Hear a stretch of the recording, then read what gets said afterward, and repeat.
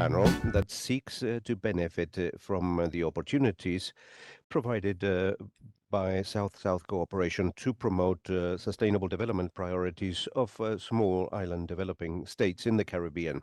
And for that purpose, I would like to invite Mr. Benito Wheatley to become the moderator. He's a special envoy of the Premier of the British Virgin Islands. You have the floor, Benito.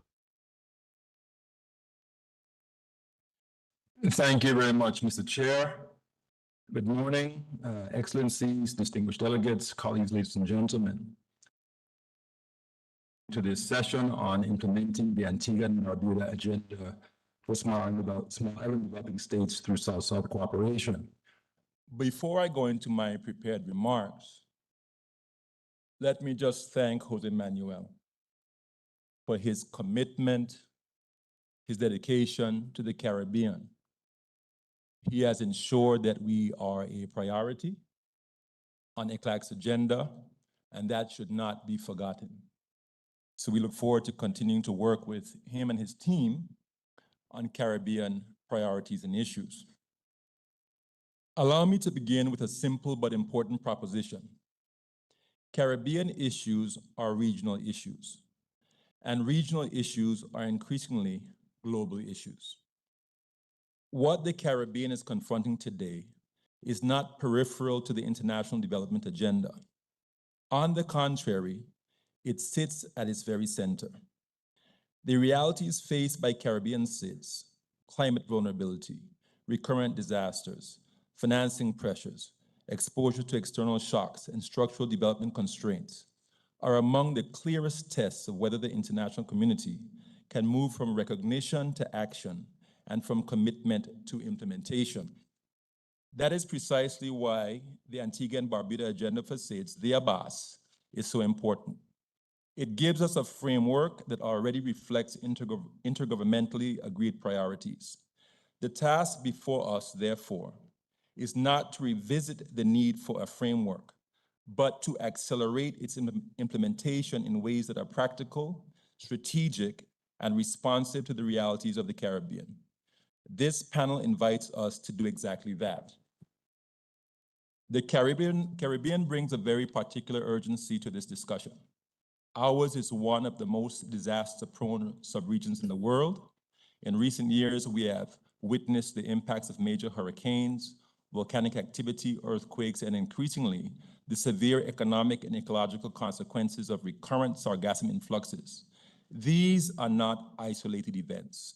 They are recurrent and compounding shocks that affect lives, livelihoods, infrastructure, fiscal space, and long-term development prospects. For Caribbean SIDS, disaster risk management is therefore not a sectoral issue. It is a central pillar of sustainable development. At the same time, the Caribbean should not be viewed only through the lens of vulnerability. It should also be seen as a space of policy innovation. Across the subregion, countries have been advancing practical and forward-looking responses to complex challenges, whether through innovative financing instruments, strengthened resilience mechanisms, improvements in data systems, or new forms of regional and interregional collaboration. In that sense, the Caribbean is not only confronting the future early, it is also generating lessons and solutions with value well beyond the subregion. This is where South-South cooperation becomes especially significant. For SIDS, South-South and SIDS-to-SIDS cooperation offers more than just solidarity. They provide pathways for the exchange of practical knowledge, tested policy experience, institutional strengthening, technical cooperation, and context-specific innovation. They allow countries facing similar constraints to learn from one another in ways that are more agile, more grounded, and more directly applicable and than conventional models of support. And there's already much of which to build on. Across Latin America and the Caribbean, there are important examples of cooperation that show the value of shared expertise and collective problem solving. These experiences remind us that South-South cooperation is not an abstract aspiration. It is an instrument that can help mobilize solutions, strengthen resilience, and support implementation. A second important dimension of this discussion is the role of data, evidence, and institutional capacity. Effective disaster risk management depends not only on preparedness and financing, but also on robust information systems, reliable indicators, strong national institutions, and the ability to translate evidence into timely policy action. This is essential for strengthening decision-making, improving reporting, and ensuring that implementation is measurable and accountable.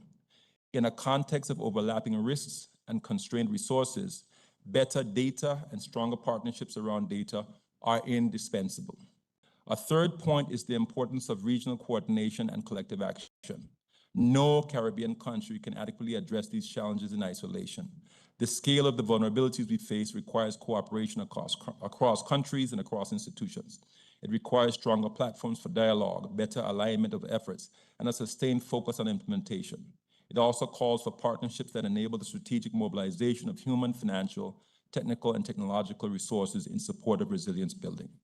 Today's panel is therefore an opportunity to reflect on a number of interrelated questions. How South-South and SIDS-to-SIDS cooperation can support the operationalization of the ABAS in the Caribbean. How data partnerships can strengthen disaster risk management and strategic decision-making. How lessons learned from recent shocks can inform more effective responses. How resources can be mobilized and used more strategically. And how regional institutions and partnerships can help facilitate collaboration and implementation. Above all, this session is an opportunity to reaffirm a broader message that the Caribbean must be recognized not only as a region of special vulnerability, but also as a region of strategic relevance, practical innovation, and valuable experience. The challenges of Caribbean SIDS may be acute, but so too is the region's capacity to contribute meaningfully to wider regional and global thinking on resilience and sustainable development. Let me now introduce our distinguished speakers. First, we will hear from Ms. Joy Marie King, Director of International Trade in the Ministry of Foreign Immigration and Trade in Antigua and Barbuda, who will be joining us virtually and will share reflections on accelerating the implementation of the ABAS for SIDS with a focus on the strategic role of the Caribbean subregion. We will then hear from Mr. Carlos Applewhite, Development Analyst in the Sustainable Development Goals Secretariat at the Planning Institute of Jamaica, who will speak on lessons learned from Hurricane Melissa and their implications for disaster risk management in Caribbean SIDS. Our third speaker will be Ms. Mildred Martinez, Director General at the National Statistical Office of the Dominican Republic, who will present on leveraging official data partnerships for disaster risk management, drawing from the experience of the Dominican Republic. She will be followed by Ms. Elizabeth Bradley, the Permanent Secretary for International Cooperation in the Ministry of Foreign Affairs, International Business and Cooperation of the Republic of Suriname, who will address opportunities and challenges related to the mobilization and strategic use of human, financial, technical, and technological resources through South-South cooperation. And finally, we will hear from Dr. Carla Barnett, Secretary General of CARICOM, who will be joining us virtually and will speak on advancing regional coordination and collective action under the ABAS and the 2030 Agenda, including the role of CARICOM. Before we begin, may I kindly note that each panelist will have up to 7 minutes for their intervention. I would be most grateful if speakers could adhere to this time so that we may ensure sufficient space for interventions from delegations following the panel presentations. Without further ado, it is my pleasure to invite Ms. Joy Marie King to take the floor. Excellencies, distinguished delegates, representative of UN agencies, ladies and gentlemen, good morning. It is indeed a privilege to be a part of this discourse this morning to reflect on how we can accelerate the implementation of the Antigua and Barbuda Agenda for SIDS, ABAS, while highlighting the strategic role of the Caribbean subregion in this effort. Sustainable development has been our shared commitment for decades, from the Millennium Development Goals to the 2030 Agenda for Sustainable Development. And for small island developing states, the urgency has never been greater. The intensification of climate change, frequent economic shocks, the rising debt burden and inequality, geopolitical instability, food insecurity, and ecosystem degradation continue to threaten our very existence. Therefore, for SIDS, sustainable development is not an abstract goal. It is a matter of survival, dignity, and long-term security. The adoption at ABAS at the 4th International Conference for Small Island Developing States represents more than a global commitment. It is an urgent call to action. It reflects both our vulnerabilities and our strengths. It provides a bold, SDG-led roadmap, grounded in our realities and ambitions, to include the establishment of a SIDS Center of Excellence to be structured around 4 pillars: an Island Investment Forum, Debt Sustainability Support Service, Global Data Hub, and an Innovation and Technology Mechanism.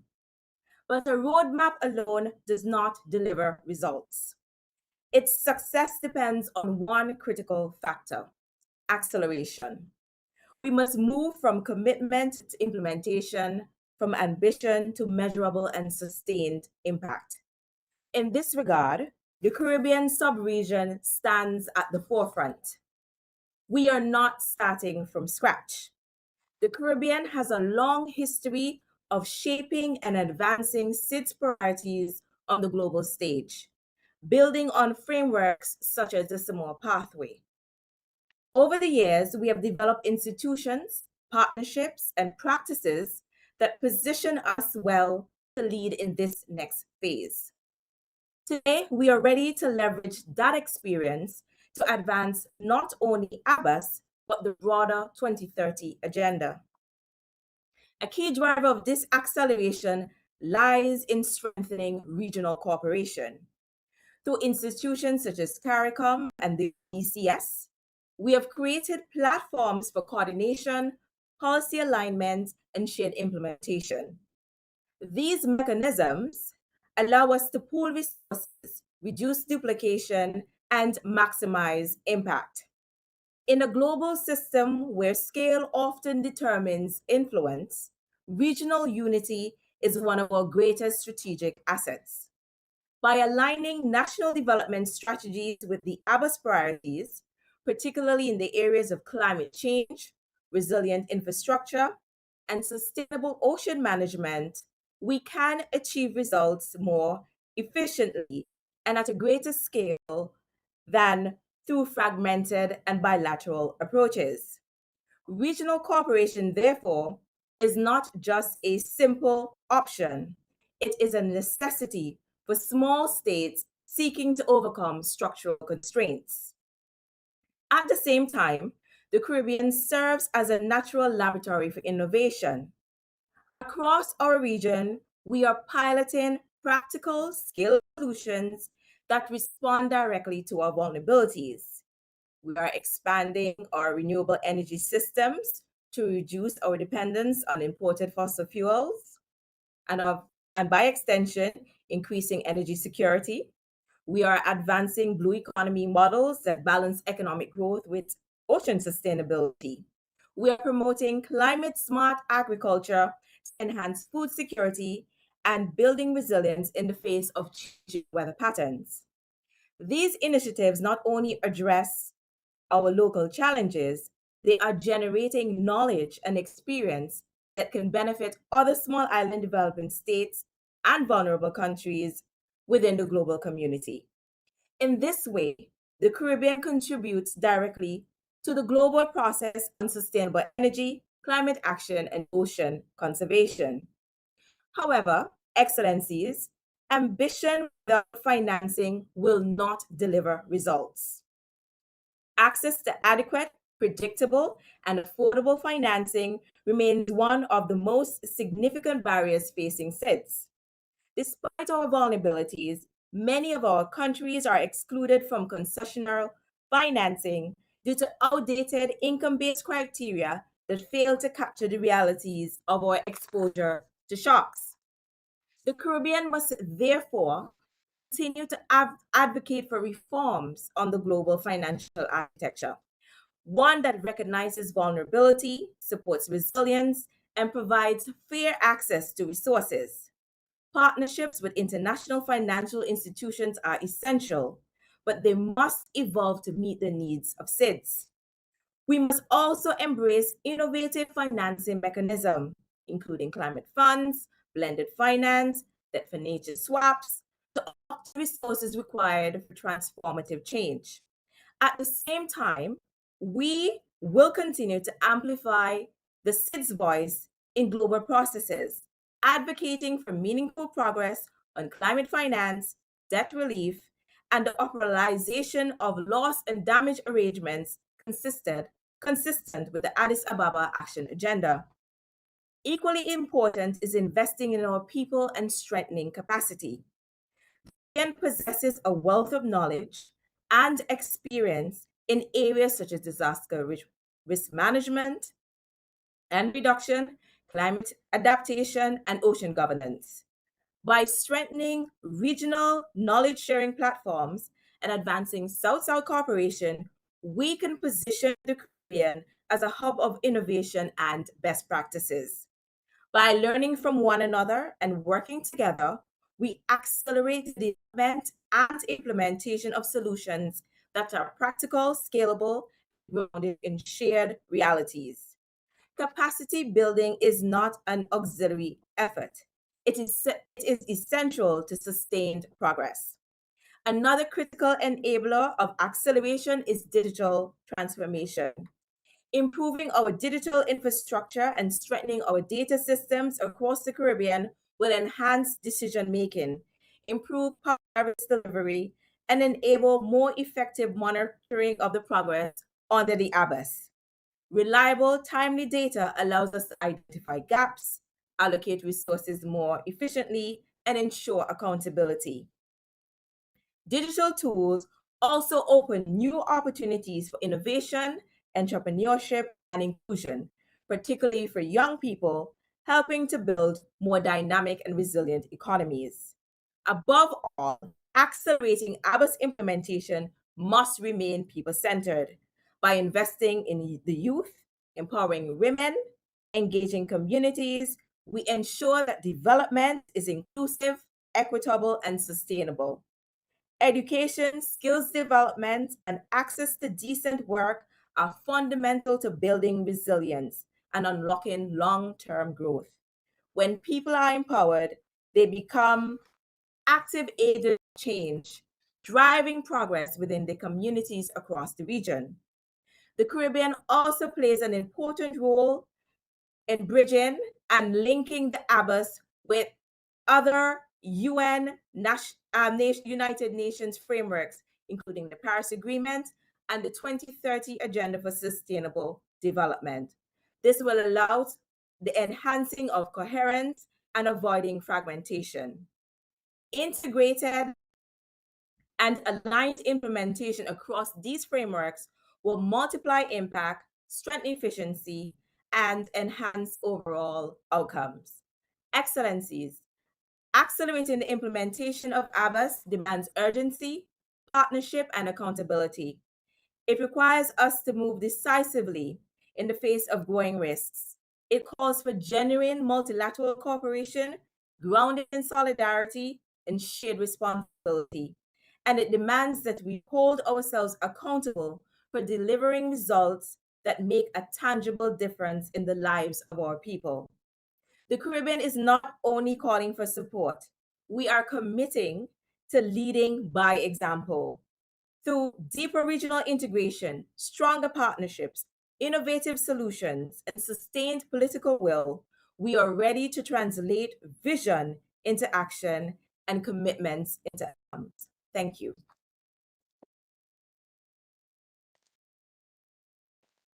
Thank you very much, Ms. King, for your presentation. We've noted Antigua and Barbuda's leadership in the SID space, the need to accelerate implementation of the ABAS, deeper regional coordination and cooperation on the ABAS and partnerships with other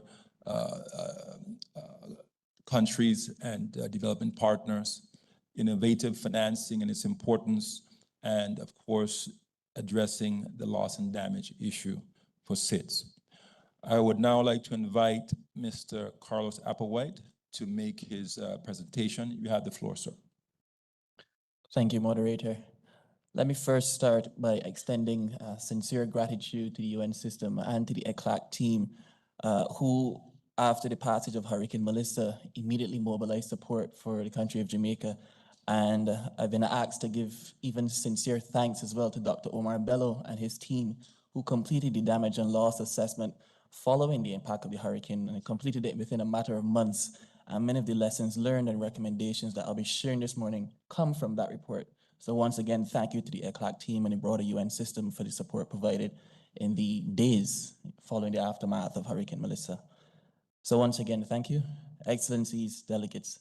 The Antigua and Barbuda Agenda for Small and Developing States presents a credible development guide for SIDS, bringing into focus the unique issues that affect our islands, and importantly, how these vulnerabilities can be effectively mitigated and leveraged as opportunities for growth.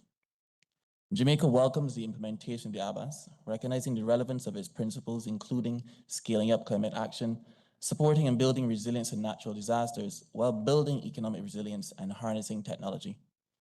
Jamaica's experiences in the last decade of disaster risk management have been supported by international development partners and characterized by a whole of society response that has led to legislative strengthening, innovative financing, and resilience building. Key steps taken have included the repeal of our Disaster Preparedness and Emergency Act and passage of a Disaster Risk Management Act of 2015, which was further amended in 2021 to cover pandemics following the impact of COVID-19. We've had a comprehensive disaster risk management policy and strategy for the next 20 years. We have a development of the National Disaster Risk Financing Policy, and we've promulgated our Building Act in 2016. We've had increase in transfers to our contingency fund. We've launched 2 catastrophe bonds, and we've been able to access a $285 million contingent credit facility with the Inter-American Development Bank to cover extraordinary public expenses in the event of a natural disaster. And we've had access to the International Monetary Fund's Resilience and Sustainability Facility, which offers protection from the impacts of climate-related events and includes reforms related to energy consumption, renewable investment, and climate-related financing. Jamaica's historical data shows that climate change is evident, with changes in our air temperature, our rainfall patterns, tropical cyclones, and sea level rise. Our mean temperatures have been warming at a rate of 0.16 degrees Celsius per decade over the period 1990 to 2019. Notwithstanding the established El Nino and La Nina effects in the region, there have been prolonged droughts and periods of excess rainfall in the traditional wet and dry months.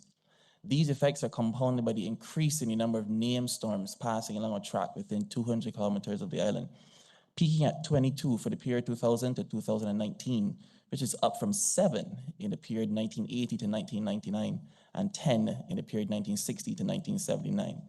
In the years 2020 to 2024, 10 storms passed within a 200-kilometer tract of the island, of which 7 were tropical storms and 1 Category 4 hurricane. So in the last decade, Jamaica has experienced droughts, flooding, and tropical storms, which have affected over 700,000 persons, damaged infrastructure, and agricultural access. The cumulative cost of these events has passed 1.9 trillion Jamaican dollars, or US $12.7 billion.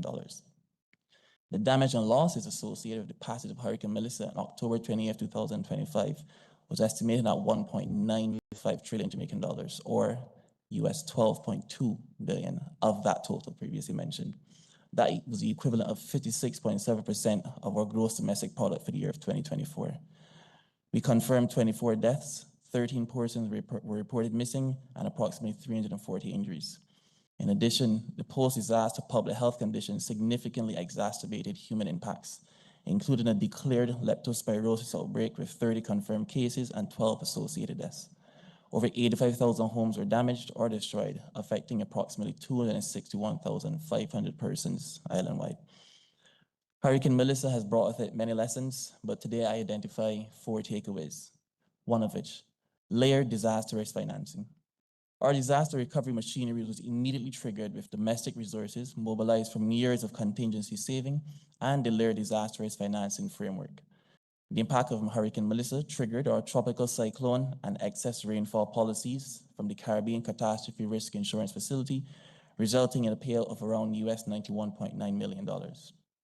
The total inflows from our risk transfer mechanisms under the financing framework was US $629.3 million. Although the cost of the impact of Hurricane Melissa has far surpassed this amount of around US $12 billion, the availability of these payouts supported immediate relief activities and addressed some short-term fiscal impacts. 2, disaster risk financing helps, but it cannot replace resilience. Our fiscal buffers, the payouts, the catastrophe bond, the catastrophe deferred drawdown options provided rapid liquidity. But the storm still produced losses on a scale that highlighted the fact that resilience building prior to disasters must accompany post-disaster finance. Investing in resilience is therefore critical to minimizing disruption and the cost of the impacts of extreme disaster events. This was demonstrated in the post-disaster assessment of the health sector. A total of 143 health facilities were affected, including 5 hospitals, which sustained major damage. Facilities built or retrofitted to what we call smart hospital standards, however, sustained minimal damage. It is important to note that resilience building is not only limited to gray infrastructure. The use of nature-based solutions is also critical. In our case, assessments found that locations where mangrove forests and reef systems remained relatively intact. These ecosystems helped attenuate wave energy, reduce coastal flooding, and limit shoreline erosion, thereby mitigating the damage to adjacent communities and infrastructure. 3, implementation gaps and operational vulnerabilities exacerbate the effects of hazards. It must be noted that even with our robust institutional and policy frameworks, implementation gaps and operational vulnerabilities exacerbated the circumstances that naturally accompany any extreme weather event like Hurricane Melissa. The institutional framework for disaster risk management, led by our Ministry of Local Government and Community Development, is coordinated by the Office for Disaster Preparedness and Emergency Management at the national level. The National Disaster Management Mechanism functions at 4 levels: national, regional, parish, and community levels, with the requisite committees, and entities to support each level. However, as noted in our report on the damage and loss assessments, despite the existence of this institutional framework, implementation gaps on operational vulnerabilities remain. These were particularly evident in the wind resistance of housing and public infrastructure, the uneven use and enforcement of existing building codes, disparities in the subnational capacity for debris removal and emergency response, and the cascading effects triggered by the failure of lifeline infrastructure, most notably the widespread electricity outages that in some cases propagated to water supply, health, telecommunications, and educational services. Such structural and systemic weaknesses amplify the social and economic impacts of the event. The disaster therefore exposed accumulated vulnerability, not just the climate extremes. The parishes impacted the most by Hurricane Melissa had barely started recovering from the impacts of Hurricane Beryl in the previous year. The losses therefore both reflect repeated shocks and socio-economic fragility, which brings to our 4th point. Social vulnerability can drive further unequal impacts and shape outcomes. Coastal and informal settlements experienced disproportionate damage and slower recovery. The hurricane also disproportionately affected rural households, women, especially in tourism and commerce, children, informal workers, and micro, small, and medium-sized enterprises, highlighting the need for inclusive risk reduction and shock-responsive social protection. As such, we have some recommendations for our SIDS. In the next 2 months, we will enter the Atlantic hurricane season, a period of 6 months that many countries now face with trepidation. It becomes imperative to draw on the principles of the ABAS to leverage our partnerships that can mobilize financing, technology, and human resources. Jamaica remains grateful for the immense support from the international community and partners and recognize the importance of building capacity internally to bolster our national response. A decade of economic resilience enabled Jamaica to respond immediately with domestic financing or payouts from innovative instruments and concessional financing from partners. Yet is it not enough to support recovery from losses greater than 50% of annual GDP. The full adoption of multidimensional vulnerability index will ensure concessional financing for states facing significant vulnerabilities, including SIDS. A small state cannot repay market rate loans with a negative capital base. There is a need, therefore, to mobilize our blended finance and contingent credit, for example, the use of regional risk pools, similar to the Caribbean Catastrophe Risk Insurance Facility, or catastrophe bonds and concessional loans to fund rapid response and long-term resilience. The fact that approximately 1% of the impacted Jamaican households had insurance suggests that micro-insurance schemes must also be mainstreamed at the community level, as well as the national level. Disaster risk management should be systematically integrated into our social protection systems. Adaptive social protection mechanisms must then be expanded and strengthened to better support vulnerable populations and enable rapid, inclusive post-disaster recovery. This includes establishing shock responsive cash transfer programs with predefined triggers, improving targeting of at-risk groups, and strengthening the linkages between disaster risk management and broader social policy frameworks to enhance resilience over time. So the ABAS provides a framework for shaping development in small states, whilst fostering cooperation in our critical areas like scaling up climate action and to meet the acute disaster risk challenges that are common to all. Jamaica has updated its nationally determined contributions to the UN framework on climate change. We have a long-term emission strategy up to 2050, and our national adaptation plan is in development. However, our development is neither linear nor insular. Our common agenda as SIDS requires more concerted efforts at South-South cooperation, creating economies of scale for inaccessible technologies, increasing advocacy in global financing, and exchanging openly not only the best practice, but also the pitfalls in development. Thank you.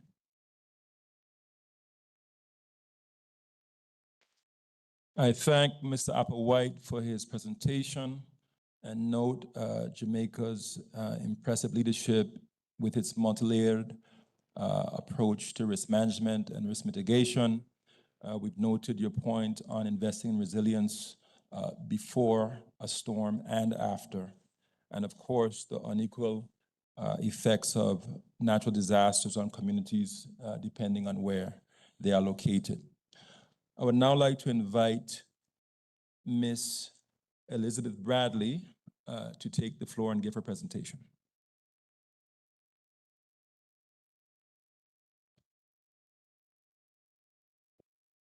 Good morning, everyone. Acknowledging each and every one of you who is present. I have a PowerPoint prepared, and I will take you through it.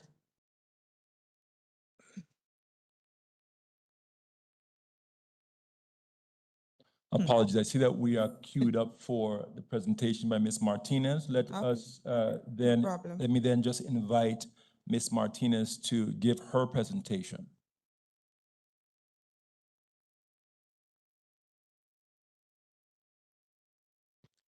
Muy buenos días a todas y todos. Es un honor para mí participar en este espacio y compartir la experiencia de la República Dominicana en el aprovechamiento de las alianzas para la producción de datos oficiales para la gestión de riesgo de desastre. La República Dominicana, en su condición de estado insular y con alta concentración de población en zonas vulnerables, es particularmente sensible a los eventos como los huracanes, las inundaciones y la sequía, por lo que contar con datos no es solo una necesidad técnica, sino una condición esencial para la toma de decisiones y la planificación en el marco de la Agenda de Ban-Buda. Se reconoce como un desafío la capacidad de producir datos y de utilizarlo, lo que remarca el rol clave de las oficinas nacionales de estadística en esta agenda. Partiendo de este contexto, quisiera compartir la experiencia de la República Dominicana con el proyecto DA13 de la División de Estadísticas de las Naciones Unidas.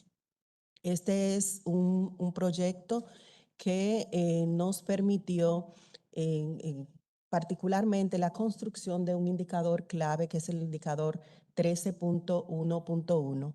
Desde el inicio nosotros enfrentamos una realidad que es común a muchos países, y es que los datos sobre desastres, si bien existían, estos eran producidos principalmente para fines operativos y no bajo estándares estadísticos que permitieran su aprovechamiento. El desafío central, por lo tanto, no fue la ausencia de datos, sino la transformación de estos datos en estadísticas oficiales, comparables y de calidad. Para ello, nosotros seguimos un proceso que lo estructuramos en 4 fases fundamentales. La primera fue la identificación de la demanda de información vinculada a los indicadores ODS, priorizando los indicadores relacionados. The indicators related to disasters in 11.5.1, indicator 13.1.1 and 1.5.1. So we carried out a mapping of the existing records, and we assessed the quality of these records, analyzing the availability of the variables, conceptual alignment, and of course, a potential for disaggregation of the data. Finally, we organized a series of workshops to harmonize and standardize definitions, very specifically the definition on persons affected by these events. And we created an alignment of methodologies for the calculation of other metadata as part of Sendai. And a key aspect that came out of this project was the signing of an MOA between the UN and the Center for Emergency Operations. This allowed us to improve the governance of data that didn't exist when we began working on project development. The process was not exempt of significant challenges. One of the main challenges we had was the difference between the operational logic and statistical logic. In an emergency context, speed and rapid response is of the essence, and it has to do with counting on proper documentation. Another challenge was that of restrictions of historical data.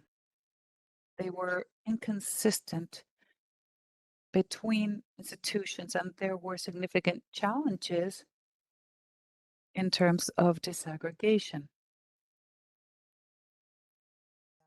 Clarificar cuáles Also, we also saw the need to clarify institutional commitments and those of the National Statistics Office, especially in the case of the Dominican Republic, where the legal framework does not allow us to do. Otherwise, our function goes more along the lines of coordination.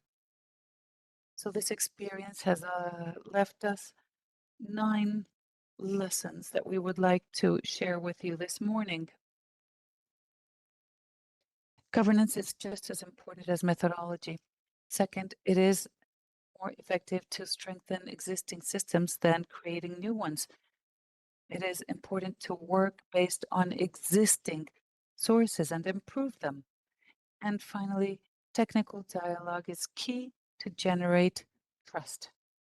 We would also like to stress that beyond the specific calculation of an indicator, which we achieved with the DA3 project, what we established was this interinstitutional articulation.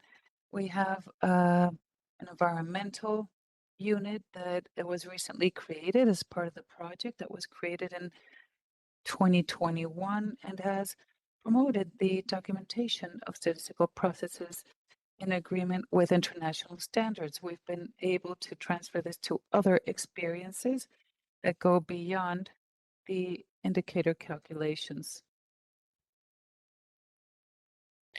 Another aspect is specific projects that I would like to quickly mention.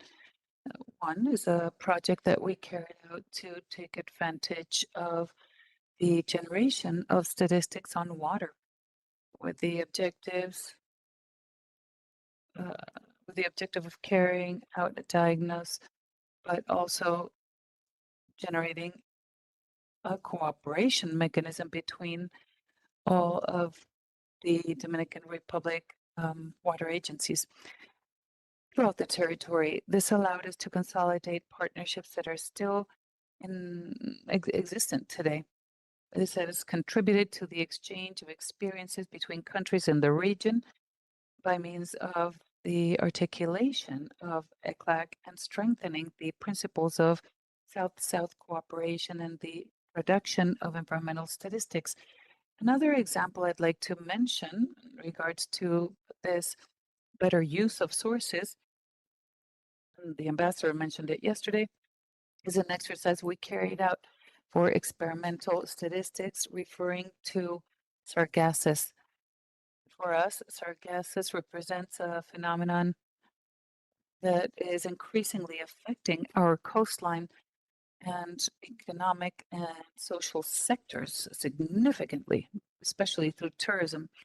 We have an experience of experimental data collection regarding sargasses, and we did this with images of collected by drones and differentiating it from other debris in certain areas of our coasts. By means of these partnerships, we have strengthened the capacity of generating aerial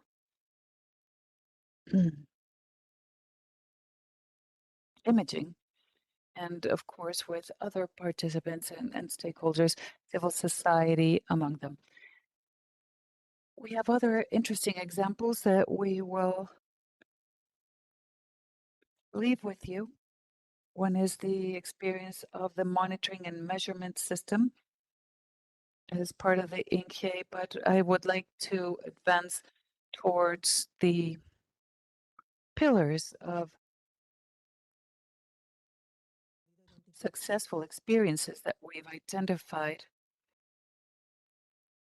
as part of the South-South cooperation. In the first place, the methodological frameworks have been of the essence to guide our work towards the adoption of international standards, such as the Environmental Statistics Development Framework, SDGs, the Sendai, to guarantee comparability and quality of statistics.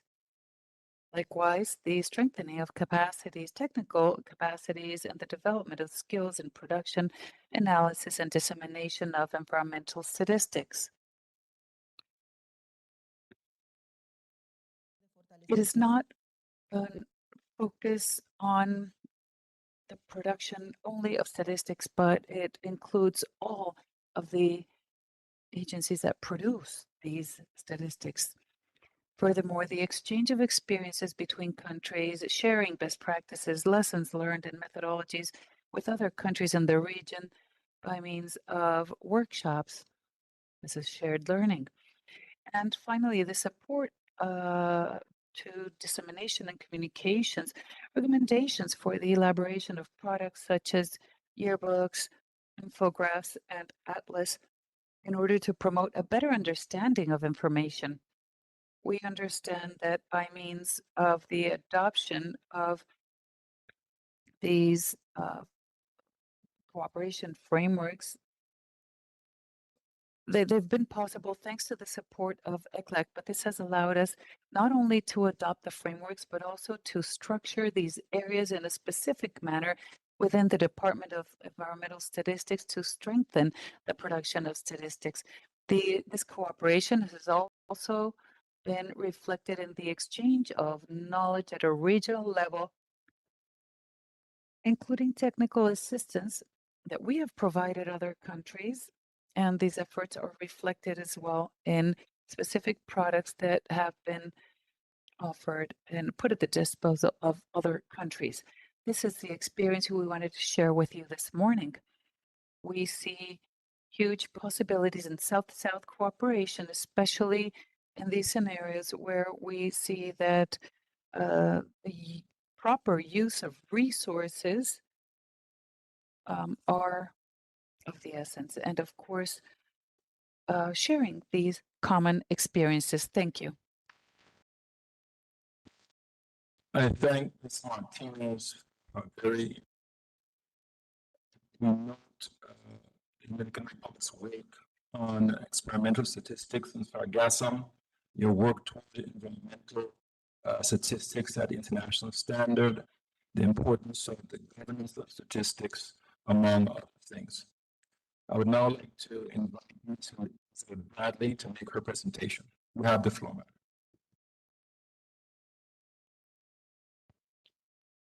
Thank you, moderator. I hope the presentation is on. Yeah.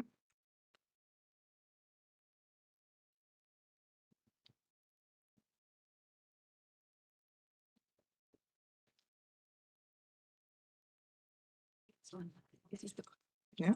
you can take it away. See what. One moment, please.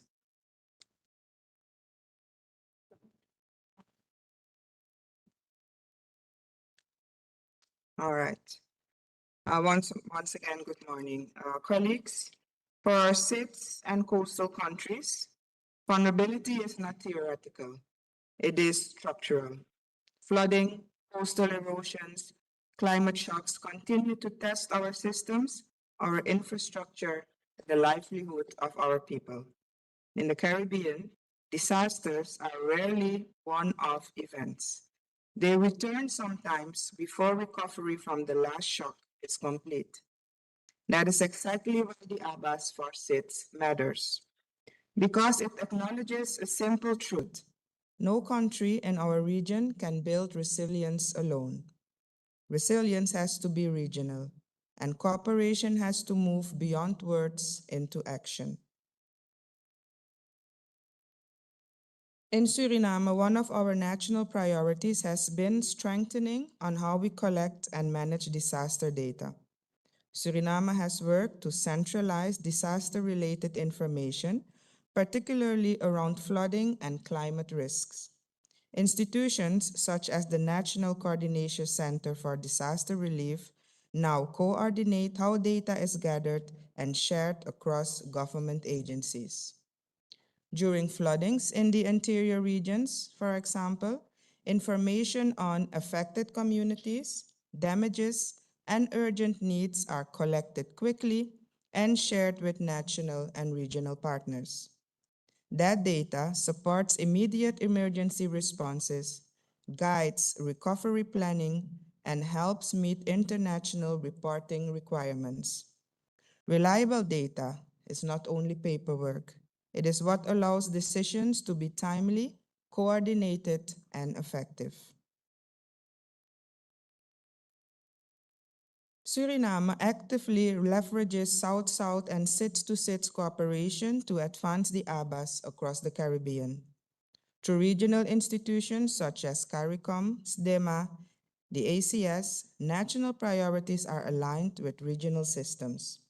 With partner SIDS, Suriname has assisted implemented regional early warning systems for floods. Technical training, shared financing, and adapted data tools from partner countries have strengthened national preparedness and response. We also collaborate regionally to train personnel in disaster preparedness and emergency response using tools as GI-based flood mapping and modern data platforms.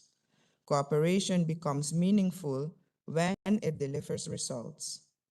Also, through triangular cooperation with India and the UNDP, new technologies have been introduced to strengthen early warning services for vulnerable communities.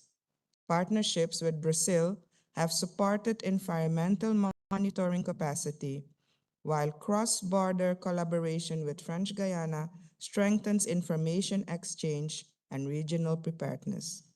These partnerships shows that cooperation does more than build relationships. It builds operational capacity. Suriname contributes also to regional resilience, not only through partnerships, but also through its natural assets. Suriname is among one of the greenest countries in the world, with approximately 90% forest cover. These forests function as major carbon sinks, supporting climate stability across the region and strengthening resilience beyond our borders. At the same time, Suriname continues to invest in forest monitoring systems, climate data collection, and environmental reporting capacity. These efforts strengthen national preparedness while supporting regional resilience. Through its green development strategy, Suriname remains committed in protecting its forest cover and strengthening climate data systems, while continue to share knowledge with its regional partners. Talking about regional cooperation that delivers tangible results, improved results. Improved flood risk management systems now support approximately 50,000 residents with targeted resilient actions reaching 35 vulnerable communities. We have also updated national mangrove maps and implemented ecosystem-based coastal protection measures to reduce risk from flooding and erosion. Technical training, shared financing, and adapted technologies from regional partners have strengthened forecasting capacity and national readiness. During the major floods in Suriname of 2022, SEDIMA deployed a regional response mechanism assessment team that worked along Surinamese authorities. That support assisted us to assess the impacts, guide response planning, and generate lessons that benefit the wider Caribbean region. Institutional capacity remains central to implementation. Suriname works closely with the ICLAC through the project Strengthening Capacity to Design and Implement Policies to Enhance Resilience in Caribbean SIDS. This initiative strengthens planning systems, statistical capacity, and cost-benefit analysis, key tools for building resilient economies and achieving the SDGs.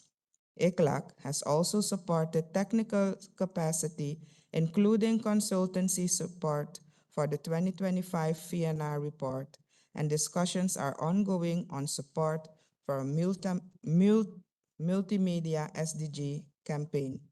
But colleagues, challenges remain. Mobilizing resources continues to be difficult. Domestic capacity to fully use, for example, advanced technologies is still developing, and coordination across agencies requires continuous effort. Let me now conclude with 5 key messages. First, South-South cooperation is not optional. It is important to implement the ABAS. Second, regional platforms turn shared vulnerability into shared resilience. Thirdly, data planning and financing must work together, not separately. Measurable results build trust and strengthen accountability. And finally, resilience is not built after a disaster. Resilience is to be built before it arrives. I thank you.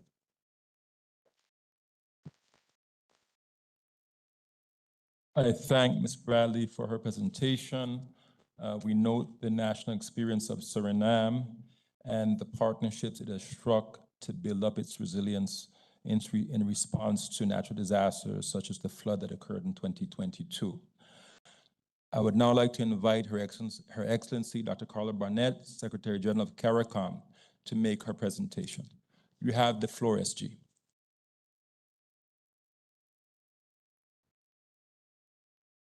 Thank you very much,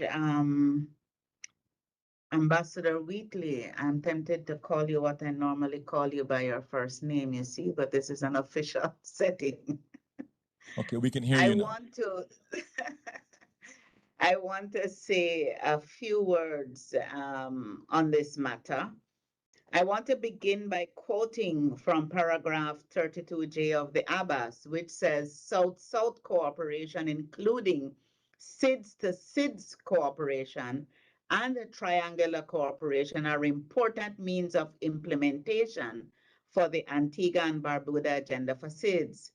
They provide opportunities for knowledge sharing, capacity building, technology transfer, and solidarity among developing countries, and should be strengthened to support the achievement of resilient prosperity in SIDS.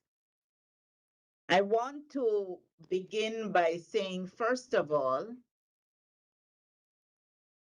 that beneficial implementation of the ABAS does not require new declarations. What it requires is effective, regionally grounded implementation. We in CARICOM face complex, interlinked challenges of climate vulnerability, debt sustainability, narrow production bases, and high exposure to exogenous shocks. Operationalization of the ABAS, especially in the current geopolitical context, cannot rely primarily on the traditional North-South cooperation modalities. South-South cooperation and SIDS-to-SIDS partnerships in particular are uniquely positioned and necessary to advance implementation of the ABAS. This implies leveraging shared experiences, coordinating and mutually supporting implementation in a context of regional solidarity to address common challenges such as climate vulnerability, economic diversification, and social inclusion. There are several ways we are seeking to do this in CARICOM at this time. First, through shared knowledge and capacity building. Caribbean SIDS can expand learning from each other's innovations in renewable energy, disaster risk reduction, and sustainable tourism. In one ongoing example from the energy sector, collaborative South-South and triangular cooperation, CARICOM, SIDS-DOC, and the United Nations Industrial Development Organization, UNIDO, support sustainable energy goals across the Caribbean. In CARICOM specific examples, the Caribbean Center for Renewable Energy and Energy Efficiency Center, CCRE, and the University of the West Indies provide training, knowledge sharing, and capacity development in e-mobility, in regulations and planning workshops, and in renewable energy technologies. In the area of technical cooperation, pooling expertise in areas like fisheries management, coastal protection, and digital transformation reduces reliance on external consultants and builds local capacity. Examples of this are the CARICOM Hub for the capacity building program related to multilateral environmental agreements in Africa, Caribbean, and Pacific countries, the ACP-MEAS project, and the CARICOM Technical, Scientific, and Cooperation Center. Through structured capacity building, which is under development, technical assistance, training, and knowledge sharing activities, support is and will increasingly be provided to CARICOM member states and institutions to strengthen skills in environmental management, priority areas such as biodiversity coordination, conservation, negotiations, chemicals and waste management standards, and scientific cooperation. Collaboration among member states ensures that expertise is developed, retained nationally and regionally, and applied within the Caribbean context rather than being outsourced externally. Regional training hubs, establishing centers of excellence within CARICOM, ensures that knowledge remains regionally grounded and accessible.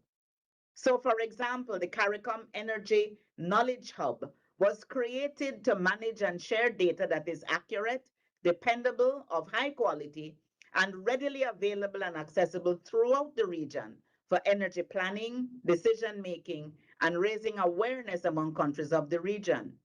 The hub, which is managed by CCRE, also serves as a repository for information and knowledge for decision making and capacity building. In the area of collective action on climate and resilience, we keep having to repeat that SIDS, while contributing less than 1% of global greenhouse gas emissions, bear the brunt of global climate change. It continues to be critical for CARICOM and the other SIDS to present a unified voice in global climate negotiations, thereby amplifying their influence in securing climate finance and technology transfers.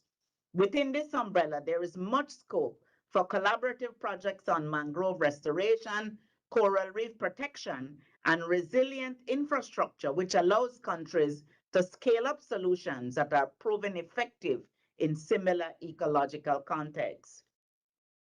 In the area of disaster response networks, coordinated emergency response mechanisms, shared resources and logistics strengthen resilience against hurricanes and other climate shocks.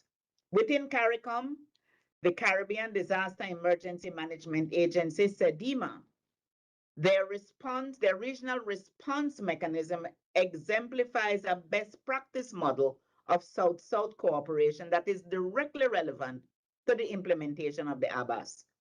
Rooted in regional solidarity, mutual assistance, and respect for national sovereignty, the regional response mechanism enables small and vulnerable states to pool technical expertise, operational capacity, and institutional resources to address shared risks that exceed the individual national capabilities.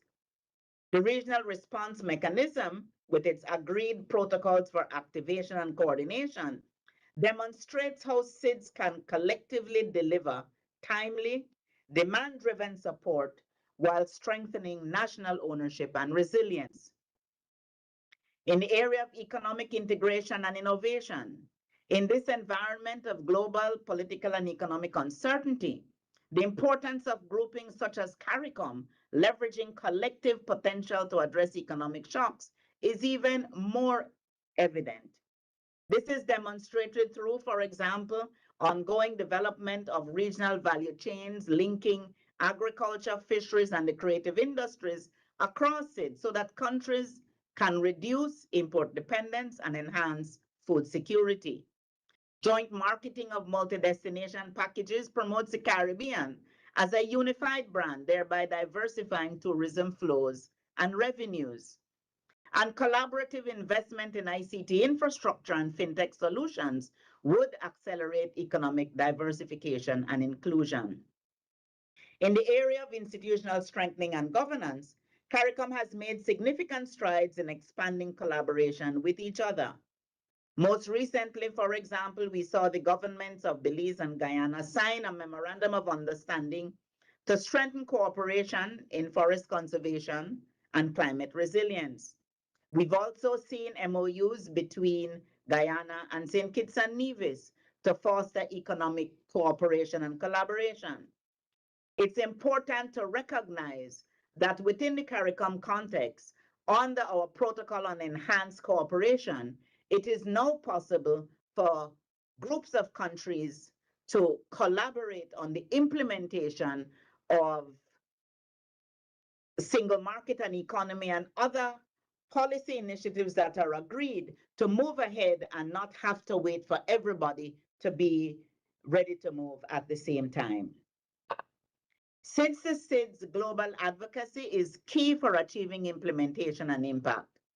Avenues for enhancing South-South cooperation in this area include cross-regional learning, where Caribbean SIDS can exchange experiences with Pacific and Indian Ocean counterparts on issues such as ocean governance, renewable energy, and blue economy strategies. Examples exist with the support of the European Union. 2 Masters of Science degrees programs in renewable energy have been established at UWI since 2012 to increase the number of regional experts and professionals available to the region to support the development of renewable energy and energy efficiency. The Technical Assistance Program for Sustainable Energy in the Caribbean supported the formulation of regional universities network to bring together regional universities for research and development of courses on sustainable energy. In this initiative, 4 courses were developed and structured through the UWI and the Anton de Kom University of Suriname, along with 2 policy intervention projects at the UWI Caveville campus and at the University of Guyana. In keeping with the ABAS, the SIDS to SIDS Green and Blue Economy Knowledge Transfer Hub is being designed as a structure formalizing partnerships, institutional agreements, and regional knowledge networks. It systematically captures and translates knowledge, technologies, and policy innovations generated through the Global Environment Facility funded projects into practical, user-friendly formats that can be readily applied across sectors. When complete, this hub will function as a platform for technology transfer, enabling the uptake and adaptation of green and blue economy solutions within national and regional contexts. Other key areas for exploration to support SIDS to SIDS advocacy include joint financing mechanisms to pool resources across SIDS that can unlock concessional financing and innovative instruments such as debt for climate swaps, as well as cultural diplomacy, which can leverage shared identities as small island nations to strengthen solidarity and visibility in international fora. This is critical to ensure, it is critical to ensure that the work can be done, but it is critically important that it can be implemented in SIDS. Doing the work is one thing. Focusing on the implementation is equally as critical as getting the work done. In conclusion, it is key to point out that for effective South-South cooperation, it is important that the correct enabling environment is developed. This will include agreeing on priority areas, a workable and actionable program of action that focuses on pressing challenges.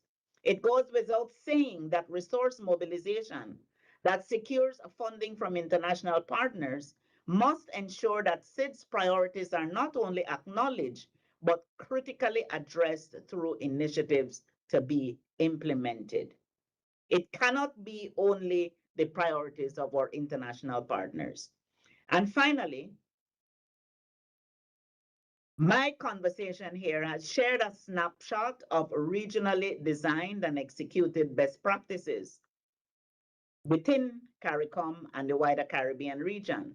There are regionally designed and executed best practices in other SIDS regions. There must be opportunity to replicate and scale proven appropriate solutions across all SIDS. Thank you very much.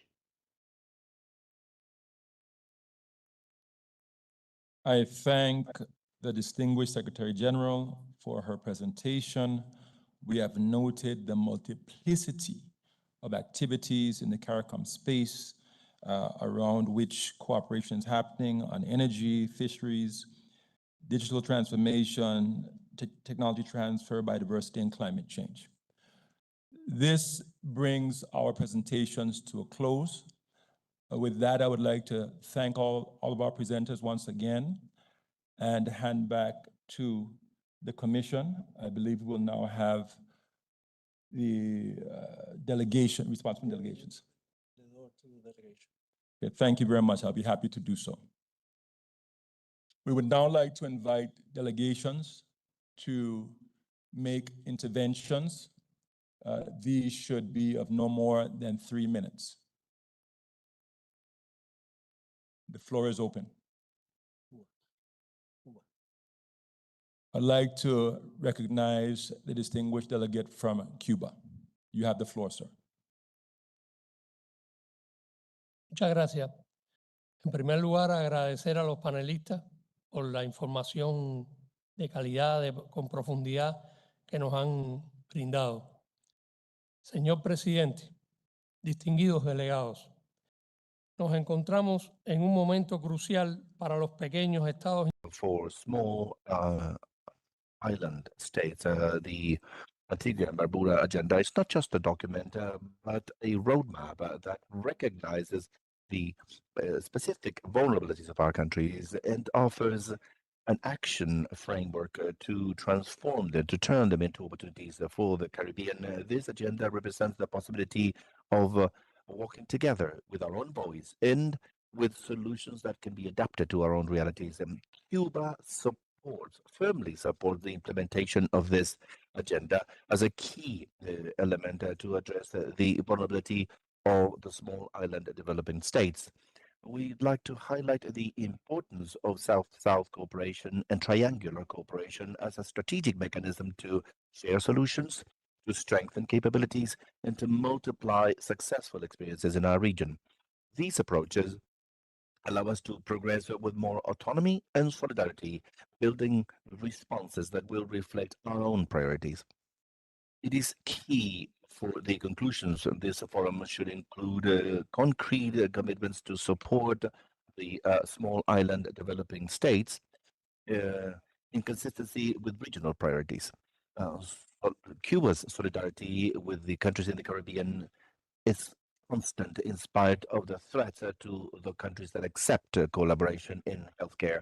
And we reiterate our willingness to continue contributing actively in this process by contributing with our experience and capabilities for the benefit of all.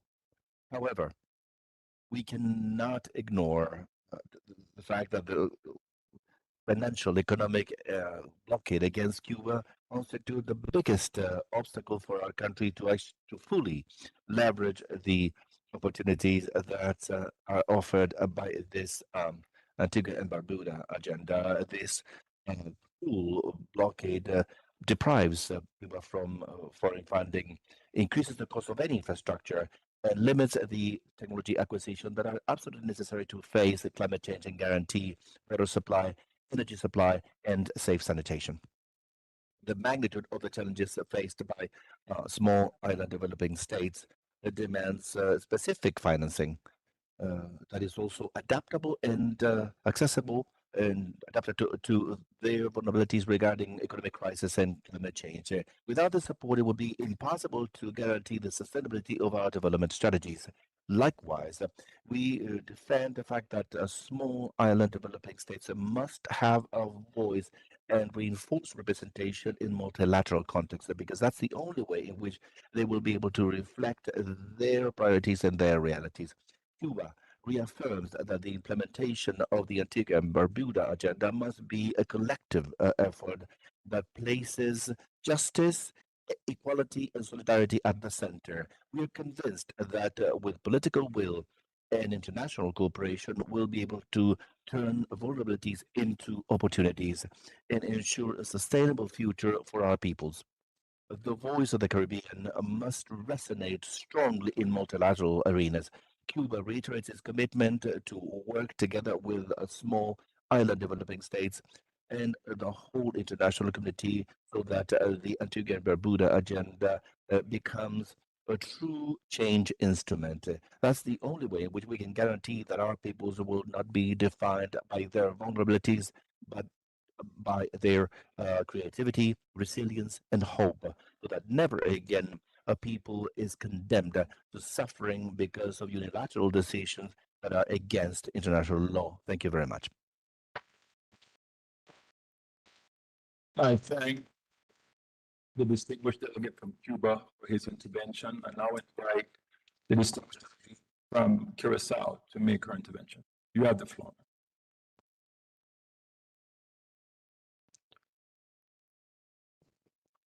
Honorable Chair, distinguished delegates, the delegation of Curacao thanks the distinguished speakers for their insightful presentation on implementing the Antigua and Barbuda agenda for small island development states through South-South cooperation.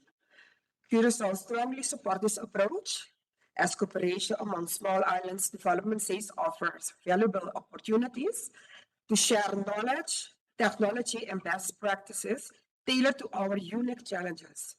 We also highlight that strengthening regional partnership and peer-to-peer learning is essential to building resilience, promoting inclusion, and addressing shared vulnerabilities. Sorry, I'm very nervous, but Curacao remains committed to actively engaging South-South cooperation to deliver practical and sustainable solutions for islands communities. Thank you. Thank you, Benito.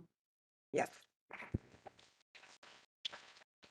I thank the distinguished delegate from Curacao for her intervention. I now invite the distinguished delegate from UNEP to make his intervention. You have 3 minutes, sir. Thank you very much, Mr. Moderator. First of all, I wanted to use this opportunity to refer to the fact that last December, the United Nations Environment Assembly, which is the most important body on environmental matters globally, elected Honorable Minister Matthew Samuda from Jamaica, Minister of Water, Environment and Climate Change, as the president for the 8th session of this assembly. Likewise, the other representative from Latin America and the Caribbean as vice president to this assembly is Honorable Senator Dr. Joel Clark, Minister of Sustainable Development, Environment and Climate Action of St. Kitts and Nevis. This is extremely important because in the most important body on environmental matters, there will be a very strong leadership from the Caribbean, and therefore we truly believe that all the vision and perspectives of the VAS will be brought to this global dialogue. Likewise, the importance of addressing the special circumstances of small island developing states. I also wanted to mention that in the context of the Forum of Environment of Ministers of Latin America and the Caribbean, there is a working group for Caribbean seeds, and UNEP is working very hard in finding the resources to make sure that this working group serves as a platform to contribute towards the implementation of the Abbas agenda. The two extra points that I wanted to mention to finalize my intervention is that all the UNCTs in the Caribbean seats are deeply engaged, of course, in the formulation of the regional multi-country sustainable development cooperation framework for the 2027 and 2031 period. And there are two main pillars: economic and ecosystem resilience and future-ready people and empowered communities. And all this is to say that we have a huge opportunity as UN system to contribute precisely to the objectives of the Abbas through convergence, joint work, and meaningful and scale impact. My last point is referring to this element that has been mentioned in all the presentations that we heard on the importance of data and information. And here, the call is for the opportunity to support the development of a comprehensive Caribbean environmental information system, especially considering that this will provide infrastructure for all Caribbean states to harmonize disparate data sets and bridge the digital divide and make use of all the data and information to accelerate the actions towards the implementation of the VAS agenda. Thank you very much, Mr. Moderator. I thank the distinguished representative of UNEP for his intervention. And now invite the distinguished representative of FAO to make her intervention. You have 3 minutes now. Thank you, Mr. Moderator. On behalf of FAO, I would like to thank the distinguished panelists and the representatives of the countries for their interventions. And I would like to share that in the past 8 years, FAO has put special emphasis on supporting seeds with their agri-food system transformation, starting with establishing a dedicated office and program of work. Just last week, FAO, together with representatives of seeds, thank you, launched the FAO Action Plan 2026-27 on supporting agri-food system transformation in seeds, LDCs, and LLDCs. This action plan outlines FAO's commitments and accelerating even further and strengthening our focus in helping advancing agri-food system transformation, strengthening resilience, and accelerating SDG outcomes in seeds, LDCs, and LDCs, including through supporting South-South and triangular cooperation. The action plan is already public, and FAO looks forward to its implementation in close collaboration with its countries. Thank you very much. I thank the delegate from FAO for her intervention. And now invite the distinguished delegate from UNIDO to make a statement. Her statement. You have 3 minutes now. Thank you. Good morning, distinguished delegates, colleagues. UNIDO supports resilience, prosperity in the Caribbean through initiatives that promote economic diversification, sustainable industrial development, renewable energy, and the blue economy. A key platform for these efforts is the UNIDO Global Seeds Hub, which was established in 2024 in Bridgetown, Barbados, which provides technical assistance, invests mobilization, and supports regionally tailored interventions. To better respond to the priorities of the Abbas, the Seeds Hub launched a strategy 2026-34 in the 21st General Conference last year. The strategy establishes concrete pathways to promote inclusive and sustainable industrialization in seeds in the next decade. This mainly relates to the blue industry development, including seaweed processing, sustainable aquaculture, and also marine biotechnology. Recently, the hub is also co-leading the upcoming multi-country Sustainable Development Cooperation Framework under the Results Group 1 on diversified, equitable, and sustainable economies and a future-ready workforce. Recently, a few weeks ago in Vienna, in the International Vienna Energy Forum, the Director General and the Minister of Innovation and Industry and Science and Technology from Barbados, Mr. Jonathan Reid, exchanged letters formalizing their intent to establish a strategic partnership that envisages the creation of the Global Seeds Industrial Transformation Platform, comprising of two complementary components. One is AI for Industry and Manufacturing Center of Excellence, focused on capacity building, partner mobilization, solution demonstrations. And the other one is the ScaleX for Seeds, an open innovation platform designed to develop and accelerate pathways for industry transformation in seeds. We truly believe in the untapped potential of South-South cooperation and triangular cooperation as a concrete, practical avenue for interagency collaboration at the regional level in the Caribbean mainly. We have launched a call for interest that gathered more than 100 proposals for South-South and technical and triangular cooperation, including the Caribbean. Our previous program for South-South and triangular cooperation supported more than 19 countries in the region, and we hope to include more deeply the Caribbean this next phase. Building on this experience, we see strong potential to align such mechanisms with the overall regional reset that we have been discussing in the last days, including through more directly this cooperation through cooperation frameworks, expertise on demand services, and remain available for our Caribbean partners and member states to provide this support.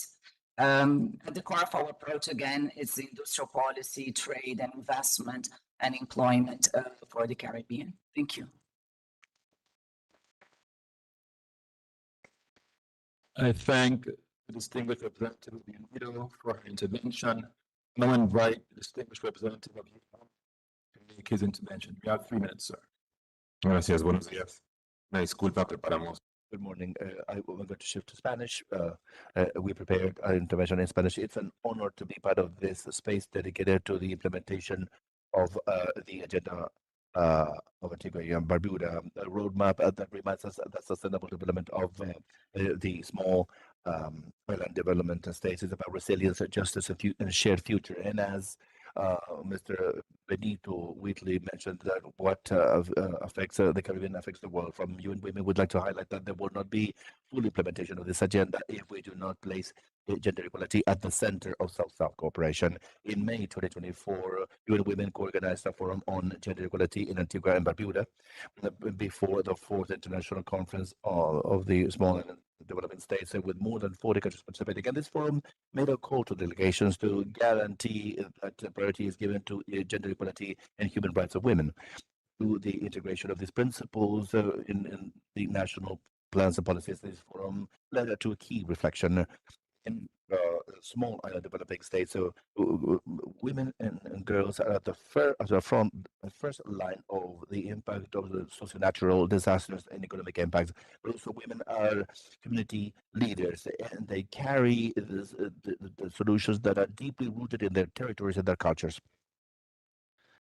This reflection is urgent. UN Women warns in the gender snapshot from 24 that under an extreme climate scenario, climate change might push 158 more million women and girls into poverty and 236 million more into food insecurity. This is global data, but regionally, and according to ICLAC data, the mainstreaming gender in climate change NDRR in the Caribbean document women in the Caribbean face a disproportionate risk of mortality and injury during climatic disasters. And this is not an anecdote.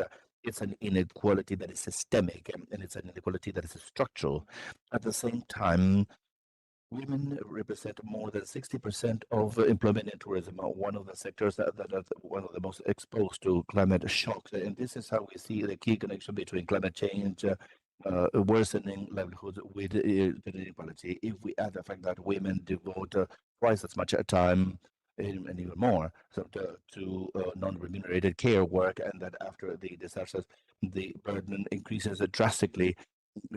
Once again, we see this structural limitation to the economic recovery of women that is quite critical in the Caribbean. It is in this framework that South-South cooperation understood as a foreign policy to drive the development of countries, offers an opportunity to exchange knowledge among countries that share structural similar challenges, but also successful experiences and also inspiring best practices. When cooperation incorporates a gender approach, it becomes an accelerator of actual transformations for thousands of women and girls, and also strengthens care systems, improve livelihoods of women, and reinforces local governance.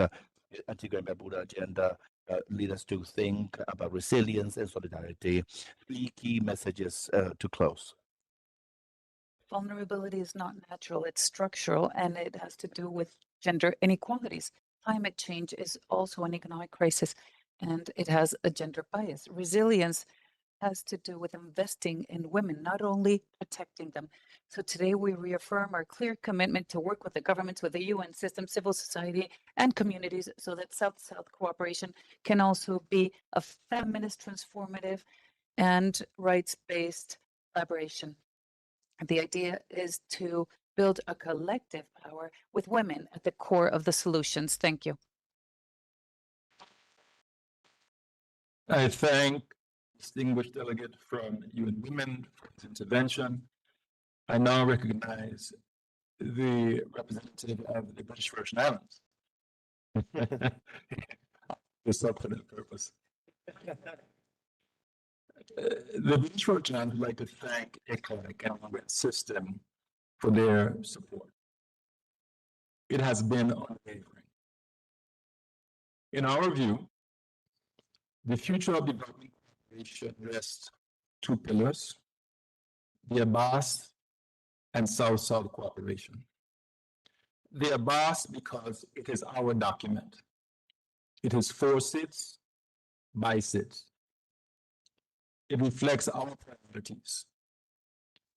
South-South cooperation because the global North has the existing global financial architecture and development assistance regime at chokehold, and we are not able to wrest it from them as yet.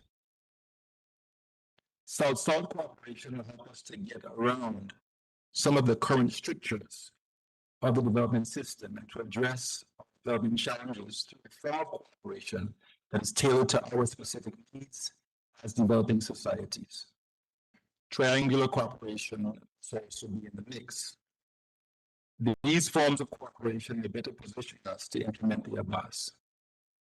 I would like to say just a few words briefly about South-South cooperation between Latin America and the Caribbean. We must overcome the barriers to our collaboration. The biggest obstacle is language.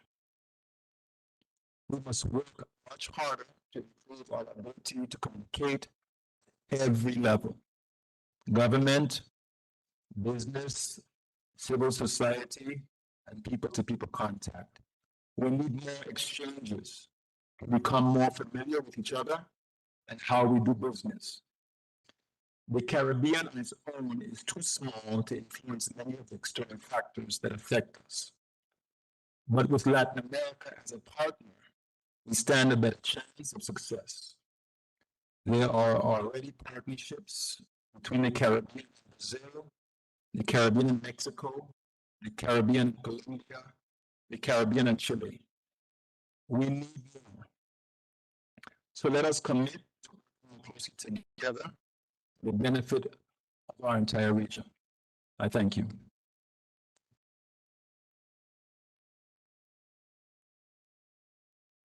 I believe we have exhausted the speakers list. I believe can be closed now. And it's my honor to turn the floor over to the chair. Thank you. Thank you very much, Mr. Moderator. Vamos a hacer una pausa. We're going to take a break until the next session at 10:30. Let's be on time, please. Thank you. 10:30.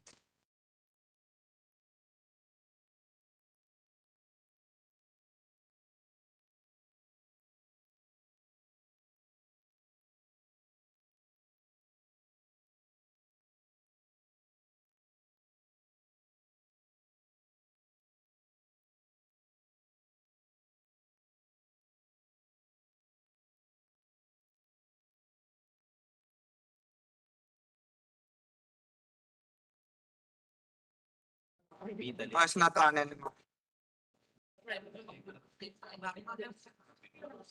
Yeah, okay. I do as I read, huh? Oh my goodness.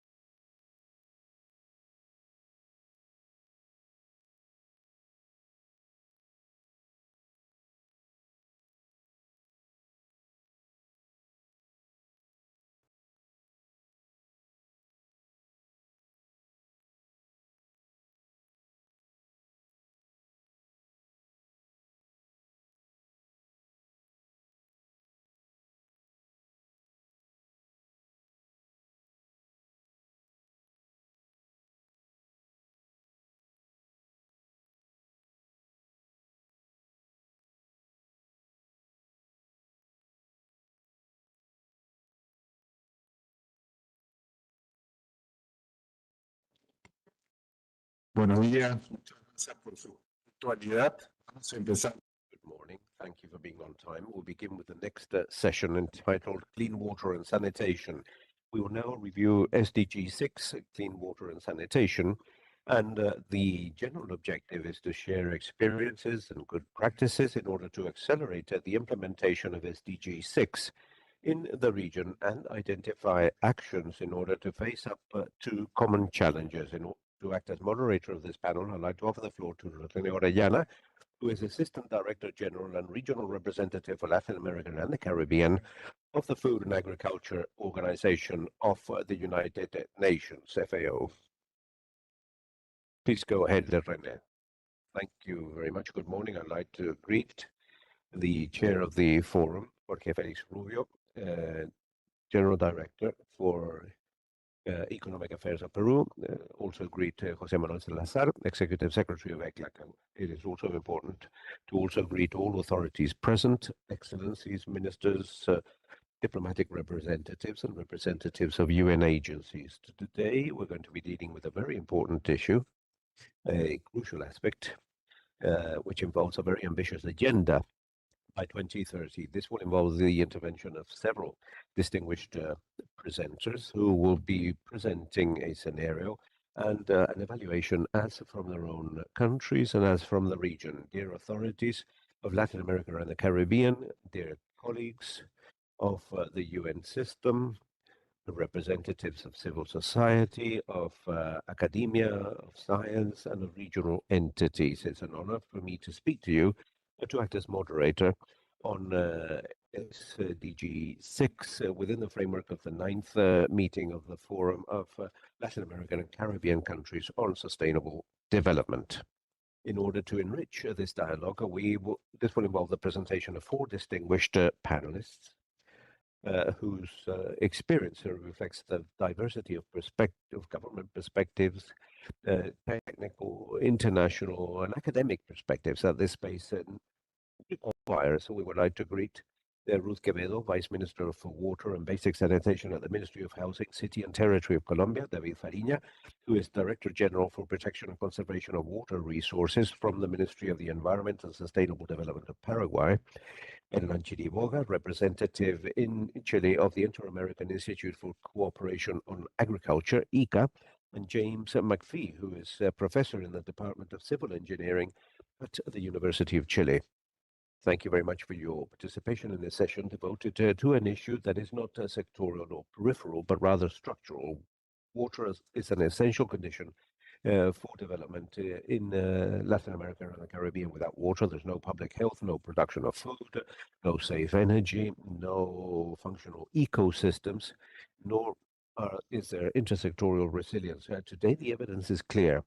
At the present pace, only 19% of the goals will be achieved, whilst 42% are making slow progress and 39% are stagnated or are falling behind. With regards to SDG 6, despite the fact that we evidence progress in the region, this is still insufficient in order to achieve the goals by 2030. And it reflects persistent inequalities. 20% of the population, lower income population, devotes proportionally 1.6 times more of their own economic resources to clean water and sanitation than the 20% that are of higher income. And that is more pronounced in vulnerable areas, indigenous and Afro descendants, among women, in rural areas, and so on. In parallel, we also evidence persistent challenges in key aspects involving the management of wastewater and limited progress in the comprehensive management of water resources and the need to protect ecosystems associated to water. This scenario brings to the fore that the challenges are multiple in nature and are interrelated. They encompass dimensions of access, quality, accessibility, governance, financing, and operational capabilities.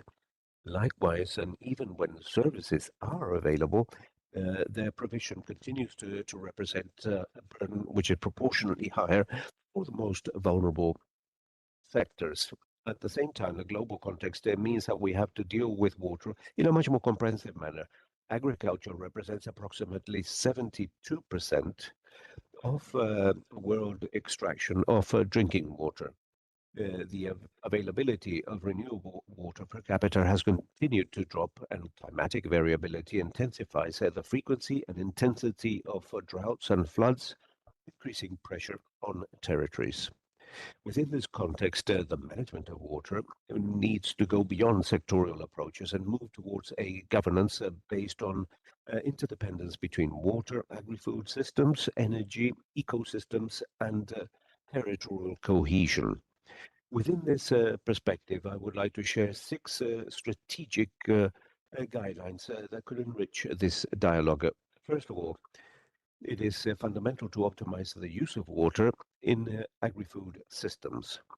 The progress of SDG 6 is closely intertwined with the transformation of one of the sectors that concentrates greatest pressure on water resources. So this implies improving efficiency in the use of water, reducing the impact on freshwater resources, promote reuse, and strengthen the role of agri-food systems as part of the solution. Secondly, what is fundamental is to place water at the very center of development strategies, food security strategies, and territorial resilience strategies.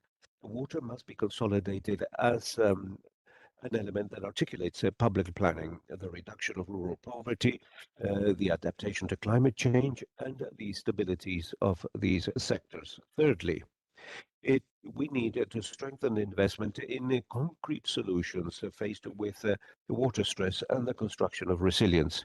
That implies making headway from approaches that are predominantly reactive in nature towards preventive strategies by investments in the obtainment, storage of water, reuse, comprehensive management of basins, efficient irrigation, and solutions adapted to arid and semi-arid regions.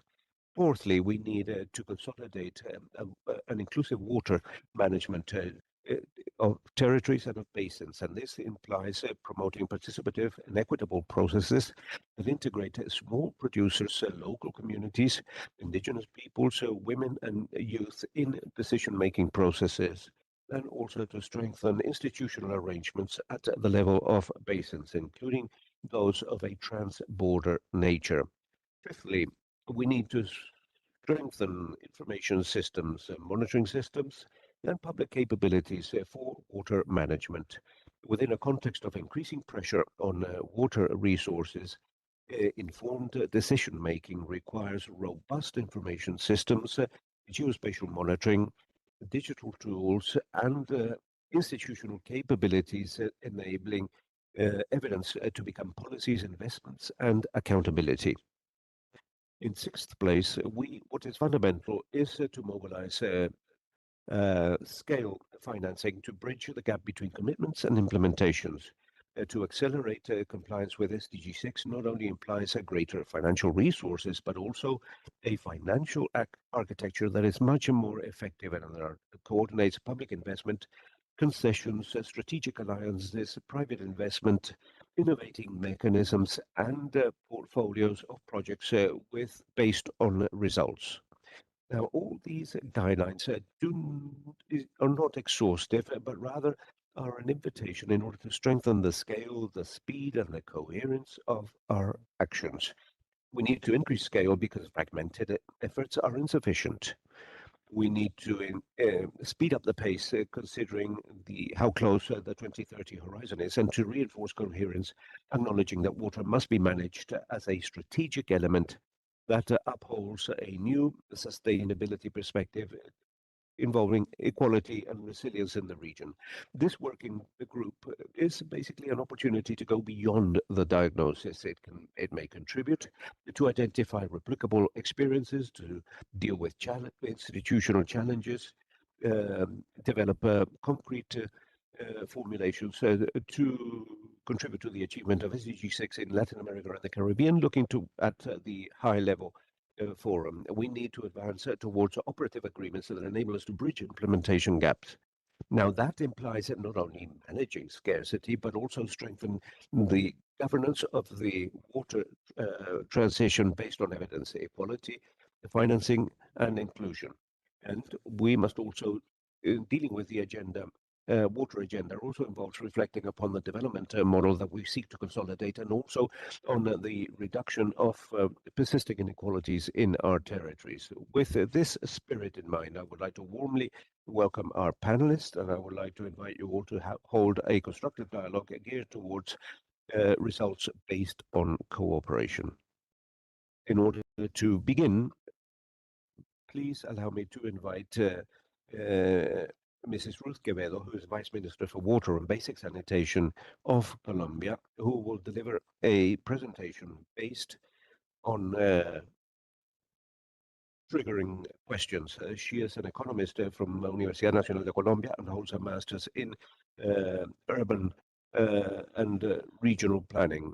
She has a distinguished career in the public field. She has acted as subdirector of the Special Administrative Administration in Bogota and the vice president of Impulsa Colombia, focusing her work on the management of resources in the circular economy and renewable resources. At an international level, Ruth Quevedo represented Colombia in different events, promoting the approach of the water cycle and the management of water. Mrs. Quevedo has also had an academic career as a researcher in economic and social policies, emphasizing popular economies, and is the author of a book, Zero Garbage: The Experience of a Public Policy for the Popular Economy from bottom up. And she has also implemented the policy Basura Cero and community water initiatives in Colombia. Quevedo, for your presentation, I would like to ask you a question that arises out of the concerns and motivations of many of us present here. What strategies has Colombia implemented in order to reduce access gaps that disproportionately impact vulnerable households, indigenous populations, Afro-descendants, and rural territories? And what are the lessons that you believe are replicable for Latin America and the Caribbean? Mrs. Quevedo, thank you very much. Thank you, Secretary and Representative of Latin America and the Caribbean of the FAO, Dr. René Orellana. This presentation is a presentation that is from Colombia. We have focused on inviting the region to hold a dialogue that in fact began some years ago about the necessary energy transition, as we call it in Colombia, in order to change our model geared or focused on the extraction of raw materials, especially mining and energy products, and to align that with a water transition approach aimed at impacting the enormous inequalities. In other words, trying to bridge gaps, and in order to deepen democratic governance of water, and thirdly,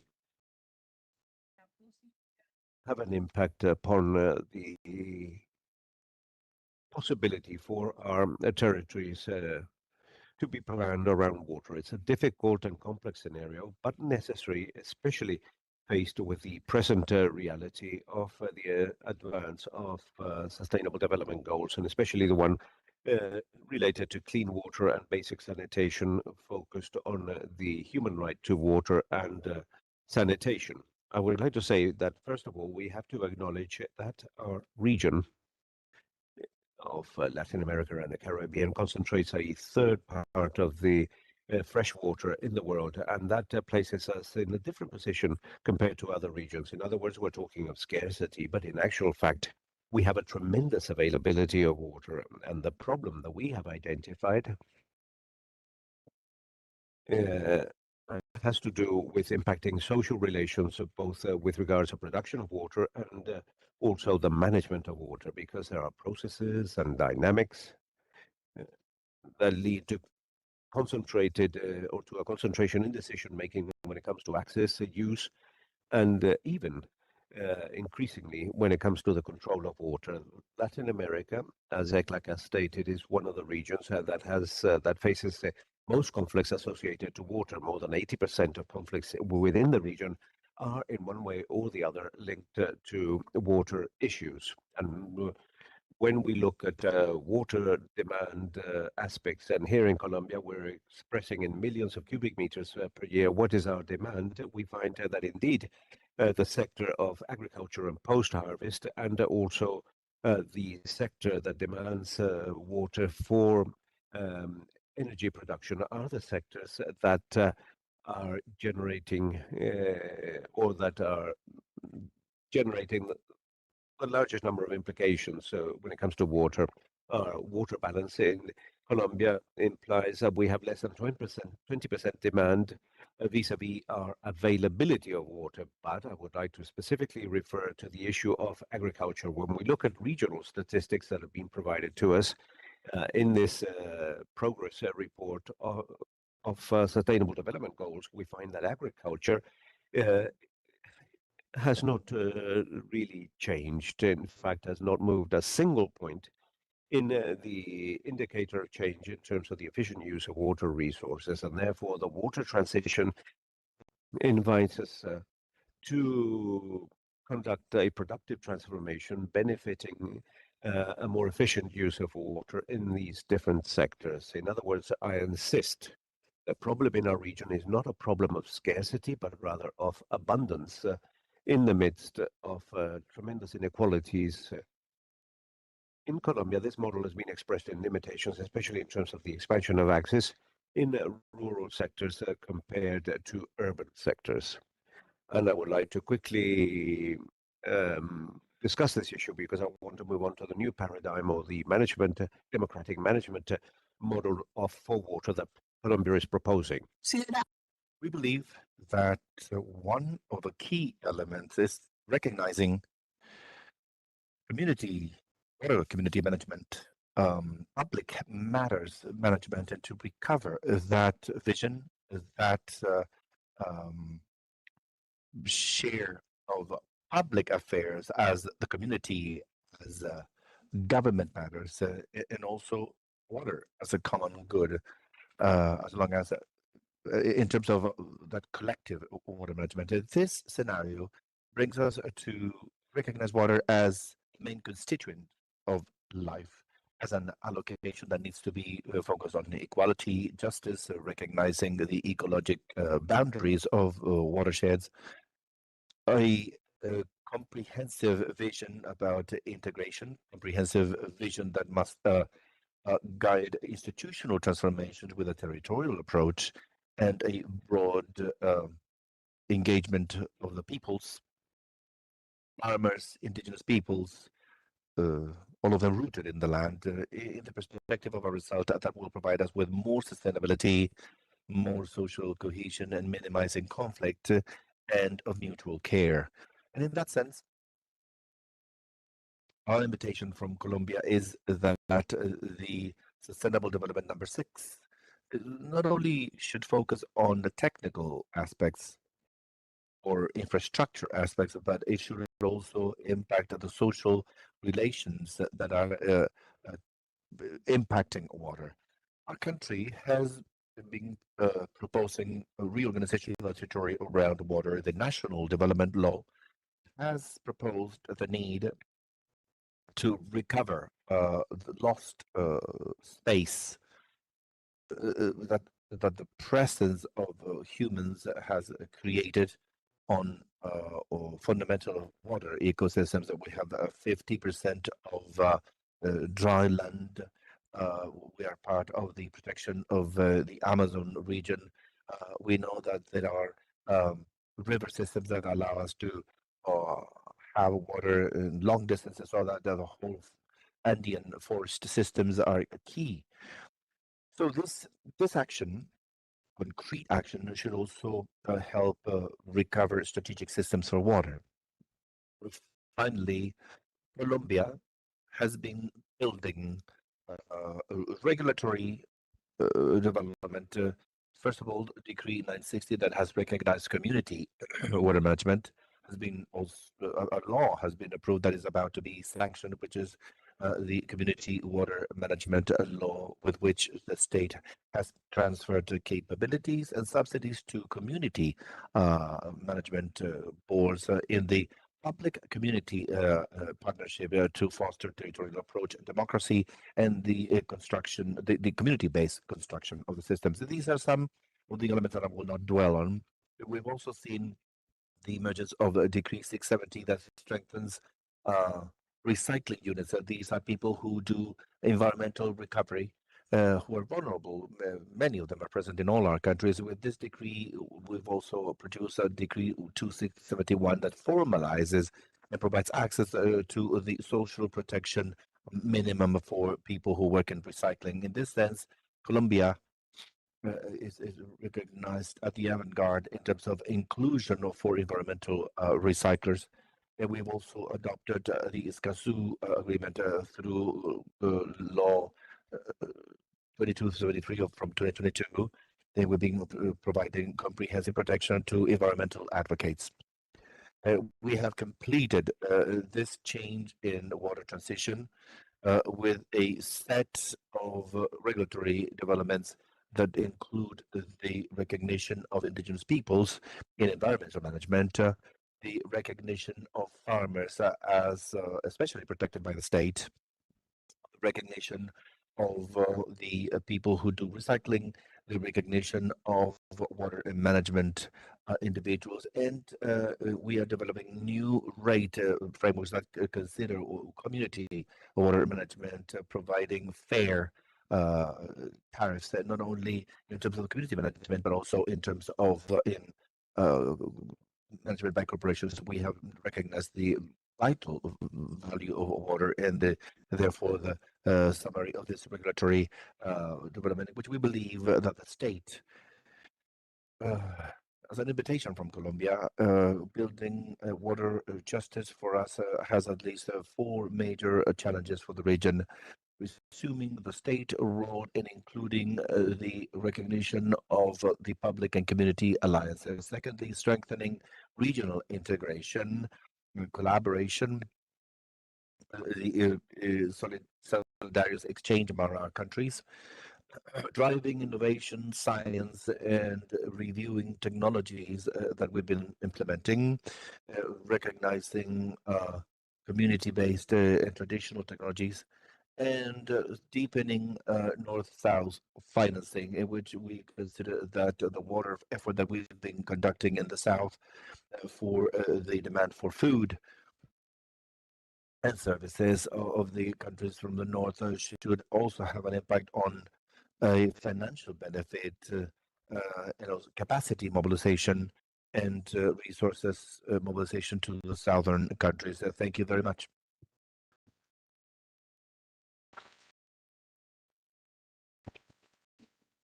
Muchas gracias. Thank you, Deputy Minister Quevedo. I would like to offer the floor now to Mr. David Fariña, head. Mr. Fariña is an agronomist from Universidad Nacional Asunción. He currently works as a General Director of Our Protection and Conservation of Water Resources of the Ministry of the Environment and Sustainable Development of Paraguay. He has a vast experience in water management and water resources management. He is a technical focal point of the Convention on internationally important wetlands, Ramsar, and technical representative of Paraguay in the Intergovernment Committee of the La Plata watershed, the International Hydrological UNESCO Plan, and also the Ibero-American Committee of Water Directorates. Let me suggest a question, Mr. Fariña, and it's also a collective question, I believe, regarding how Paraguay is addressing the long-term use of the Guarani aquifer, a very important aquifer in the region, and other shared resources. What instruments in terms of public policy you consider most efficient to understand the economic value of water as a strategic resource? We'd like to thank Mr. Fariña for your participation. Thank you. Good morning, Chair. I'd like to thank ICLAC for the invitation for this opportunity. And in fact, we in Paraguay are a country, we consider ourselves fortunate and rich in terms of water resources. We are part of the Plata watershed, which is a watershed of more than 3.2 million square kilometers, in which the main water courses, the ones of the highest water volumes, which is Rio Paraná and Rio Paraguay. And in fact, just like we have an important flow rate in our surface water courses, we are very fortunate for having water courses that are underground resources, aquifers, mainly shared aquifers with our neighboring countries. Among them, we can the Grendatua Atarjeno, which is a regional aquifer that is shared with Argentina and with Bolivia. That is not much explored, and we would like to make progress and to establish some initiatives, both local and regional, in order to make progress and to get to know the current status of this aquifer. And we also must mention local aquifers that we have, of course, in Paraguay. The aquifers for Paraguay are extremely important, considering that approximately 80 to 95% of water consumption in Paraguay is supplied from underground sources. The rest, 15% at the most, or between 5 and 15% of the surface resources. So much so that the Guarani aquifer is a very important aquifer for us, a critical one regionally, one of the most important freshwater sources, not only for the Americas or South America, but also for the world. One of the strategies that we regionally are conducting, or the countries that are part of this system, is precisely to exchange information and data systematically. The Guarani aquifer is one, maybe one of the few, I would say, aquifers that does have a governance system that has been approved by an international agreement. There's a national committee on the international committee on the agreement about the Guarani aquifer system that is made up by the 4 countries that are part of the system: Brazil, Argentina, Uruguay, and Paraguay. It is one of the few aquifers that does have or are supported by an agreement, although we cannot say that it operates at 100% of its capacity, but there is an extent of exchange among the technical teams and diplomatic teams to manage the Guarani aquifer. So through this agreement, and of course through cooperation initiatives in the region, we implemented a number of instruments after conducting a diagnosis of the Guarani aquifer through an initiative that started in 2005 and ended in 2009. As of 2016 or 17, once again, we worked on updating this cross-border analysis and diagnostic, which was a strategic plan that was part of this first initiative that was recently updated with a regional initiative again, funded and supported by GEF. And currently, we should note that countries have an information exchange initiative and data exchange initiative that is very significant. The Guarani aquifer has a real-time monitoring network of 35 wells throughout the entire territory. 8 of those are in Paraguay's territory, where we have periodic monitoring of the situation and the behavior of the aquifer. And we should highlight that Paraguay, as of this year, we started building a national plan for water resources with a climate change adaptation approach. This has meant that we've been able to establish strategic work lines sectorially in terms of agriculture, industry, and water and supply and consumption by the inhabitants. As we have heard from the chair, Paraguay also has consumption for agriculture of about 70%. Agriculture and livestock, and 29 to 30% for supply, and last but not least, the industrial sector. So the establishing sectoral plan for the efficient use of water resources is extremely important. And just in closing, I'd like to tell you that Paraguay is undergoing a significant rainfall deficit. The entire region, that is the center of the major watershed. Paraguay is a country that is a landlocked country, and the main transport routes are the rivers, Paraná and the Paraguay rivers. Since 2019, approximately, even with Niño events, we still have had rainfall deficits. So we're supported by all institutions, even by the private sector, in order to strengthen the navigation system, because if we do not have a flow of products and raw materials, of course, development will receive an impact and will not have significant production. Demand increases. Demand for development for the population, of course, is increasing, and water consumption is constantly growing. So this means that with the rainfall deficit that we have experienced in the last few years,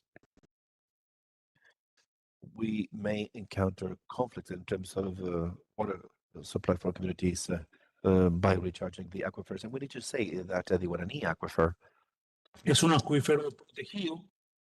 is a protected aquifer because it's at an important depth covered with basaltic rocks.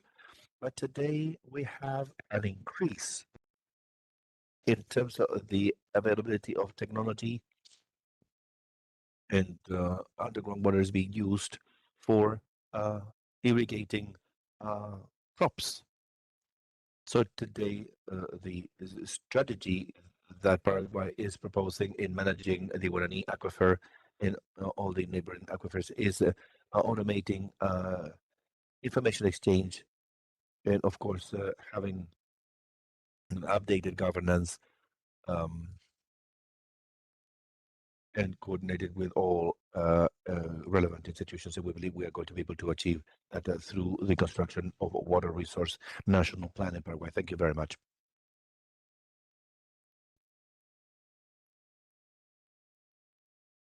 Muchísimas gracias. Thank you, Mr. Fariña. We'd like to ask now Mr. Hernán Chiriboga, representative of the Inter-American of the Inter-American Institute for Cooperation and Agriculture. Mr. Chiriboga is a commercial engineer from Ecuador with postgraduate degrees in business management, aquaculture, and animal production in New Zealand. He works as a representative of the Inter-American Institute for Cooperation and Agriculture, ICA, with a vast experience in the public and private sector in Ecuador, where he has been deputy minister and minister of agriculture, also chairing the National Institute on Agricultural Innovation and being part of the agriculture chamber in ICA. He coordinated the biofuel program. He led the agriculture leadership hemispheric center. He has authored publications about biofuels and leadership, and he has received executive training in institutions such as Harvard, END, and Franklin Dog. We'd like to suggest our colleague, if you could include in your presentation an answer to a question that relates to the practical and innovation technologies that have demonstrated the biggest impact to improve water efficiency in agricultural systems in the region, and how can technical cooperation accelerate the adoption of these solutions, especially for small and medium-sized producers and growers. Um, Thank you, Renee. Thank you, David and Ruth and James. First of all, I'd like to thank ACLACA for the invitation of participating in this important event, facility of learning among all.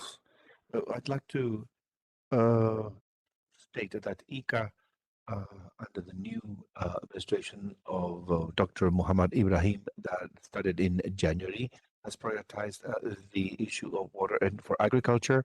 And in the terms of livestock, we have a number of farmers that are more and more experienced, or older maybe, if you wish. And the main objective is to make the livestock and agriculture sector sexier so that the youth is more interested in producing food sustainably. And I have three very concrete proposals of water efficiency. The first one is to invite everyone here. We have an innovation center on regenerative agriculture here in Cucumen, between the metropolitan region and Valparaiso.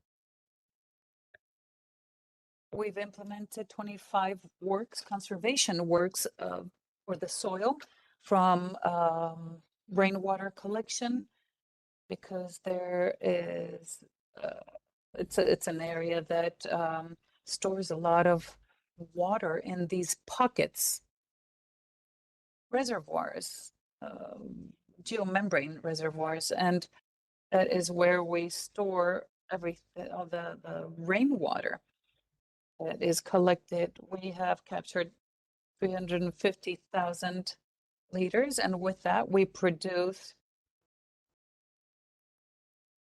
different things. We have infiltration, ditches, canals. And I'd like to invite you to visit the Innovation Center. All you need to do is to contact the ICA meeting office, and they will show you the project on site.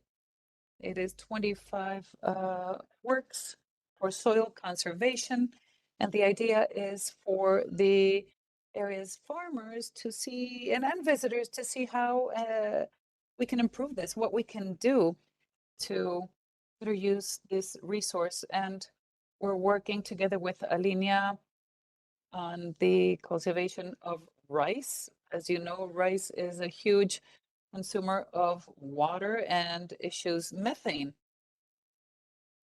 So surface for rice has organic material which rots under, and it generates a lot of methane.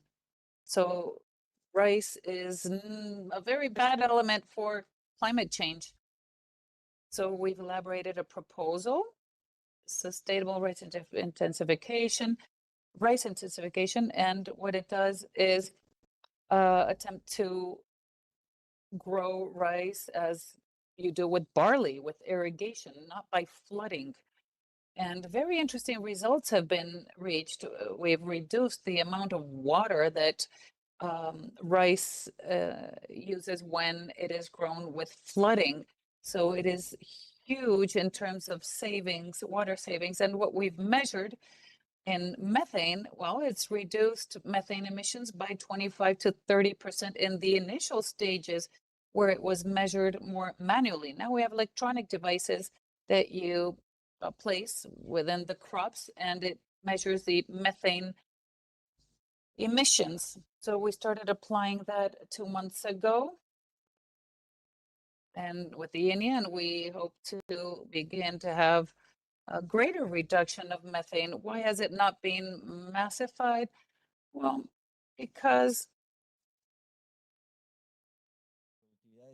we have similar productivity, and rice, when you have water that floods to grow rice, no weed grows. It's a herbicide. So when you start growing rice by irrigation, you have weeds. So we're developing new weed control methods, so that it'll be ecological, so more manual weed control systems. And we're launching these initiatives to try to produce twice as much rice with less water and without methane emissions. So it is a win-win all around. And I wanted to show you this here. It is an ancestral system. It works with this clay jar. The clay jar is produced here in Cocomen, but any clay artisan can make them. The difference is that it doesn't have, it's not polished. So it has many micro pores, and given that it's not polished, here you have the crops. We have some herbs and lettuce, jalapenos, and we have hummus that we produce also at the Innovation Center in Cuncumen. So what we want to achieve is a circular economy. We want the money to stay in the territory so the artisans and the farmers can benefit from selling these clay jars for crops, especially in these rural areas. It costs 5,000, and this is done in under 5 minutes. That's what we say to market it. It's very interesting, and we have sold thousands, and we've done something similar in Paraguay, in the Chaco, and in the Brazilian Northeast as well. So the alternative is to take the jar out of the oven without polishing it. It is buried in a planter. This is a planter, but at easy, doesn't matter anywhere. So anything can be used, and we put it on the soil. And perhaps the only limitation is that if we want to fertilize or do irrigation, well, we've been producing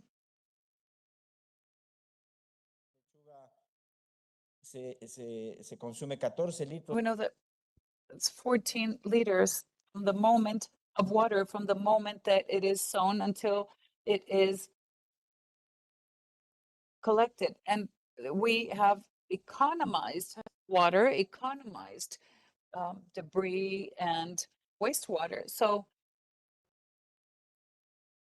we're producing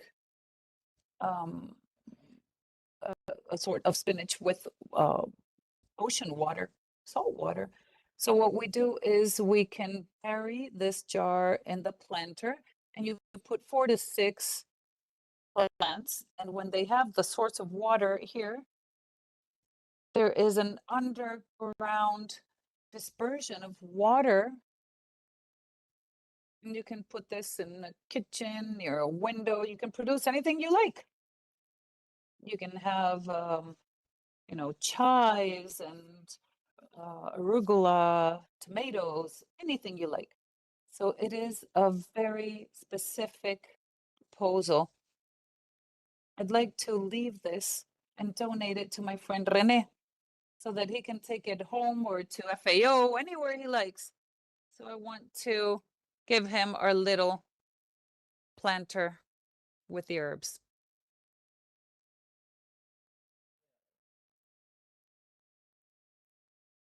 Y la vasijita la dejamos aquí en. We're going to leave this here at ECLAC, the Secretariat.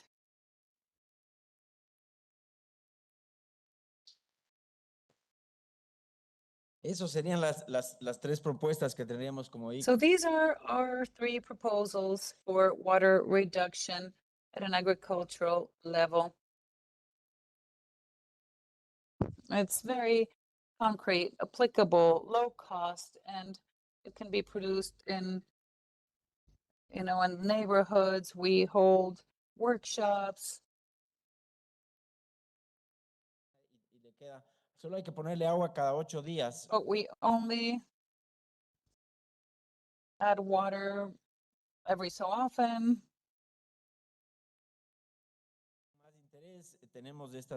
If there's interest, we have more of these, but they're also sold in Mundo Rural at the INDAP store, or in Pomaire. They also sell them there.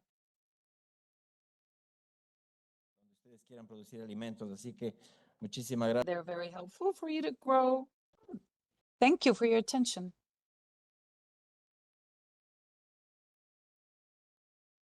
Muchas gracias, Hernán. Aquí tenemos un pequeño chilecito, ¿no? Sí. Nos va a hacer, se hace en 5 minutos, se come en 5 minutos también. Así que muchas gracias. So, you know, if it's 5 minutes, and we'll eat in 5 minutes, but we'll continue with, after this interesting presentation, we'll continue with James McPhee. James McPhee is a professor at the Department of Civil Engineering at the University of Chile. He's an engineer at the University of Chile with a PhD in engineering in UCLA. And also works at the environmental department. He has a very vast resume in hydrology, water management, contributing to the development of knowledge and formation of professionals in these areas. So we will ask James a question in regards to goal 6. What tools, what scientific and monitoring tools are available to improve understanding and follow-up of the state of hydric or water systems? How can science better contribute to public policies based on science? Thank you. You have the floor, James. Thank you very much for your introduction, for the questions and the invitation to participate in this event. Before we begin and start referring to technology, I'd like to ask the audience a question. We've heard the introduction, different statistics and assessments, and that refer to SDG 6 on water, and that has seen a slow advance.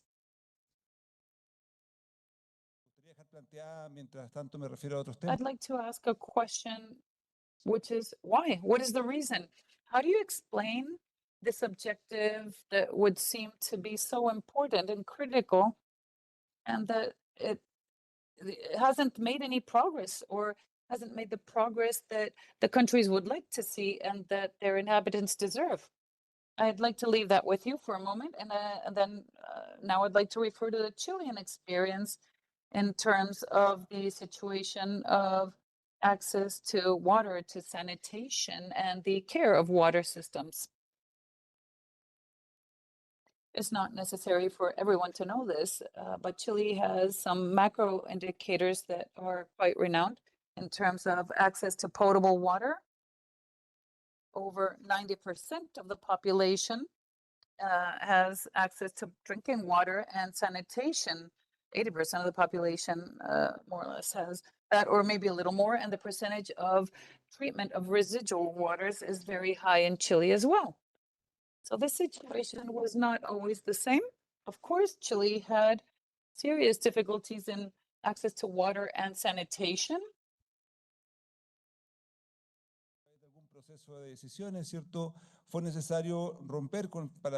And it's necessary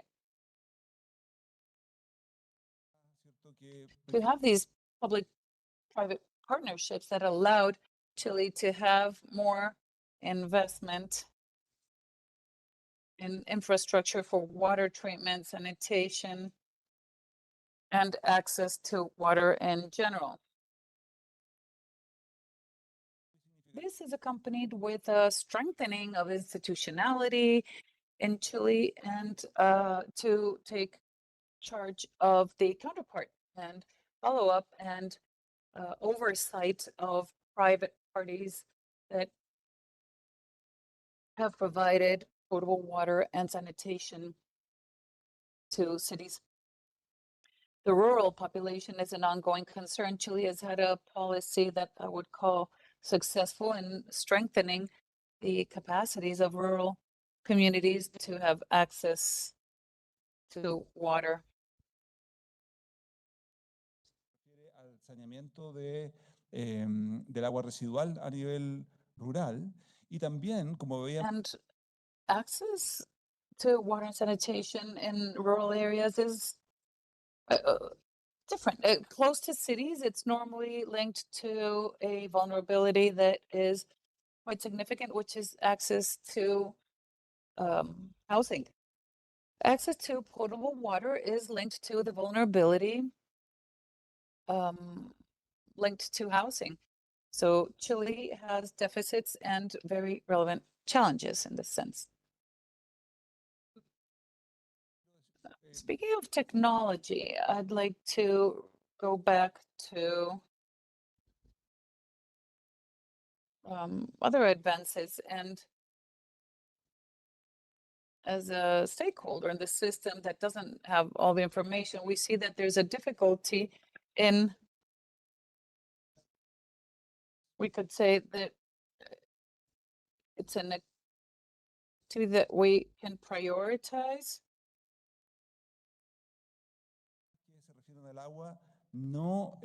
We refer to water that doesn't appear with the urgency and criticality that facilitates decision making to implement changes.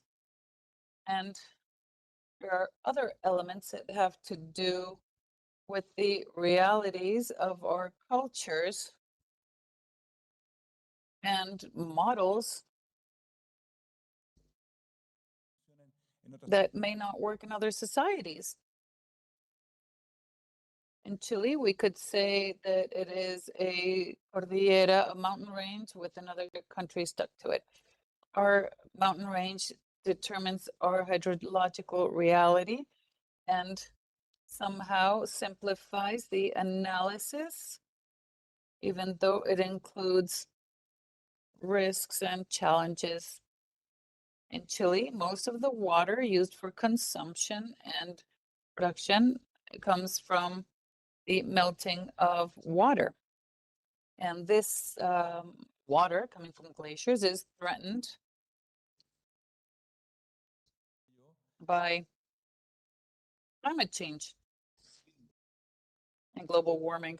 So what is it we need to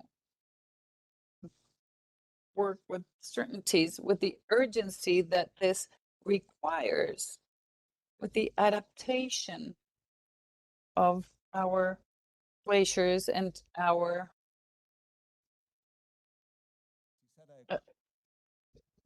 resources. And if we don't do this before the more the greater challenges manifest themselves, it will be very difficult for public policies to make timely decisions, I believe. So taking into account that in our countries we have many social, environmental, human needs that compete amongst themselves for resources that we have.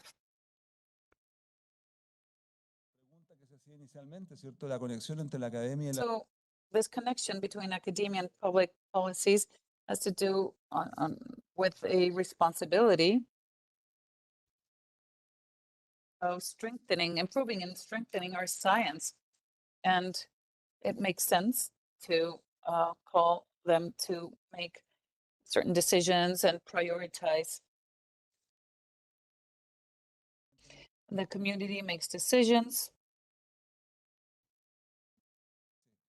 And academia is called to approach the technical side. And it's difficult because sometimes our vocabulary, our terminology is not necessarily the same. And it's difficult to understand each other. From the point of view of technology, we have a technological revolution that has to do with the ability to observe the planet. And this technology, which is not new,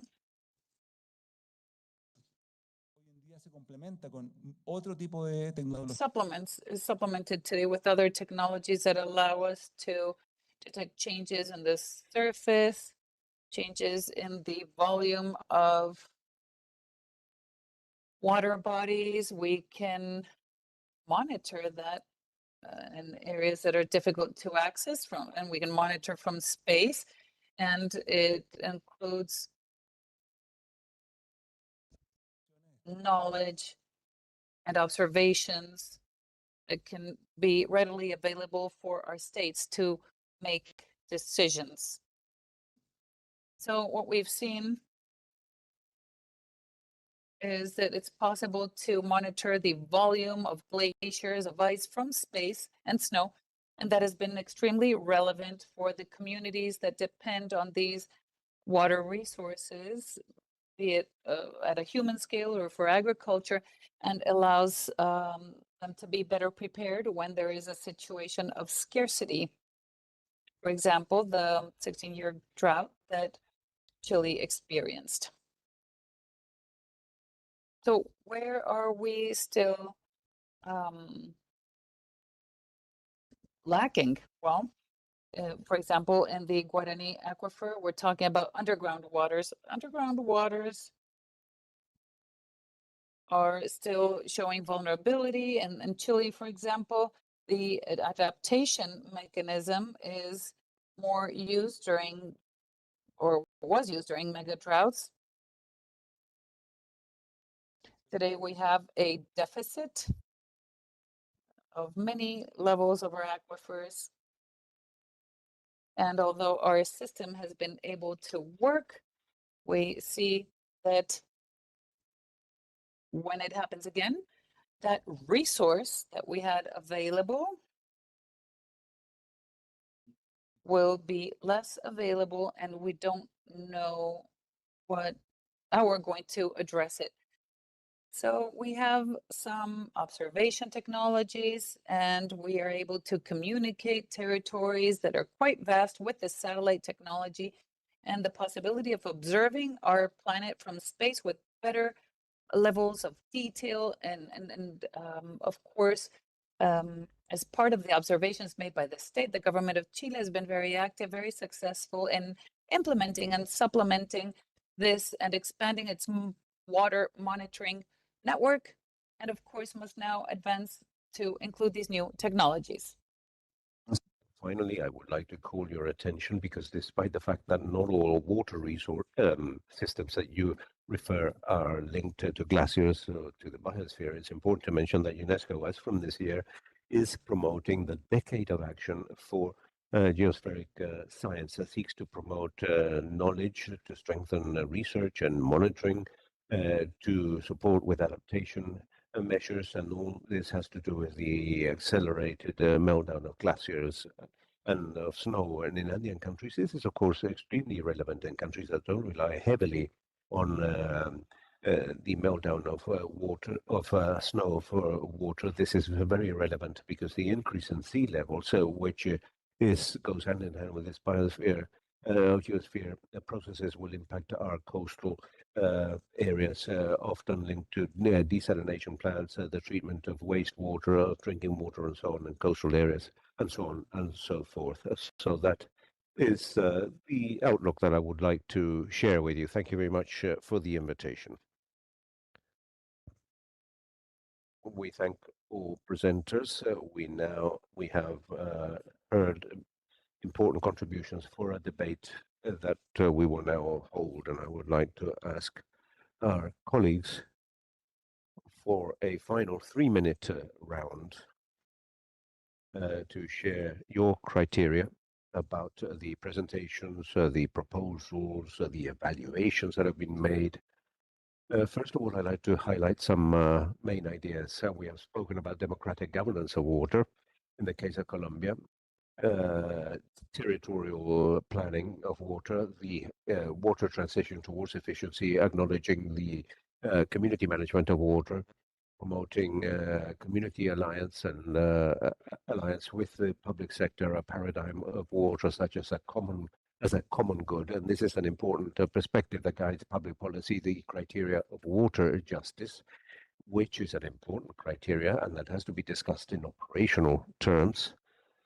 What is also important is the emphasis in the case of local aquifers and transporter aquifers and shared aquifers shared among our countries. And the reality is that we have governance systems such as the Guarani aquifer that implies a coordination, the definition of rules, joint planning, and that in addition also includes a sustainable use of aquifers given the common over exploitation, which is a latent danger, and that could severely impact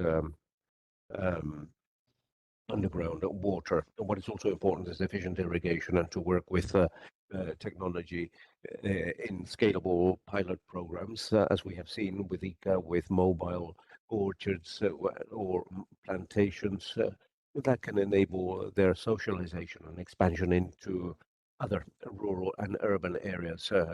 Urban agriculture is very closely linked to this type of experience. Another challenging question is, why is progress so slow? What is happening?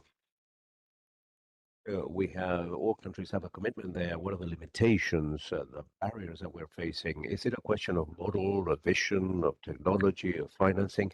Which are the factors that are delaying our progress? And also to acknowledge geological and geographical realities of countries. Because their water sources sometimes rely on underground water or on the meltdown of ice and snow.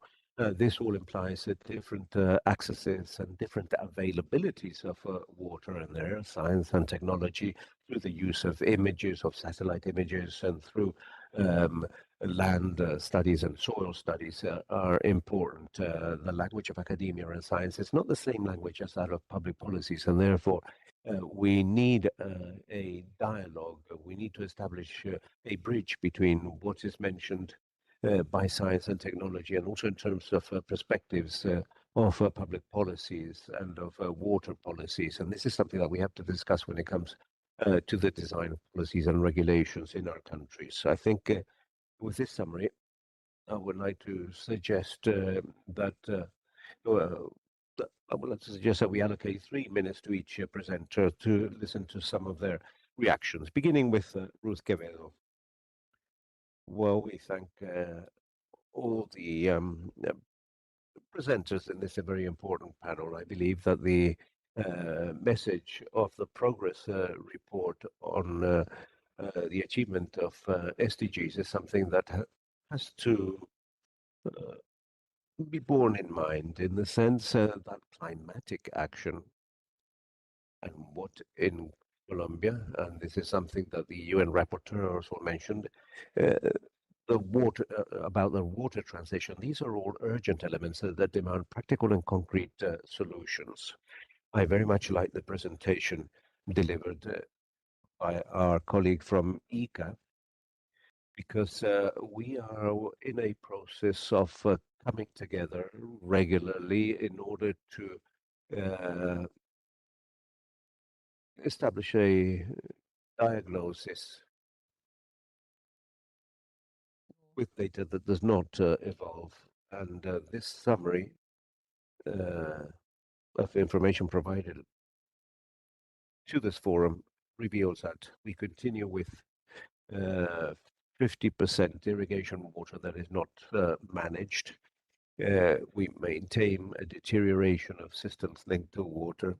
And in the Latin American region, we have lost more than, I can't remember the exact figure, but an important amount of water.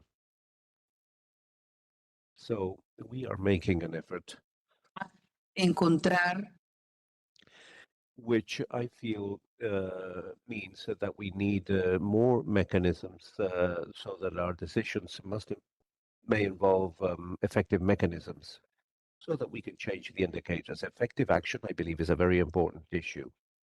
I also believe, well, probably we're not going to have a new model that involves so many different aspects, as mentioned by our colleague from Chile, in different countries. But I do believe that we can perhaps begin to talk about a productive reconversion. that is built as a result of a dialogue with economic sectors such as the agriculture sector or the energy sector. In fact, it is not easy.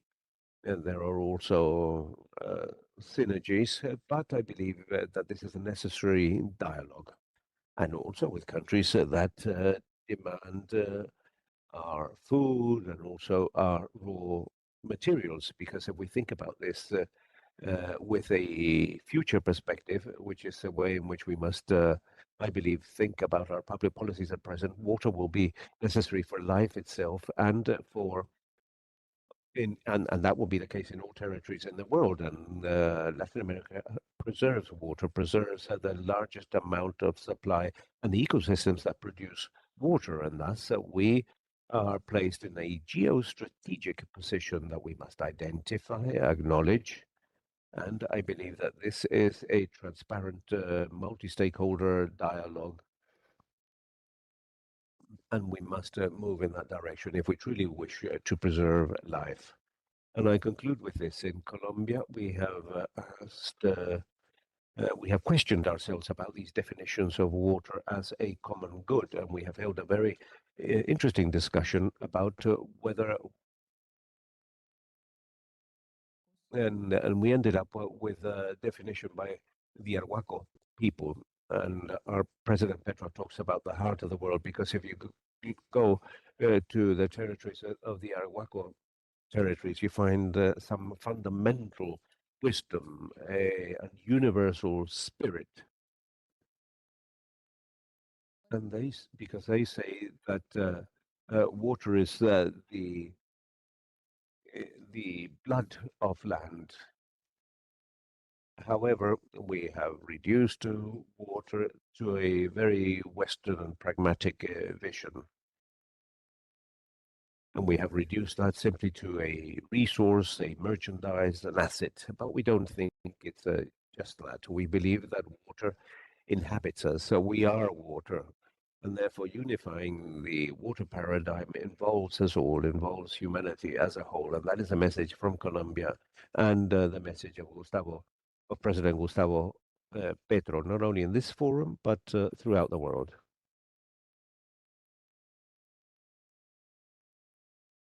Gracias, estimada Ruth. Ruth, now we'll offer the floor to Mr. Fariña so that he can share his comments with us. Thank you, Chair. I would like to thank all the representatives of this panel. Everything has been very interesting, and I've taken due note of what the panelists have said, primarily with regards to those aspects related to interinstitutional coordination. And I would like to highlight the importance that innovation and technology has when it comes to the efficient and adequate management of water. In Paraguay, the general budget, or the part of the general budget of the nation devoted to the Ministry of the Environment and Sustainable Development, which is the guiding institution for aspects related to water, biodiversity, fishing management, and so on. It represents not more than 1% of the general budget of the nation. Now, obviously, the development or production of public policies, in the development of public policies, what is critical is financing. And I go back to what Professor James from the University of Chile has mentioned when he referred to the coordination between institutions called upon to develop public policies and the relationship that those institutions must have with academia. And we should coordinate actions, guidelines, strategies, so that institutions can interact with academia in order to create adequate technologies and to take these technologies and this research and turn that into proposals for decision making and for the production of public policies. Paraguay, as I mentioned, has produced a report of SDG 5.1. And we have a low an indicator with a very low execution indicator of just over 30%, where the management of water resources does not represent a 40% level of achievement. And of course, this is important when it comes to building instruments and managing public policies and promoting participation. And therefore, we believe that what is critical and fundamental is financing for the comprehensive management of water resources at all levels. And obviously, the interaction and coordination between institutions, primarily and especially academia and the entities responsible for creating the public policies aimed at water governance. Thank you. Thank you, Mr. Fariña. Now, we'll offer the floor to our friend Hernan Chiriboga so that he can share his comments with us. Thank you, René. Water is the most important public good.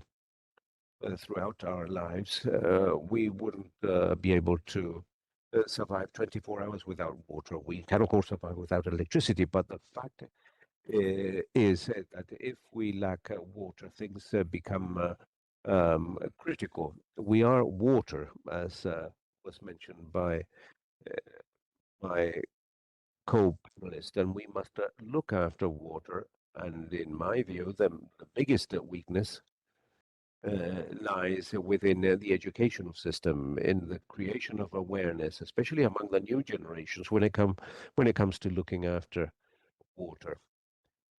We know that if we look after the higher basins, those areas are biological filters of the water that reaches cities.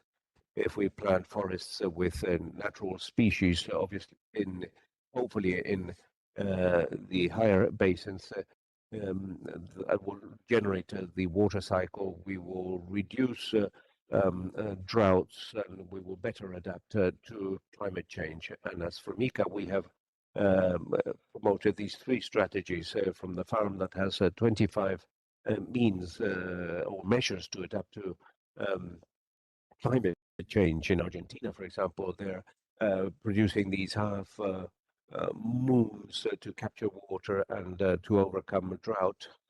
We have many technologies in place in order to retain water and make a good use of water. Let's see, I'll share with you a relatively personal story. I had just graduated and I went to act as manager in Ecuador. I come from Ecuador, in a sector called Machachi. And there's a large neighboring farm. The father died, and the farm was inherited by his children. And there was a sector where they had water, and 2 brothers began to argue about the water. And they would distribute the water and at night, and the other brother would come and block that water, and the discussions became much more and more heated. And I said, wow, the importance of water in a productive system is so important that it actually exacerbates people's opinions and actions. And I had an experience, and that experience made me much more aware of the importance of water. And I believe it's the responsibility of all of us. There are different alternatives, but man is the only animal that contaminates water. If there is a lake close to a city, it'll probably be contaminated. Rivers close to our cities are also polluted and contaminated, and that is illogical. And I think that, and if people say that one person has the ability to exert influence over 10,000 people, imagine how much influence we can exert among all of us in this room.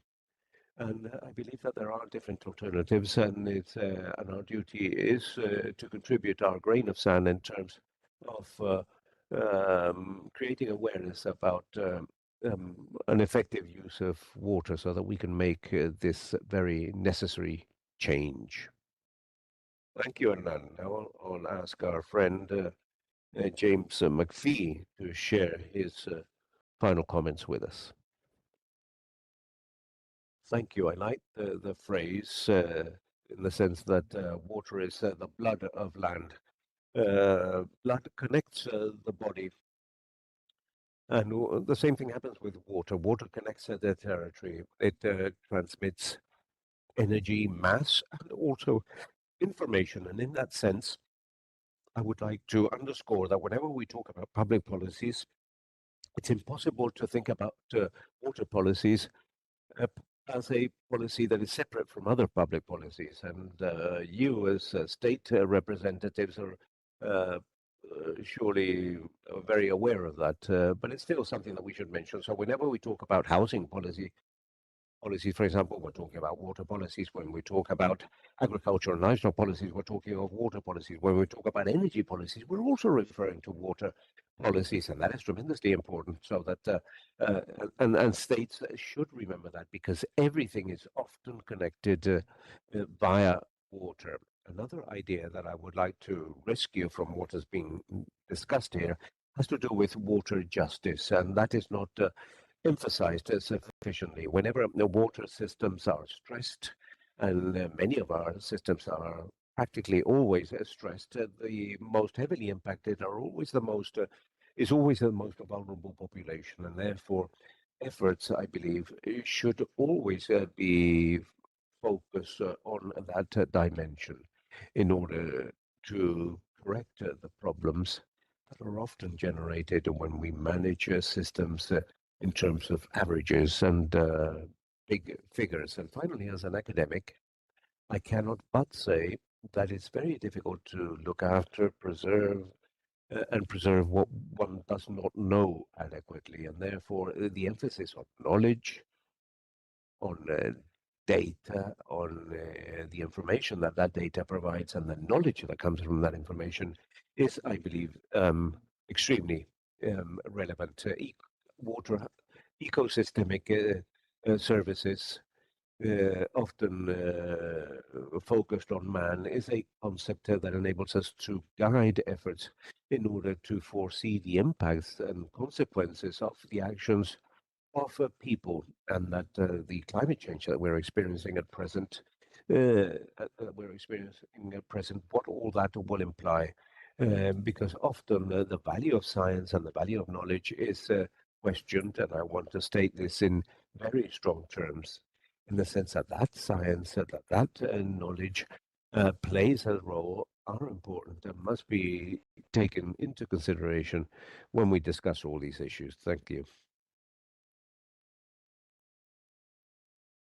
Muchas gracias a todos los expositores. We thank all presenters in accordance with the agenda for today, and with the support of the Secretariat. I'll ask the Secretariat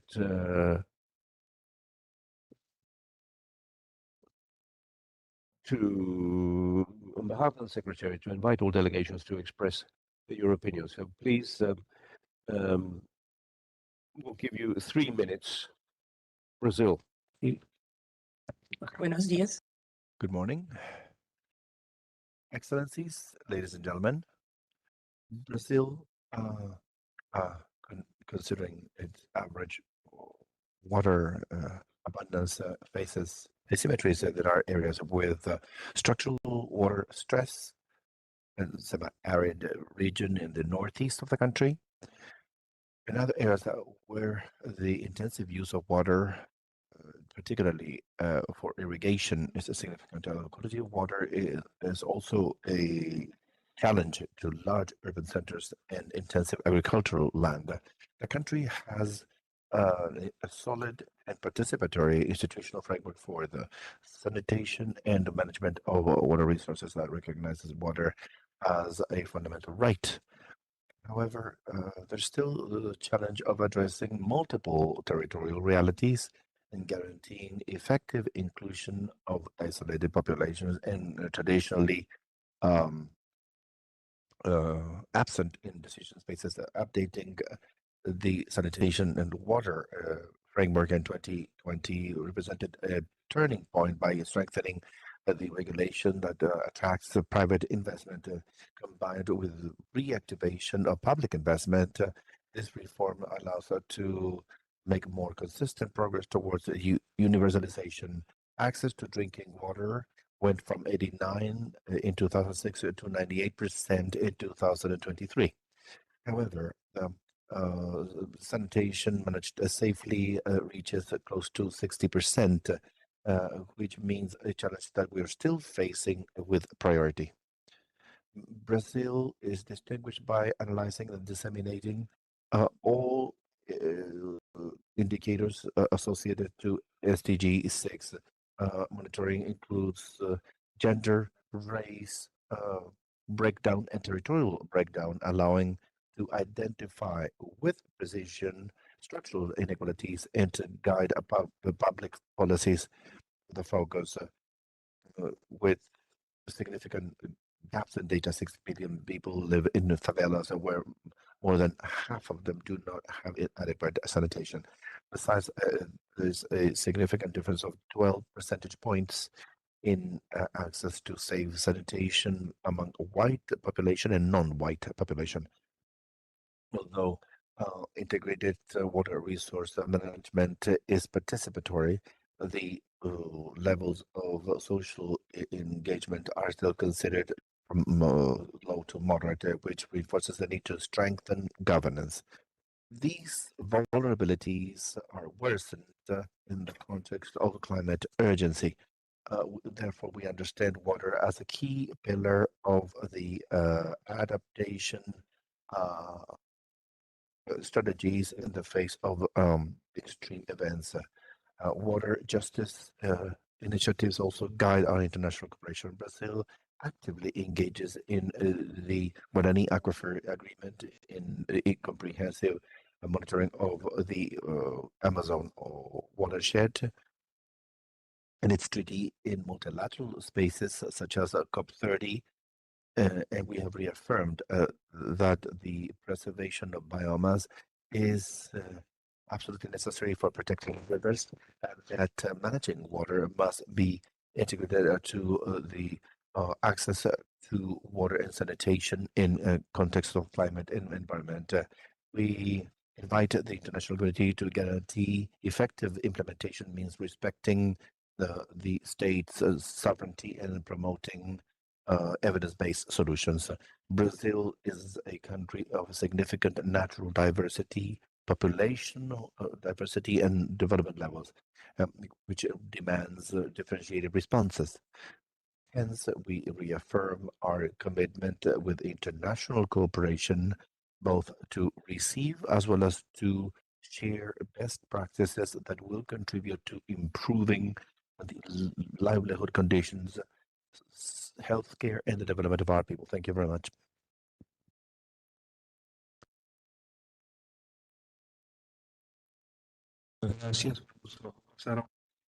Thank you, Representative of Brazil. Now, Ecuador, you have the floor.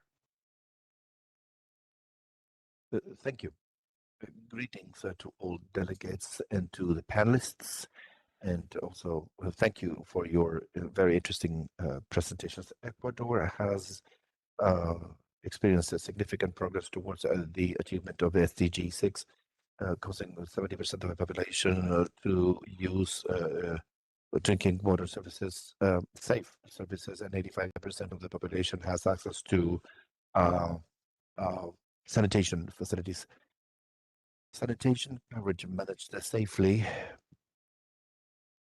reaches 49%, with significant challenges in rural areas where there are significant coverage limitations and wastewater management scarcity. We have managed our water resources with the climate approach, creating water protection initiatives to ensure water quality and availability. We have worked on the reform of the water code to ensure access to water as a human right, funding infrastructure projects in areas such as Guayaquil and Puerto Viejo. We have established water protection areas such as with more than 72,000 hectares and Cerro La Igualata that together guarantee the preservation of the resource for more than 27,000 inhabitants. Likewise, Environmental Authority has issued technical feasibility projects for drinking water and sanitation projects that benefit more than 1 million inhabitants. strengthening coverage and of this essential service. In the production sector, we have increased irrigation land by 15,000 hectares, contributing to food security and rural development. At the same time, we have strengthened capabilities of almost 15,000 users of water boards, promoting more efficient and sustainable community management of the resource. This progress are framed in a context of human rights of recognizing the access to sanitation and water as fundamental elements for the well-being of the population, articulating with the comprehensive water resources policies and territorial development policies. However, there are several challenges that still stand, reducing the infrastructure gap in rural sectors and the need to increase wastewater treatment because 80% of wastewater from households is not treated and they are discharged into ravines and rivers. These gaps are a challenge for public health care and development with a strong impact on childhood and vulnerable sectors. So there's a direct correlation between water cover and quality and children's chronic malnutrition indices. Therefore, water quality has become a predominant driver for public policy. Ecuador still has a 19% of chronic children's malnutrition, and we have reduced the index of malnutrition from 27% some 8 years ago to 19% today. It's basically malnutrition due to the low water quality. Another topic that is a major concern in Ecuador today is the issue of the organized crime activity with illegal mining, especially in the Amazon region, where illegal mining, the countries that are part of the Amazon area and the Amazon Treaty, are being contaminated. The rivers are being contaminated because of organized crime working in illegal mining. This is something that I believe needs to be addressed. Likewise, the issue of climate change that is impacting Ecuador, most of all in terms of constant or extended drought. There's lots of drought that creates power blackouts because we rely on hydro power. Mostly our electric power is produced through hydraulic means. So when there's lots of rainfall, there's flooding. They bring about trouble with our road networks. Therefore, we need investment and we need international cooperation, joint work in order to address these connections that do affect the development of our country. So I'd like to invite, besides the fact that we're committed to meeting SDG number 6, to also work on that vision of the need to address other areas that are, of course, impacting that human right, which is access, universal access to water. Thank you.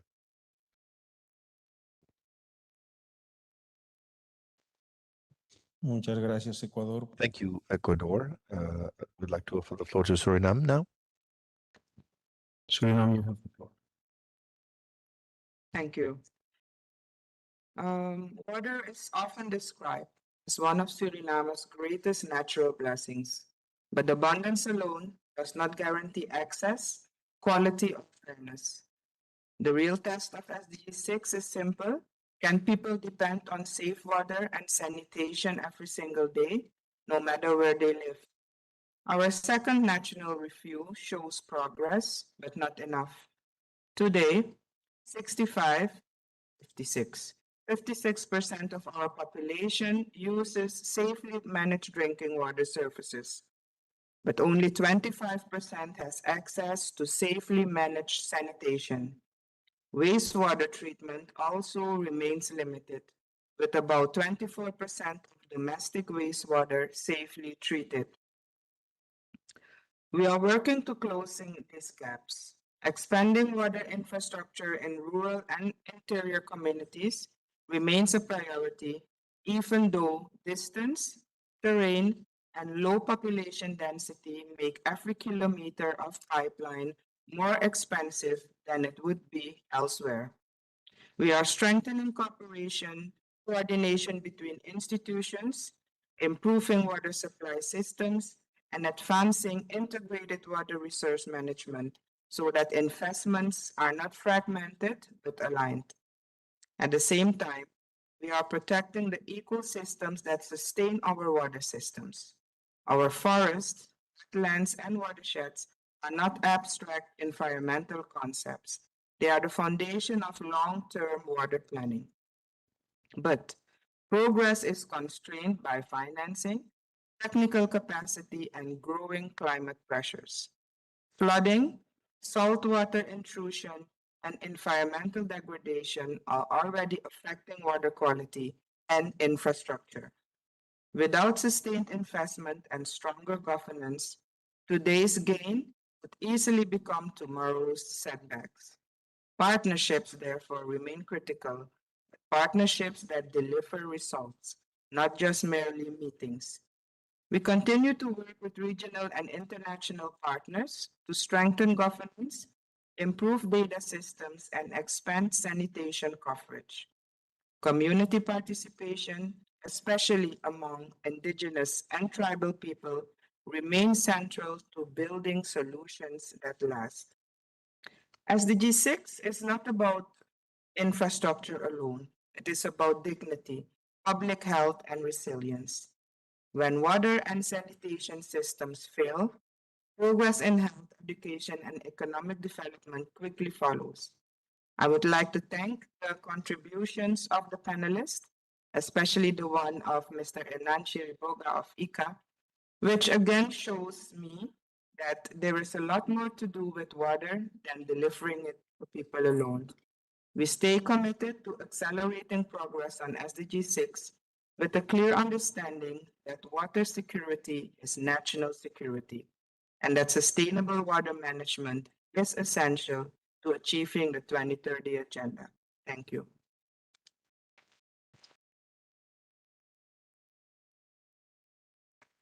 Muchas gracias, Surinam. Vamos a ver. Thank you, Surinam. Panama, you have the floor. Good morning, everyone. Mr. Chairman, Executive Secretary, dear panelists and delegates. Excellent presentations regarding this topic, which is not only insightful but crucial. Undoubtedly, water is life. In that sense, Panama reaffirms access to water not only as a common good, but as a right, a human right and a pillar of national security, which is key in the face of climate vulnerability. Through the action plan for integrated water resource management between 2022 and 2026, Panama has prioritized the water security through the protection of the 52 hydrographic watersheds. The success story focuses on modernizing and streamlining the network, achieving a drinking water coverage of 92% nationwide, of aqueducts in urban areas and peri-urban areas. Although still with challenges in the 24/7 supply. These initiatives contribute to a water resilience regional model that intends to close structural gaps in terms of access, protecting human consumption, as well as the operation of the Panama Canal interoceanic route. Something important to mention from 2024-2025 is the completion of the expansion of the Sabanitas 2 drinking water plant and the advance of the Howard drinking water plant, ensuring a supply for more than 500,000 inhabitants. An important milestone to mention in 2026 is drilling and enabling of more than 150 new deep wells in water scarcity zones to mitigate the effects of protracted droughts. Of course, we need to mention a critical gap and a significant challenge for Panama. the sanitation coverage only reaches 42%, representing a structural gap in terms of investment in basic sanitation, mainly in rural areas. It is important to mention, and Mr. Chiriboya mentioned this similar project, but a transformative initiative in Panama is the rainfall water harvesting project in Panama. Is one of the rainiest countries in the world from April to December. Harvest allows to keep water resources in summer between January, February, and March to preserve that resource. The system captures water, does primary filtering of it, purifies it through carbon active and UV light, and with online chlorination units. So something important is the storage of such resources in 3,600 gallon tanks. This helps the storage systems in schools and rural sectors and districts from December 2026 in order to reduce the water vulnerability in communities without access to the water network. Monitoring this development both by the Ministry of Health as well as by the Ministry of the Environment. An important topic that was mentioned, and possibly a proposal for regional cooperation, would be the creation of a water resilience center for the exchange of data on basins and extreme climate variability conditions. There's an anecdote that I bring you, which was mentioned by Mr. Chiriboya. I remember when I was a child, my father had died at 98 years of age, and he mentioned that the true genesis of a third world war was going to be about water. Thank you all very much.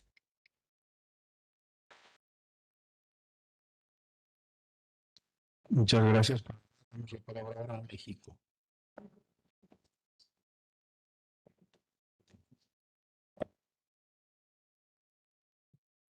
Muy buenas tardes, señor presidente. Thank you, Chair, Executive Secretary, and speakers and delegations. From Mexico's perspective, water is not merely a natural resource. It is a human right and a sustainable development strategic element. We guarantee access to water, drinking water, and sanitation. This implies protecting ecosystems because you take care of the resource and you take it to those who need it most, not those who make the most of it. And that is the importance of resilience in climate change. In this context, Mexico is promoting the National Water Plan 2024 to 2030 as part of the water resource management, basing it on equitable sustainability and efficiency. It is materialized through instruments that put human right to water at the core, normative frameworks that prioritize human consumption, avoid hoarding, and also make its management efficient, sustainable. And this has to do with reusing water, technifying irrigation, and restructuring ecosystems, generating simultaneous benefits socially, environmentally, and economically. But at the core of all this, we understand that without partnerships, there will be no results. Articulation between governments, the public sector, academia, and society allow us to advance towards a responsible use of water and to true prosperity. And this is the national vision based on rights and in multi-sectorial collaboration that makes sense.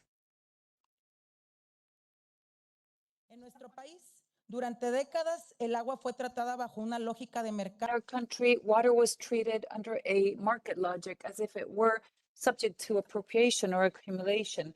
The appropriation and consequences and management oriented to profit.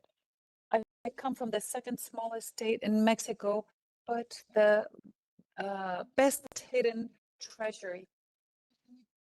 And sustainability is not a discourse, it's political. Water is a condition for health, food, hygiene, and daily life. Without water, many rights are vulnerated. Guaranteeing the use of water is guaranteeing dignity.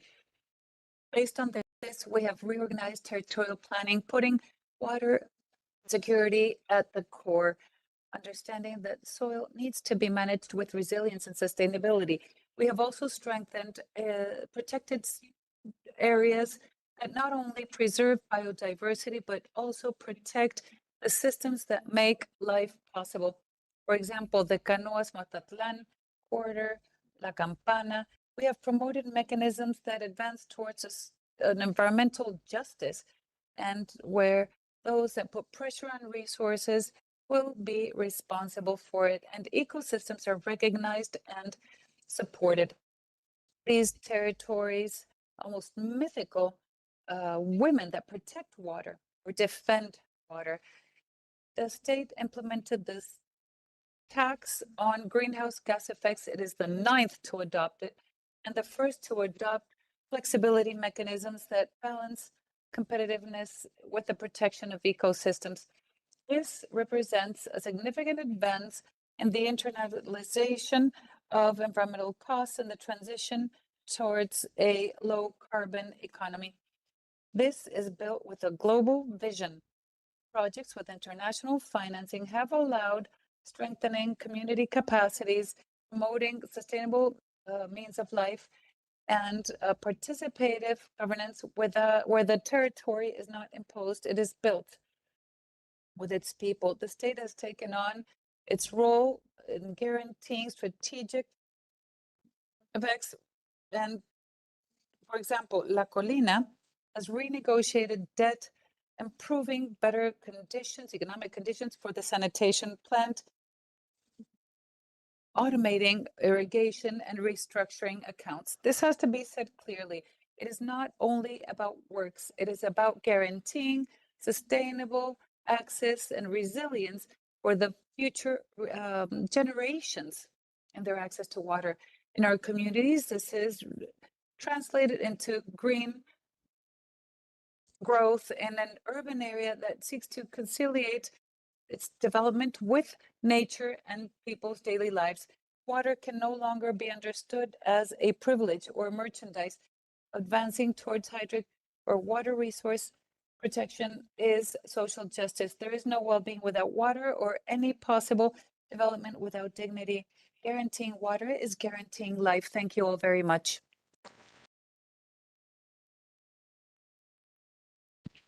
Muchas gracias. Thank you. We will now offer the floor to UNEP.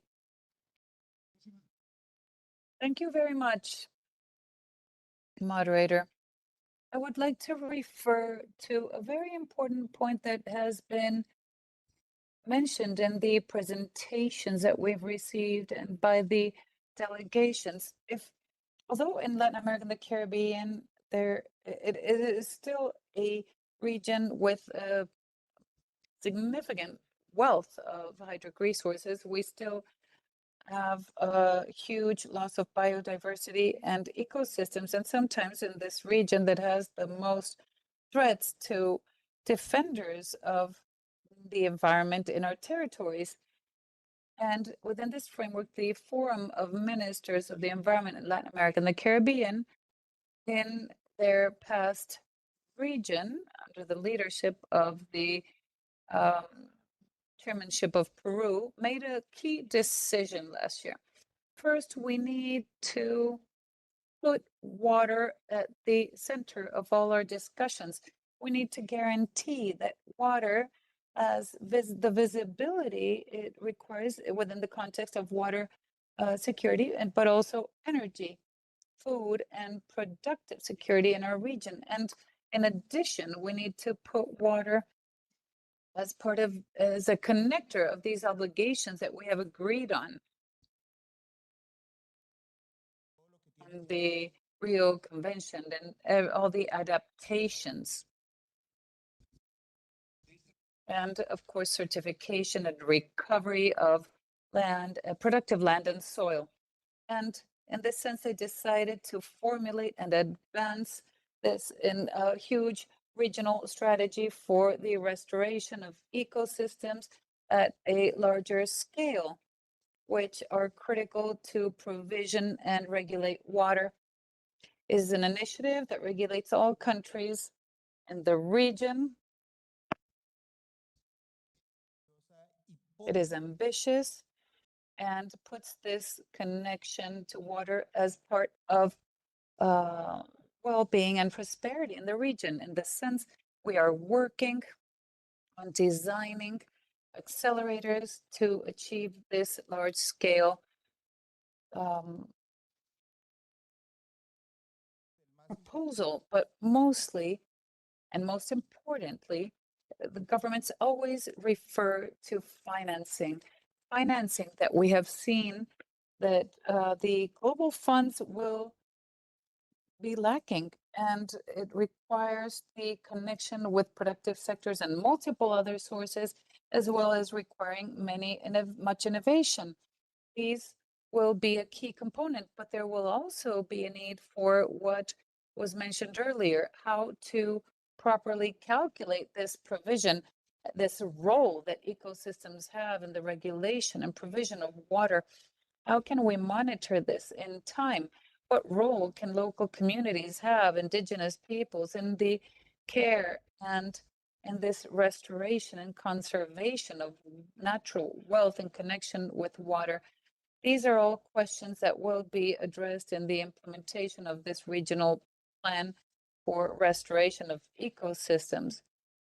And I would also like to refer to this context. Peru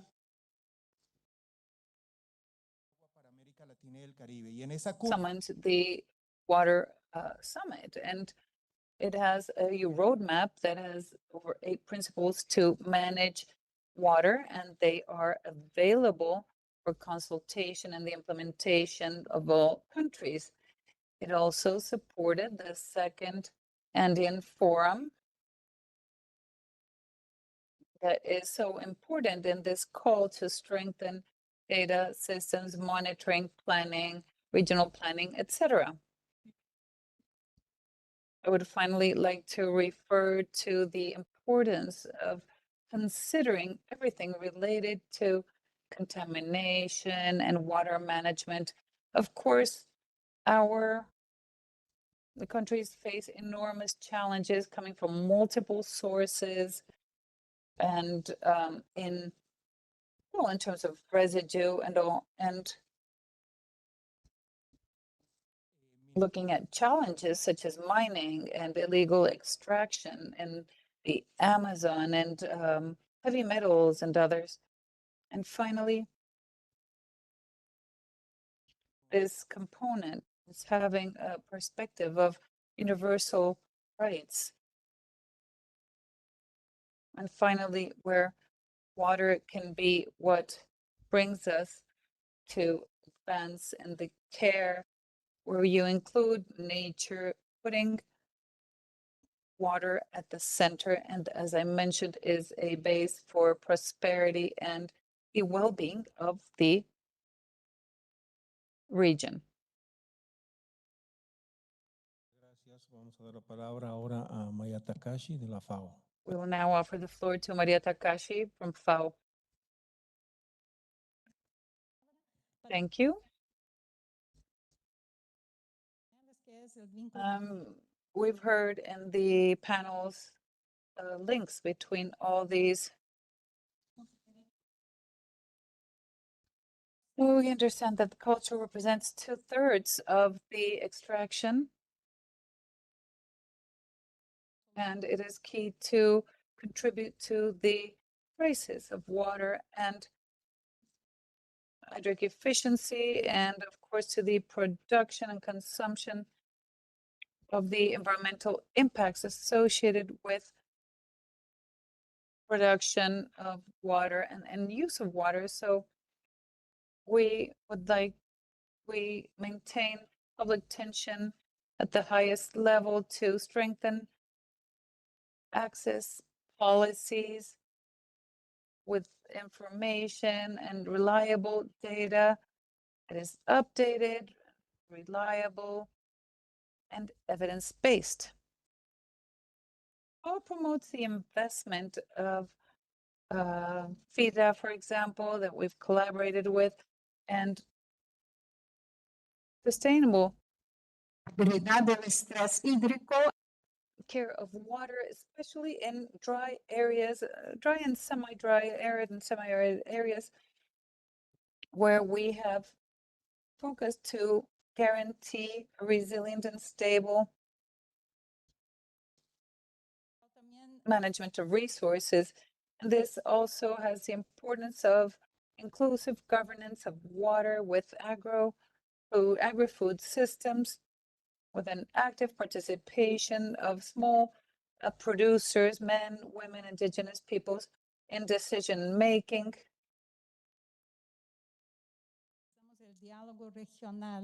We have regional dialogue in Panama with governance and pertinence of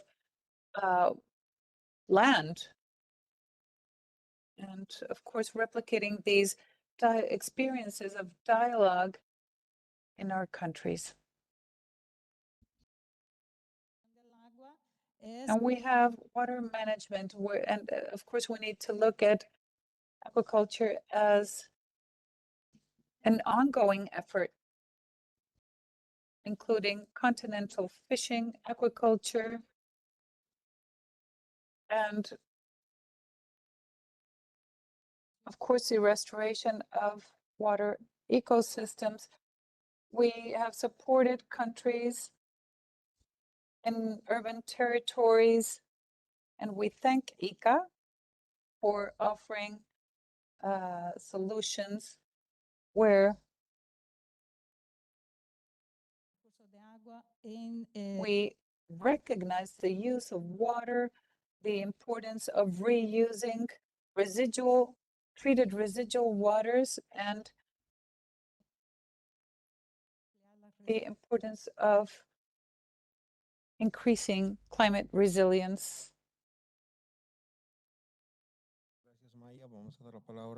Thank you, Maya. We're going to offer the floor then to UN Women.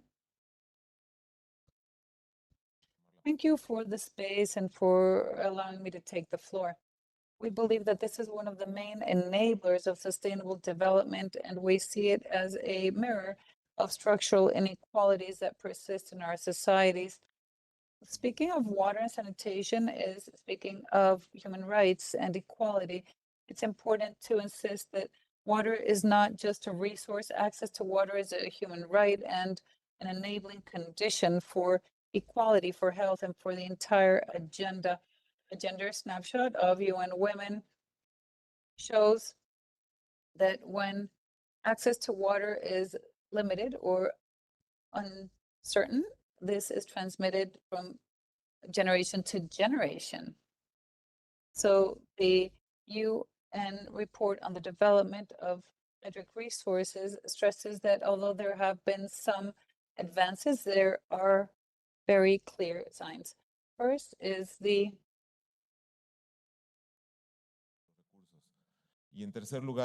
equitable distribution of resources and the persistence of women in decision-making on water resources.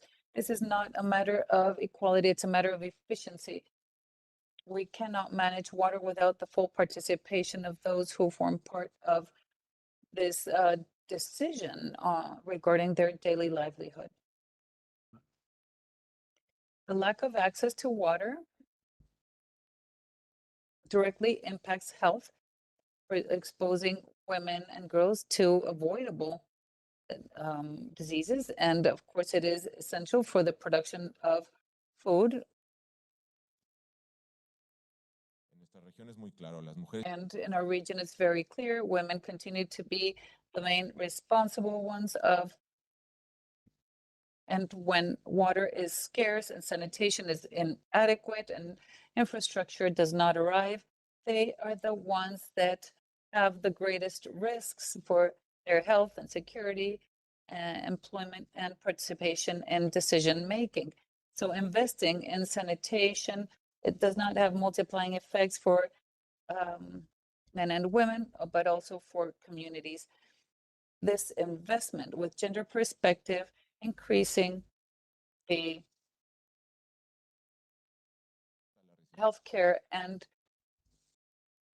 protection of girls and women, reduces inequalities and poverty. It is about changing the development model. And we cannot advance if we on SDG 6 if we don't advance on SDG 6 on gender, on a life, on the right to have a life free, devoid of violence. And it is a development strategy with multiplying effects that contributes to eradicate inequalities. So from UN Women, we make a call to put gender equality with disaggregated gaps, financing and prioritizing with the active participation of women at all levels. And for SDG 6 to advance, water, clean water and sanitation must be guaranteed for all women and girls. Thank you.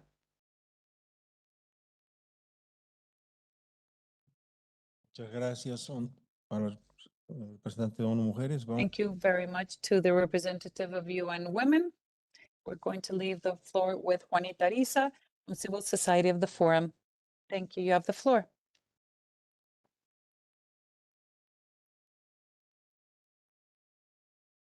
Está la señora Larisa de la sociedad civil. Larissa from civil society, please go ahead. Hi, good morning, everyone.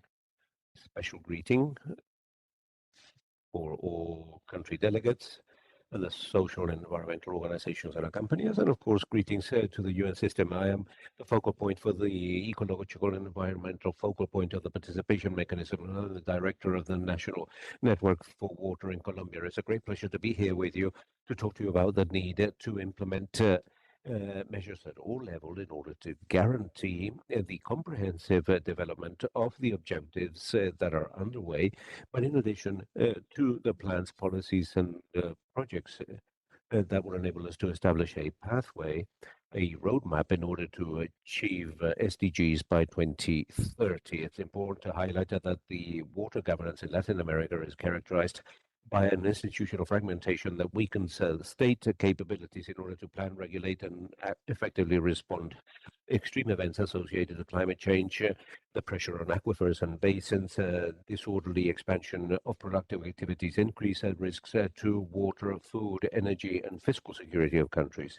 In addition to that, the absence of a national authority specialized, a regional authority specialized in this, the weak territorial organization around water, and the limited incorporation of water resources in foreign policy and in defense creates this vulnerability that at a global level, access to water continues to be a structural challenge, where around 74% of the world population has water services managed adequately, but around 1.2 billion people still don't have access to safe water. And many people rely on water that hasn't been treated, such as lakes and rivers. 3.4 billion people simultaneously lack safe water and sanitation, and that is a persistent risk. And that's, in this sense, it's urgent to work in a joint manner with civil society, with the different entities in productive sectors to create national water agencies in each Latin American and Caribbean country. We, as from the National Water Network in Colombia, as promoters of the Water Commission and Biodiversity in the Senate of our Republic, we presently have a fund of $20,000 in order to begin this process in our country, and we will be fully willing to support and advise all countries in the region so that we can achieve these national water agencies in all our countries so that you may work in a line of international diplomacy on water.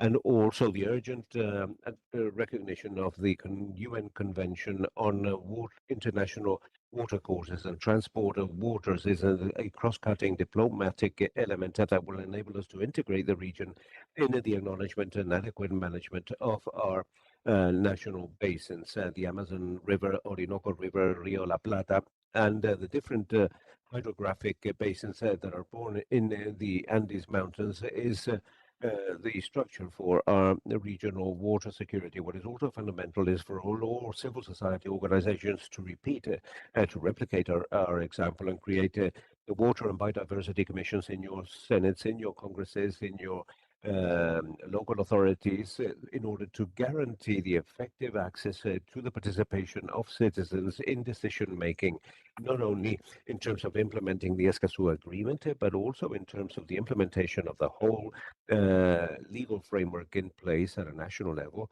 and the legal arrangements at an international level. Finally, the recognition of water as an issue of strategic international security. That is an element that will enable us to deal with the achievement of SDG 6 to cater for disasters associated to water and emergencies, understanding that water is not only a fundamental access for society, but also for ecosystems and for life in all its forms. In that sense, we invite you all to join our campaign, Water for the Future. And UN for People, so that water for the future may be the fundamental access of science, technology, and innovation for water security. Finally, we look forward to welcome you tomorrow at 1 p.m. in the executive room, where we will be signing the memorandum of understanding at a regional level to ensure environmental justice in water and energy management. We will be working with the Secretary of the Water Convention, with a special water rapporteur of the United Nations, with our colleague Juan Bello, the regional director of UN, the UN Environment Organization, because for many years we have led this work that leads us to understand that we can indeed make all these changes. In 10 days, we went to the moon and came back. Why is it that in 100 years we haven't been able to establish the whole water strategy in Latin America? The time has come now. We are water, we are life, we are the power of nature. Thank you very much.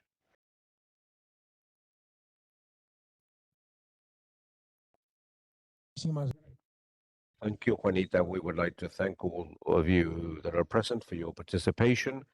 And I would now like to invite you all to take a group photograph together with the presenters, with all the presenters here. Thank you very much.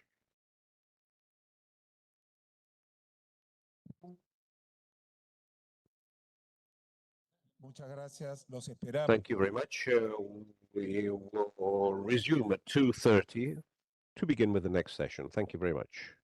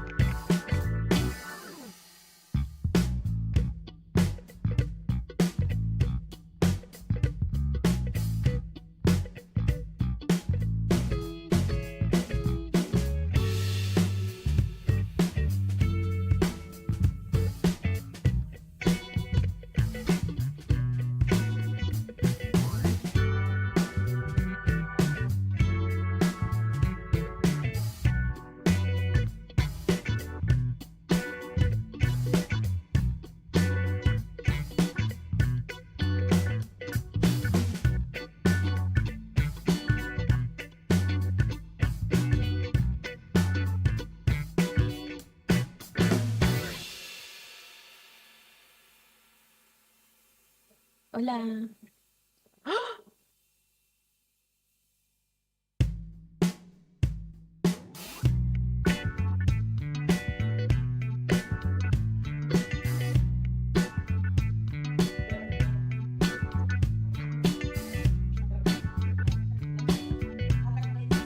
No, pero sí. Fíjate.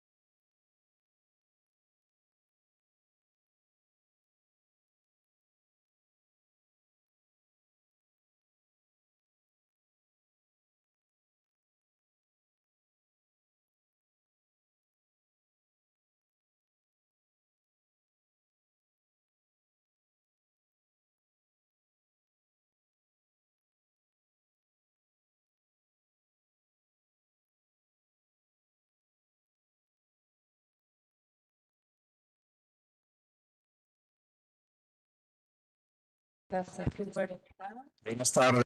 Good afternoon, and thank you for being so punctual. We will begin panel 2 on SDG 7, affordable and clean energy. To moderate this panel, I hand over to Andrés Rebolledo, Executive Secretary of the Latin American and Caribbean Energy Organization, OLACTE. Go ahead, please. Well, thank you. Good afternoon, and my greetings to the entire team of ACLAC and all attendants. Thank you for the invitation.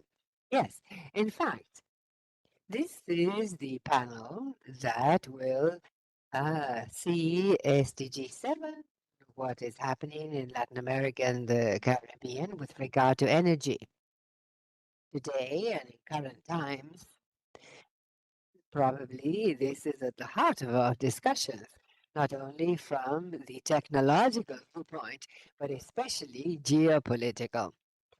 In these 5 minutes, I would like to introduce how at OLACTE, an organization with 27 countries of Latin America and the Caribbean, see progress in terms of these goals, but related to SDG 7. But previously, a little context that seems unavoidable given what is happening today in the world. The first thing I would say is that I believe the war and what this has implied in terms of pressure, prices, and how this has been leading to different impacts on the region. I mean, basically the price of oil and hydrocarbons and fuel and so on. Or probably this adds even greater pressure if it endures, if it lasts, and will make achieving these goals even harder with each one of the indicators that make up or represent progressing with regard to SDG 7. I believe that for Latin America and the Caribbean, which is a region that does have certain attributes and characteristics that are very clear with regard to its energy sector. On the one hand, there is a vocation for renewability, very relevant, that in terms of electricity in this part of the world, 70% of what is generated is based on clean technologies. But regardless of that, our region also exports oil, crude, but paradoxically, it imports the oil derivatives, that is, barely 15% of the oil produced by our region remains in the region, is refined in the region. And in this sense, we are therefore net importers of gasoline, diesel. And today, this is reflected in what has occurred in terms of the prices for the final users, particularly in this sector. Almost half of the population of our region lives in net oil importer countries, oil and its derivatives. And in the last week, probably in the last few days, these figures have changed. But when oil reached 110 or something like that, we monitored the region, and at least of the 27 countries that work with us, 22 had seen the final prices rise. And the average hike was of about 40%. And so, this context, it is important to take it into account. And in this introduction, I believe it is important to consider it as a context. Another aspect of this context, it's important to highlight that when we need to speak of the challenges in terms of SDG 7, we must understand that electricity is very important, but it still represents 20% of the total energy demand in the region. And so therefore, a very relevant consideration is that there is a very important part of this world match played in what is not electricity, the other 80% of the energy demand, and consequently played in other sectors, particularly, I would say, industry, but especially transport. And therefore, and here there is a very key message today in terms of public policy and incentives that affects the energy demand and not so much the energy supply.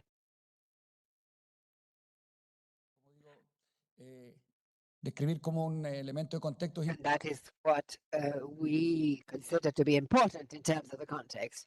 Here, there are two things ongoing worldwide and our region that we should consider.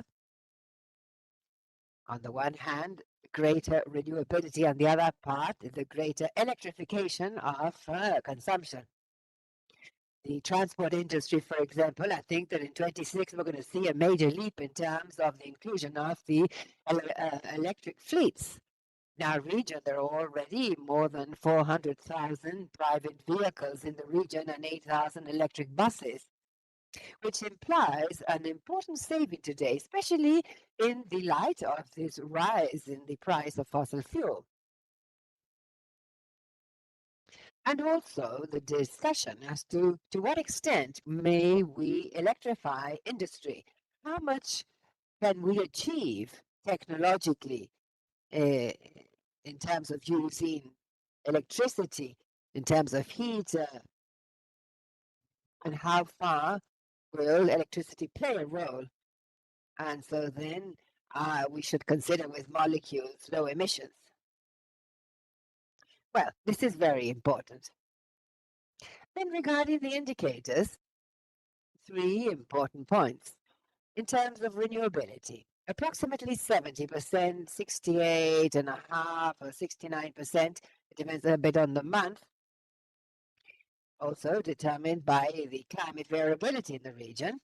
But the trend, yeah, we have progressed systematically in the region in that sense. We have been diversifying renewability, which is relevant. It continues to be 43% hydroelectricity, but then the other 20% is wind. And if you take a look at the pipeline in terms of investment projects, practically all are based on these 2 last technologies. And so when we do these prospective studies, about 38% will continue to increase. And that is an important basis and sets us aside as a region in the world. The other aspect, access to energy. On the one hand, electricity, also our region, continues to be a leader in that sense, almost 98% in terms of coverage by electricity power supply. And we must see this aim not only in terms of coverage, but also the availability of the resource. I'm saying this because in the last 2 years in the region have been quite complex in terms of power cuts, different reasons, but that also must be considered in terms of the quality of the service provided and the price, because there is an important consideration, especially for those that are more indexed with hydrocarbons. In recent days, we've seen an impact on the average price of electricity. And there's another thing, not much considered, but nevertheless is very relevant, and that is the losses in the electricity system, the distribution. Today, we launched a study with an industry and other organizations, and this indicates that almost 15% of the total supply is lost in technical or non-technical losses. And so, from the resource viewpoint, this is about $15 billion, a lot of money, and this could imply a lot of investment, on the other hand, for example, in renewables. In terms of energy efficiency, there very quickly, over the last 15 years, our region has improved with this indicator. And here I'm referring to the energy intensities, which is how we usually measure energy efficiency. In the range, it's increased by 8%. However, and here lies the challenge, if you see the trajectory or the trend of that indicator, the truth is that prior to the pandemic, we had been systematically improving, but after the pandemic, the behavior has been quite erratic, not linear. And consequently, in terms of energy efficiency, we could say that our region still has a lot to do. And so consequently, it is not yet consolidated. And what we need is to make a significant effort in that sense. Energy efficiency. This is a challenge and at the same time it's an opportunity because it's multiplayer. You can have energy efficiency in electricity, fuel, private sector, public sector, enterprises, and so on. But what is a challenge is the coordination, the regulation. And also, it is an opportunity because it is possible for many different stakeholders to collaborate.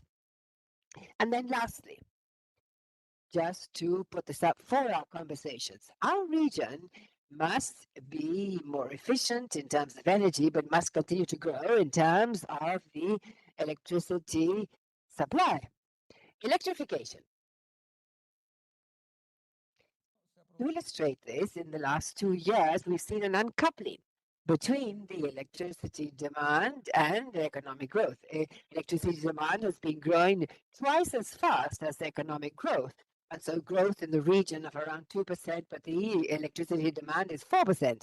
So there is an important growth. Our region continues to be, on average, a region that demands something like 2,000 kilowatt hour. And the OECD is about 8,000. And so that's quite a difference. And therefore, there is a greater need for supply, and that implies significant financing.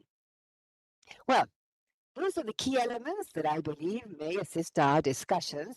I apologize for taking so many minutes, but we are enthused by the topic. And so now I will hand over to the next panelist. The first one, I think it is Javier, or what is the order to be followed? Mauricio, Deputy Minister of Mines and Energy, Paraguay. Good afternoon, everyone. It's a pleasure to be here on behalf of authorities. I greet all of you here present. Our country really, as to this SDG number 7, particularly with electric power, has a competitive advantage regarding the other countries. So when I say competitive advantage, I mean that our country so far has 100% renewable energy. Until today, we have an abundant hydro energy production that exceeds the internal domestic requirements of our country and has an interesting coverage. What we bear in mind are the challenges for the future. What do I mean?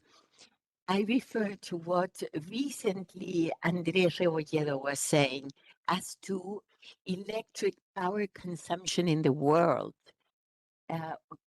In the electricity matrix of consumption in Paraguay, this has gone up from 20 to 26% in the last 4 years, reaching a demand in 2024 of 18%. And in this first quarter, it's already 17%. That is a major challenge for us, given that regardless of the energy transition of the whole world, and Paraguay is no exception, we are living and experiencing an exacerbation of the resource of electric power, and this is a major demand for the future. We have an advantage in that we have surplus in energy, in firm renewable energy. To meet the future demand is going to be a large challenge, especially because of the other characteristic, affordability. Paraguay has a price, it has the best price of electric power in the whole region. So to meet this affordability is a major challenge. So in our government, what we have very much in mind is, regardless the quote unquote comfortable situation today, what we have ahead are enormous challenges that we are addressing from several points of views. One is access to energy. We want to have 100% coverage. Today we have 98% coverage, and we want to reach 100% coverage. Then we have a possibility, and that there is an interesting financial economic aspect to reach full coverage. Another thing we are addressing are the next generation sources that are being built in order to diversify the generation matrix and to introduce new megawatts to the national interconnected system. Tremendous challenge because the Itaipu pause will never be reproduced in the world. So the introduction of any new source of generation means an enormous challenge so as not to breach that affordability and that Paraguayans are used to. And so we are facing those challenges. We need that. We must use all the available natural resources in our country to ensure the present and future electric power supply that involves the growth I just mentioned. So that is enormous for us. We are building hydroelectric power plants of supplementary work. Numanya Kwa. That hydroelectric power is going to be very important for the country. There are supplementary works that we want to introduce in that basin, and also all the internal rivers of the Republic of Paraguay. And we have a new law of promotion of renewable energy, mainly photovoltaic energy, to have higher income than the rest, and also bioenergies. On the other hand, seeing this exacerbated consumption we have, the challenge is to go into what is energy efficiency.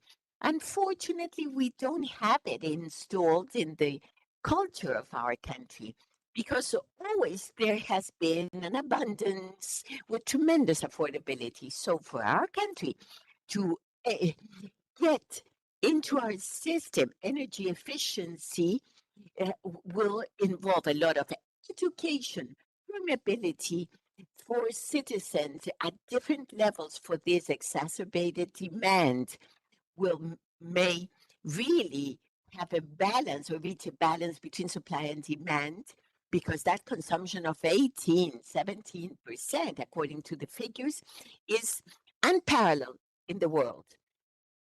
So what we have in electric power is a challenge. We have a future demanding a lot of planning from us, a lot of detailed engineering so as to do this in this dual country we are.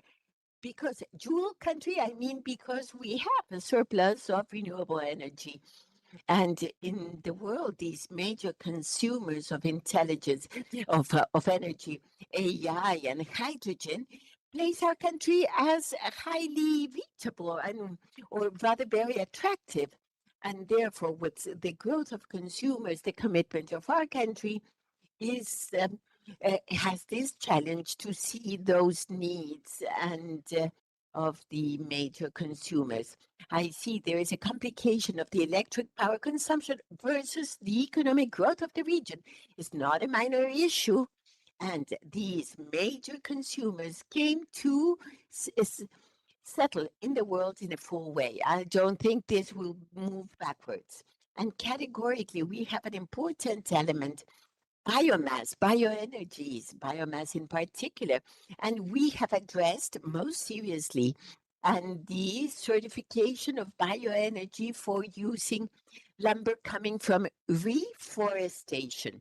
And I conclude by saying that I agree with Andres in the highest challenge or the largest challenge as the region and world and country is the consumption of hydrocarbons, that the world is showing us that although energy efficiency is sought in global consumption, we have the major hydrocarbon consumers which are the transportation industry, and being a dependent country from refined fuels coming from other places in the world, our economy has been impacted, or it is impacted by this last war, where we are all aware that will have show variability in these hydrocarbons.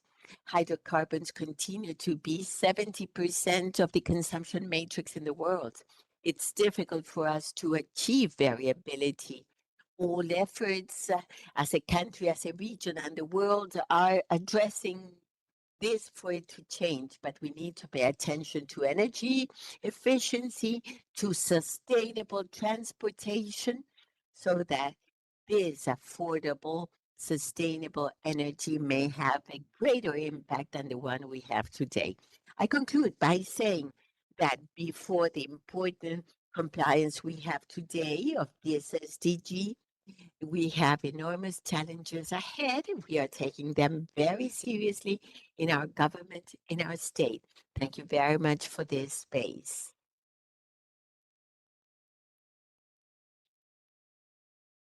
Muchas gracias, Thank you, Mauricio. And now we move to and give the floor to Javier Tapia, Executive Director of Electric Power Transmission. Thank you for the invitation. I represent the Association of Transmitters of Chile.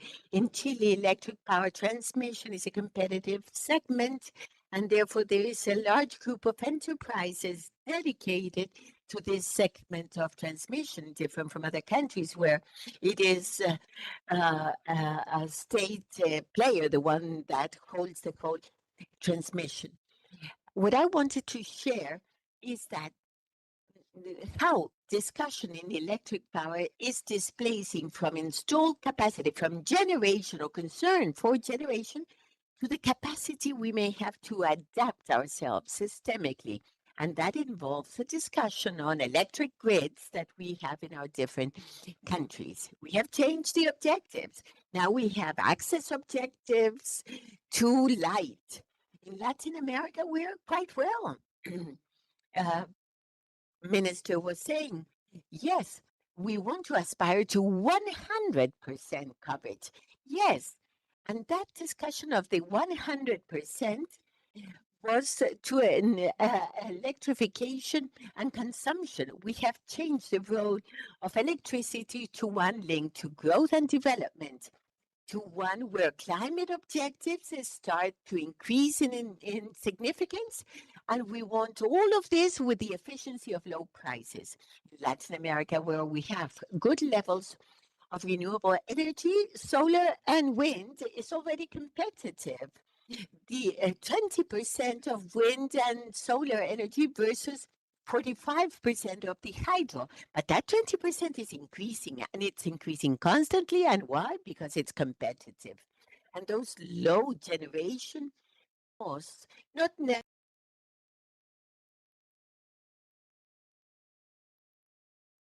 necessarily view. And today we have another challenge, and unfortunately we are running short. And that is more complex than making generation competitive. We need to design electric power systems operating in a safe and resilient manner. And this, we need to do it in an environment where technology is changing very fast, especially generation technology, where the climate environment is changing acceleratedly, and this is changing even faster than the infrastructure proper or what we are able to develop insofar as infrastructure. That is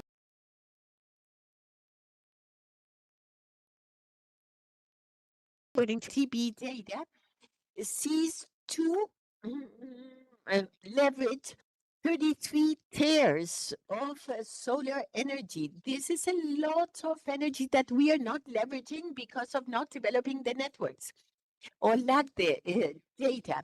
Losses of $7 billion in the region for not having lines, adequate networks adapted to technology development. We have a tremendous pressure on our electric power systems. Climate variability on the one hand, makes us operate in a different scheme from the traditional one. Today, we operate in a world that's different. It rains where it did not rain before, sandstorms where there were not in the past. We have technology changes that the way we are seeking energy efficiency or electrification of consumption is completely different from what we did 10, 15 years back. Demand is much more dynamic. Demand wants electricity. We want to electrify transportation, either because of climate objectives or others. And society, which is the most important point, society is expecting from us not to have blackouts or cutoffs. I mean, a reliability level. Unfortunately, reliability levels in Latin America is still low. In Chile, we have an extreme case. If you go to Europe, you speak about minutes of cutoff. Here, we are speaking about hours of blackout. So, this is something we need to fix in a planned way with a regulation. But the problem is that regulatory frameworks operate in older systems where today we operate in a framework of non-predictability. What we need is to take electric grids as a strategic structure, to think about the grids with which we are going to work in this future. I not think that solar energy will be massified or wind energy massive or hydro power will be massified. Or what we need to do is strengthen infrastructure, and that's difficult because it's invisible. You think of highways when there is a hole there, only when they have problems. Highways, we start thinking about them, and probably that is a late decision. My message today is not take it as something late. What has to determine public policy here is how do we centralize discussion in grids? How do we diversify without compromising energy security, which is so important for the objectives we want to achieve today? In Latin America and the Caribbean, we have a historical opportunity, unique regarding the world. The region has tremendous experience in renewable energies.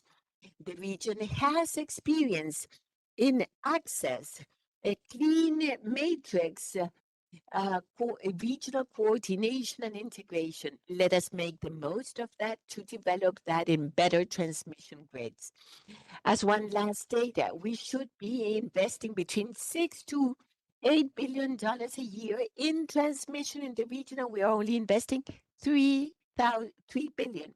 We are $5 billion below what we should need to invest in grids, and we need to increase and improve the transmission capacity. We need to double that transmission capacity from here to 2040. If we want to meet climate objectives, if we want to meet the demand electrification objectives, and that we are not achieving now. So the invitation is to consider transmission to be placed in the center of development, in the center of climate objectives, in the demand electrification, and in the center of the growth of all of our Latin American countries. This is the message of the executive secretary, the executive director. Thank you. Thank you, Javier.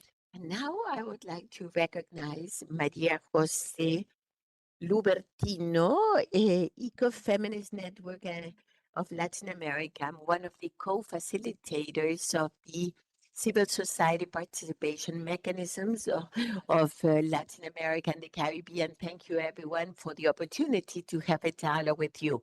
I'm part of the group of environmental, climate, and ecological justice of the mechanism. Firstly, as the only woman in this session or table, I bring the voice of the users and consumers, and also the voice of ecologists and environmentalists, because we cannot think about the energy and say, oh, how well we've done in SDG 7 if we don't cross it with the other SDGs where we are not doing well. For example, climate change. I see my friends nodding there. And I want to speak not only to present a technical report, but also call and demand from governments, from civil society, that energy should be to stop being neo-colonial property. It is rather a basic right as recognized by the Inter-American Court of Human Rights and in the regional treaties. And so we need to be clear in that the expansion of the global energy demand is showing an extractivism, an expropriation mechanism in our region. The geopolitical dispute and rare earths places our region in the epicenter of a storm. But as eco-feminists, we say that we won't accept nor accept a transition that will only be a change of technology having the same rationale. The extractivism has the face of a woman in those territories that we defend water for life. The progress towards SDG 7 is slow and profoundly unequal in Latin America. 19 million people lack electricity and 33 million depend on traditional biomass for cooking. This energy poverty coexists with an obsolete, inefficient, and expensive model where 72% of our primary matrix is linked to fossil fuels. And also, the sources of generation are far from the areas of consumption and production, and this makes prices very expensive. As a civil society, we say that this precariousness has an impact on women that sustain life in conditions of energy vulnerability. We demand regional policies guaranteeing sustainability through a productive reconversion, placing human rights, labor rights, and communities in the center. Energy needs to be acknowledged as an affordable human and sovereign right.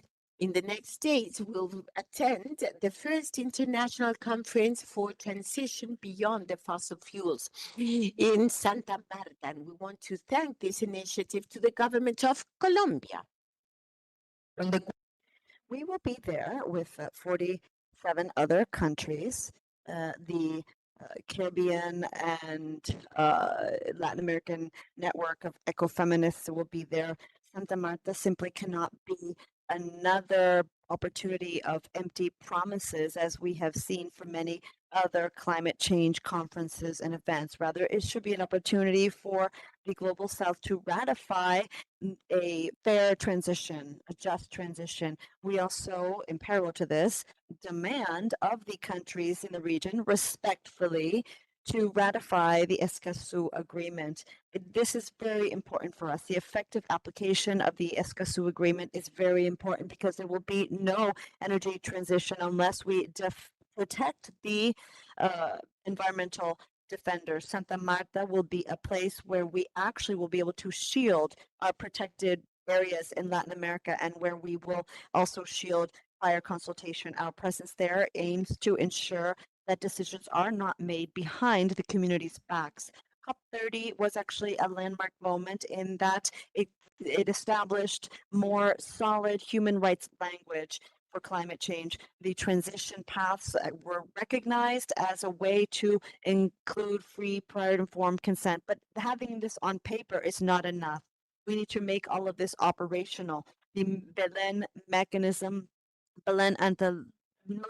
need to be made effective before The Hague. And we need to do this because the climate crisis is a practical reality. We have to offer opportunity for co-creation where the voice of the workers, the indigenous people, the feminists, ecofeminists, institutions all have binding dialogue. Operationalize the agreement involves securing financing for local solutions and that the projects actually take place. Projects under and that projects under the excuse of decarbonization do not bring about more human rights violations. We would like to promote technological transition through triangular and south-south cooperation. We do not want to import technology or depend on foreign supply chains. Rather, we want solutions that are in keeping with our geography, that protect our ecosystems, and that drastically reduce our dependence on fossil fuels. Under a territorial approach, we have a structural and technical proposition.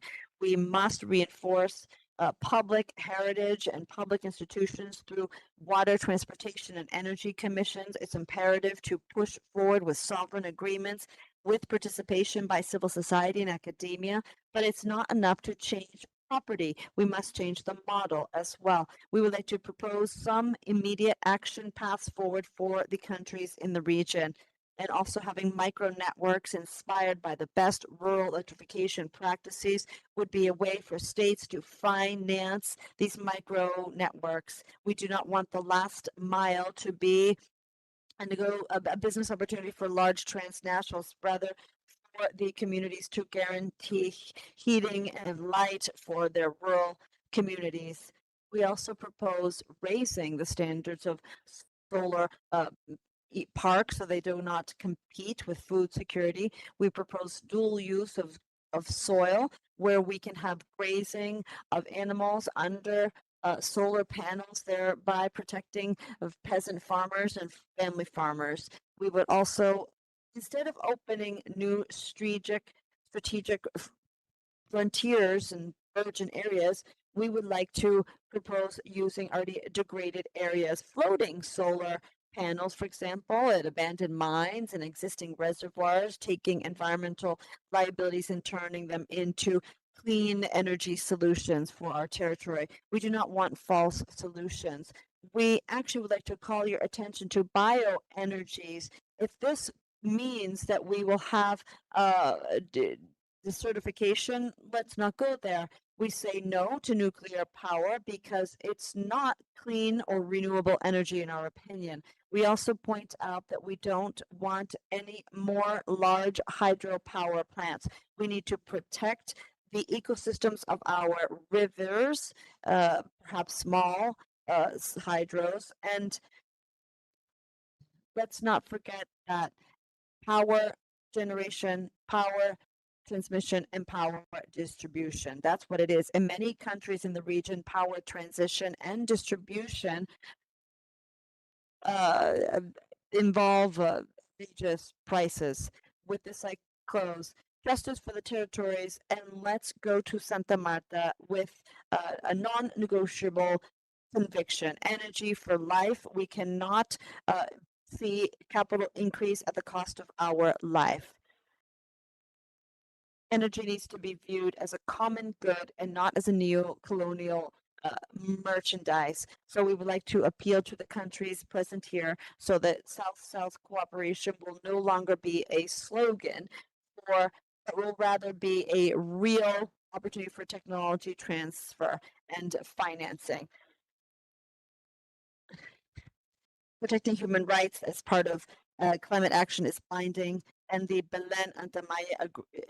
Belen Agreement put before The Hague must be done.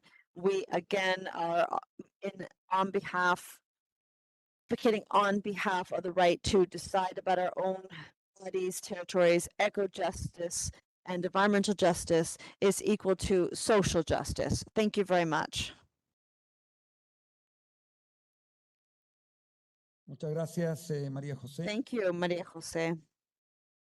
Now I would like to give the floor to Astrid Puentes. She's a special rapporteur on the human right to a clean, healthy, and sustainable environment. And I have it on good authority that she is waiting for us online. Go ahead, Astrid. Thank you. And yes, I am here. online. Thank you so much for the invitation, and I apologize for not being able to be there in person at this important event. But at least we can make the best use of technology to have a integrated conversation on energy, climate change, and the potential for reducing emissions during trips. So in any event, this is an important conversation on SDG 7 and talking about affordable and clean energy. And as the Special Rapporteur of the UN on the human right to clean, healthy, and sustainable environment, I have a few messages for the discussion today. For example, one of the challenges that we face in Latin America and other places around the globe, but I would like to focus on Latin America, is the difficulty relative to demand, to meeting the energy demand through large projects that historically have unfortunately led to major human rights violations and environmental impacts, which in many cases are irreversible. So today, within the framework of the SDGs, the first I would like to say is to remind you of this, and I'm sure you heard this, that we talk about SDG 7, affordable and clean energy. It's also important to not address this in an isolated fashion, but address it together with the other SDGs, as well as with respect for human rights. Now, that's essential. And within the Office of the Special Rapporteurs, we have talked about how important it is to consider condition, respect, and guarantee of human rights with regard to compliance with all the SDGs. So I would also like to mention the importance of respecting the right for a healthy environment. We talk about a healthy environment. Not only do we talk about protecting ecosystems or diversity, but we also talk about clean air, healthy, clean air. These are three of the key components of a healthy environment that I would like to point out today. Of course, all the elements and rights are important, but why am I mentioning this? Well, unfortunately, we have seen that in the energy system, we are highly reliant on fossil fuels, and this has had an impact on biodiversity, on air quality. Unfortunately, air pollution has reached such a level that it means that 99% of the individuals around the world breathe polluted air.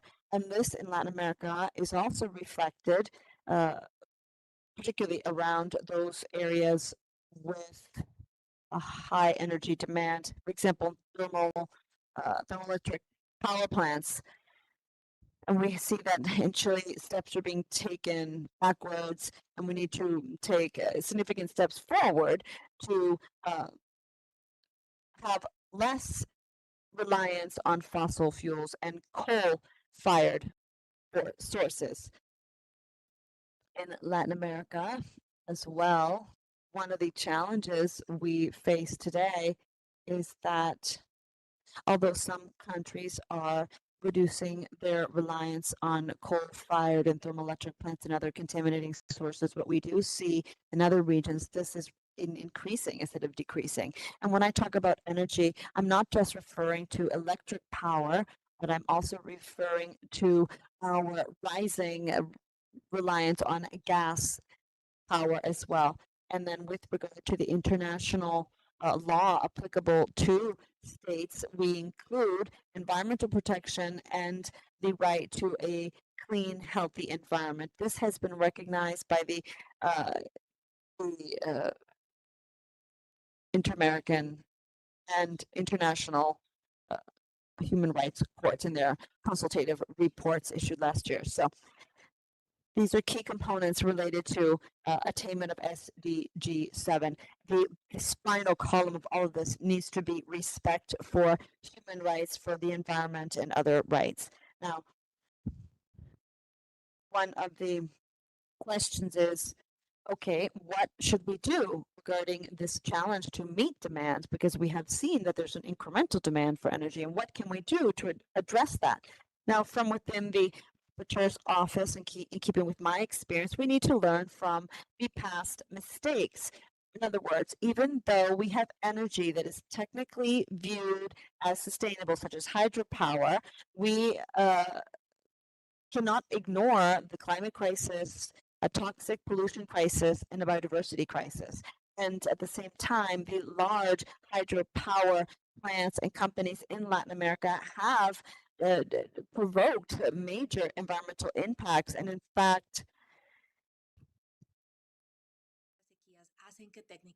because we have a risk of drought and floods, hydropower is less viable today. And so we need to decisively seek out alternative energy sources. We have seen that there are opportunities with regard to wind power, solar power, but we would also like to underscore that when we talk about climate change and energy, we also are referring to inequalities. Now, globally speaking, we see that in Latin America, we do see this as well. This is the most unequal region. Only 10% of the global population is responsible for 50% of the global emissions. We also need to ensure that in the region there is not an ongoing attempt to meet this global energy demand without assessing how to best reduce the energy demand for those sectors that are not efficiently using energy, or sectors for which there's energy demand directly related to a high level of consumption, household consumption as well, such as the industrial sector. So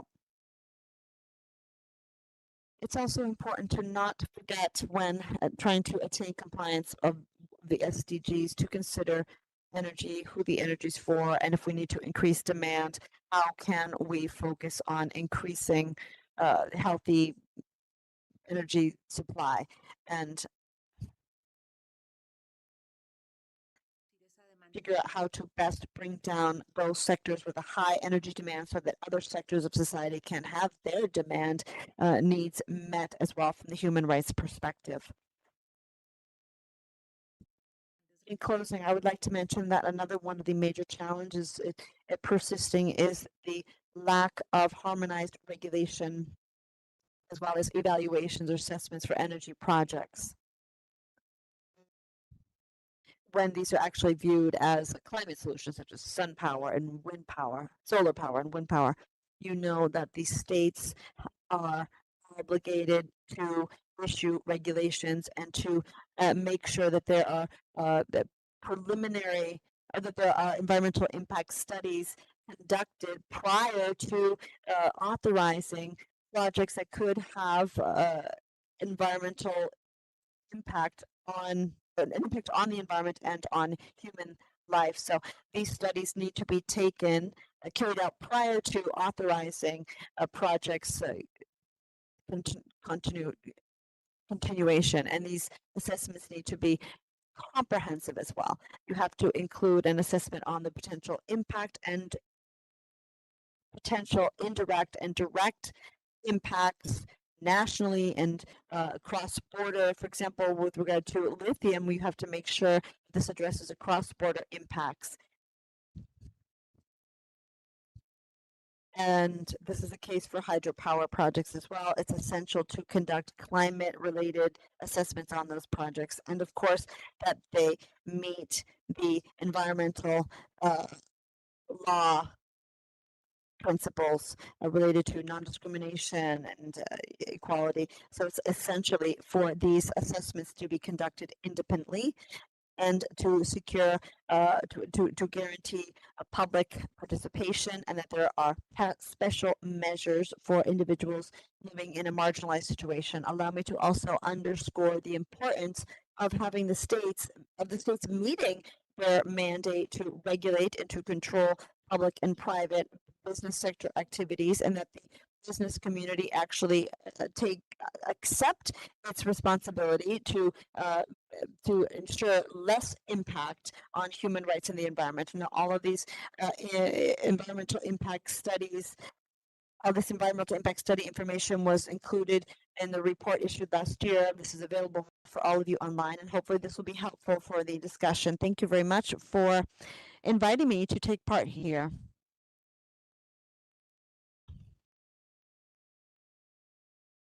Thank you, Astrid.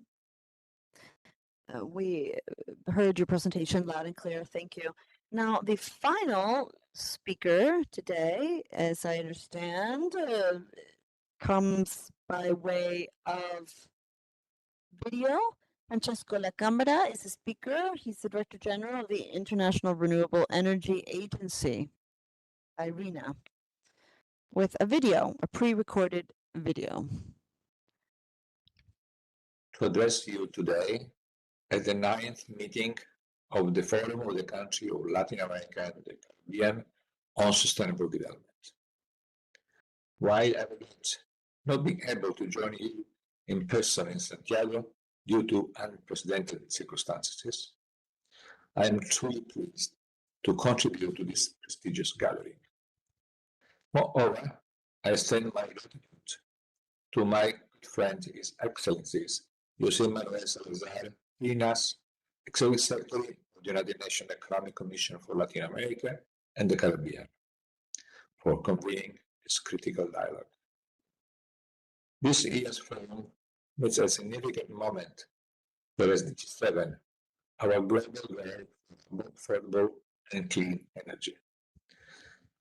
2025 saw the largest increase in renewable energy capacity to date, with the addition of 792 gigawatts of renewable capacity deployed globally. By the end of 2025, renewables accounted for 39% of global installed power capacity and comprise 85.6% of annual global power addition, largely through significant growth in solar and wind power. These figures point to a simple but powerful reality. Renewables are no longer an alternative. They are becoming the backbone of a new energy system. They are now the most competitive way to generate electricity, beating fossil fuel alternatives on cost, resilience, and long-term stability. This transformation is already underway in Latin America and in the Caribbean. In 2025, South America added 19.6 gigawatts of installed renewable capacity, representing a 6.3% increase from the previous year. Central America and the Caribbean had a further 1.8 gigawatts, growing 91% from the previous year.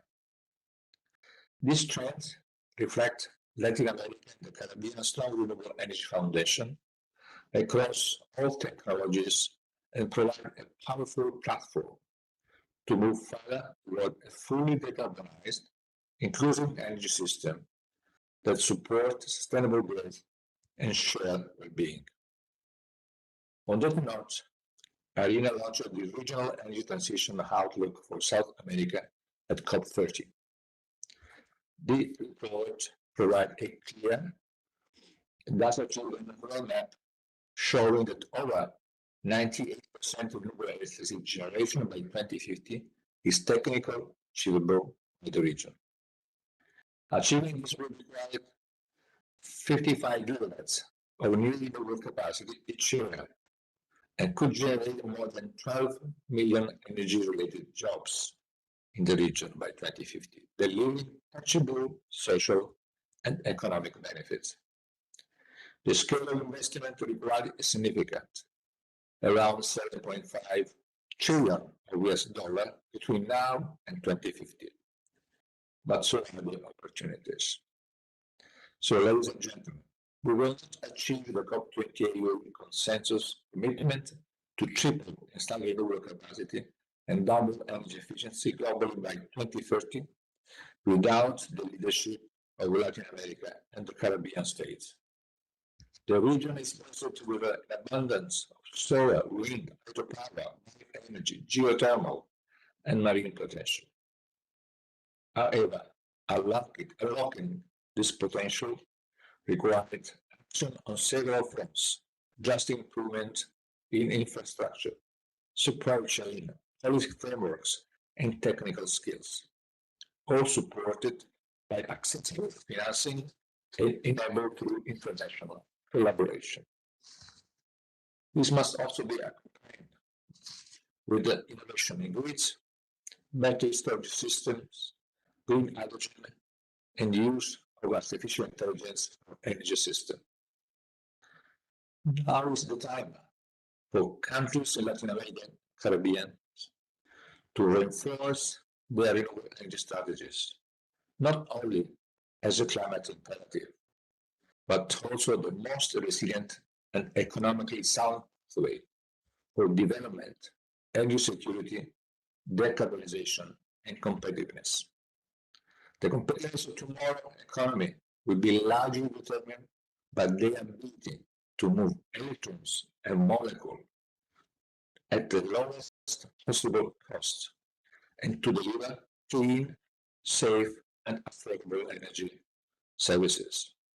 I'm certain the discussion and outcome from this high-level forum will strengthen and advance the renewable-based energy transition in Latin America and the Caribbean. The success of energy transition will not measure in gigawatts installed, but the prosperity, resilience, and opportunities it delivers to the people. Thank you. Thank you very much for your attention.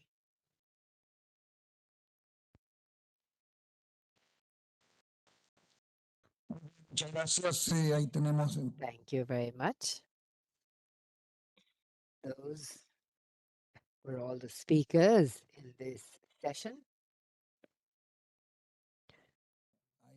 I believe that there are many elements that converge in relation to this challenge and that have been mentioned here. And so this is the time for countries and delegations to intervene and take the floor. Peru, I believe, has requested the floor. Yes? Peru, go ahead. Thank you. Delegates, energy transition today is an indispensable condition to move ahead towards more sustainable development, inclusive and resilient. And within this framework, SDG 7 convenes us to double our efforts to ensure universal access to affordable, safe, sustainable, and modern energy. Peru has achieved important progress in terms of access to power and the use of cleaner technologies, but still faces challenges in terms of extending the engagement of renewable energies and improving energy efficiency throughout the country. The access to power has increased slightly from 96.2% in 2023 to 96.5% in 2024. It's always over the 95% since 2017. And also a better use of clean fuels for cooking, going from 74.5% to 76.7% in 2024, and the highest value recorded since 2007. The Ministry of Energy and Mines informed that rural electrification rose to 86.6% in 2025, and to extend access to natural gas, we began with programs such as Bono Gas and projects and infrastructure in several regions of the country. By 2024, solar energy production, wind and biomass reached 91.7% of the national generation, a significant growth in comparison to previous years, and also furthered policies and studies to promote new sources such as green hydrogen and geothermal energy. And likewise, Peru maintained stable the energy stability since 2020. And there were conferences held, teacher training, and sensitizing campaigns to promote the efficient use of energy and also approving technical standards for more efficient devices. At institutional levels, and we have a supervisory organization that held hundreds of thousands of guidances for users, achieving improvements in quality of the electricity service. And likewise, the regional governments carried out projects for rural electrification and the expansion of natural gas. Lastly, the Ministry of Energy and Mine and Finances, financing was provided from the Green Fund for Climate with international programs supporting projects for renewables, energy efficiency, and emissions reduction, strengthening the energy transition in the country. Thank you very much.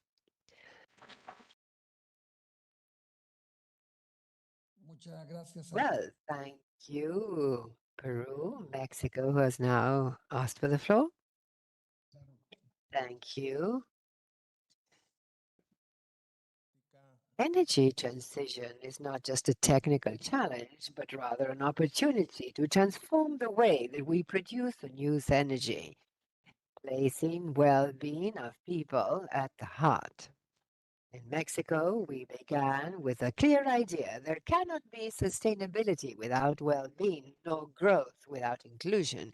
And so, aside from the instruments, what is key is the change in approach. We've not addressed SDGs in isolation, but as an integrated system. Our president, Dr. Claudia Sheinbaum, and through the National Plan for Development, has set the path towards transition, guaranteeing access, strengthening capacities, and reduces dependence.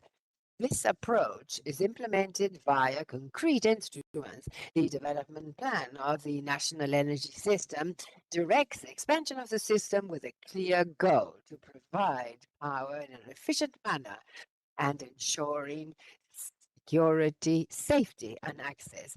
The sectoral energy programs promote self-sufficiency, promotes innovation, and strengthens universal access. The Plan Mexico brings this down to ground at territorial level, furthering electric power structures, extending generation, and strengthening networks with priorities in regions previously left behind. We also have a 3.0 technology for cleaner production and loss reductions, which allows us to strengthen the system. We do know that progress of SDG 7 in the region, although positive, still faces structural challenges. Access to energy still faces challenge, especially in rural areas and areas of difficult access. There is also dependence on fossil fuels in key sectors such as mobility. That is why in Mexico, we are furthering transition, which is not limited to power generation, but we want to move ahead with the electrification of transport, industrial transformation, and the use of clean technology at homes. This effort translates into global agendas, a national approach that is built local level up and considers the 3 levels of government and with the participation of the private sector, academia, and society. In terms of production, states such as Aguascalientes and Puebla furthering clean technologies at enterprises and SMEs, reducing emissions and improving competitiveness.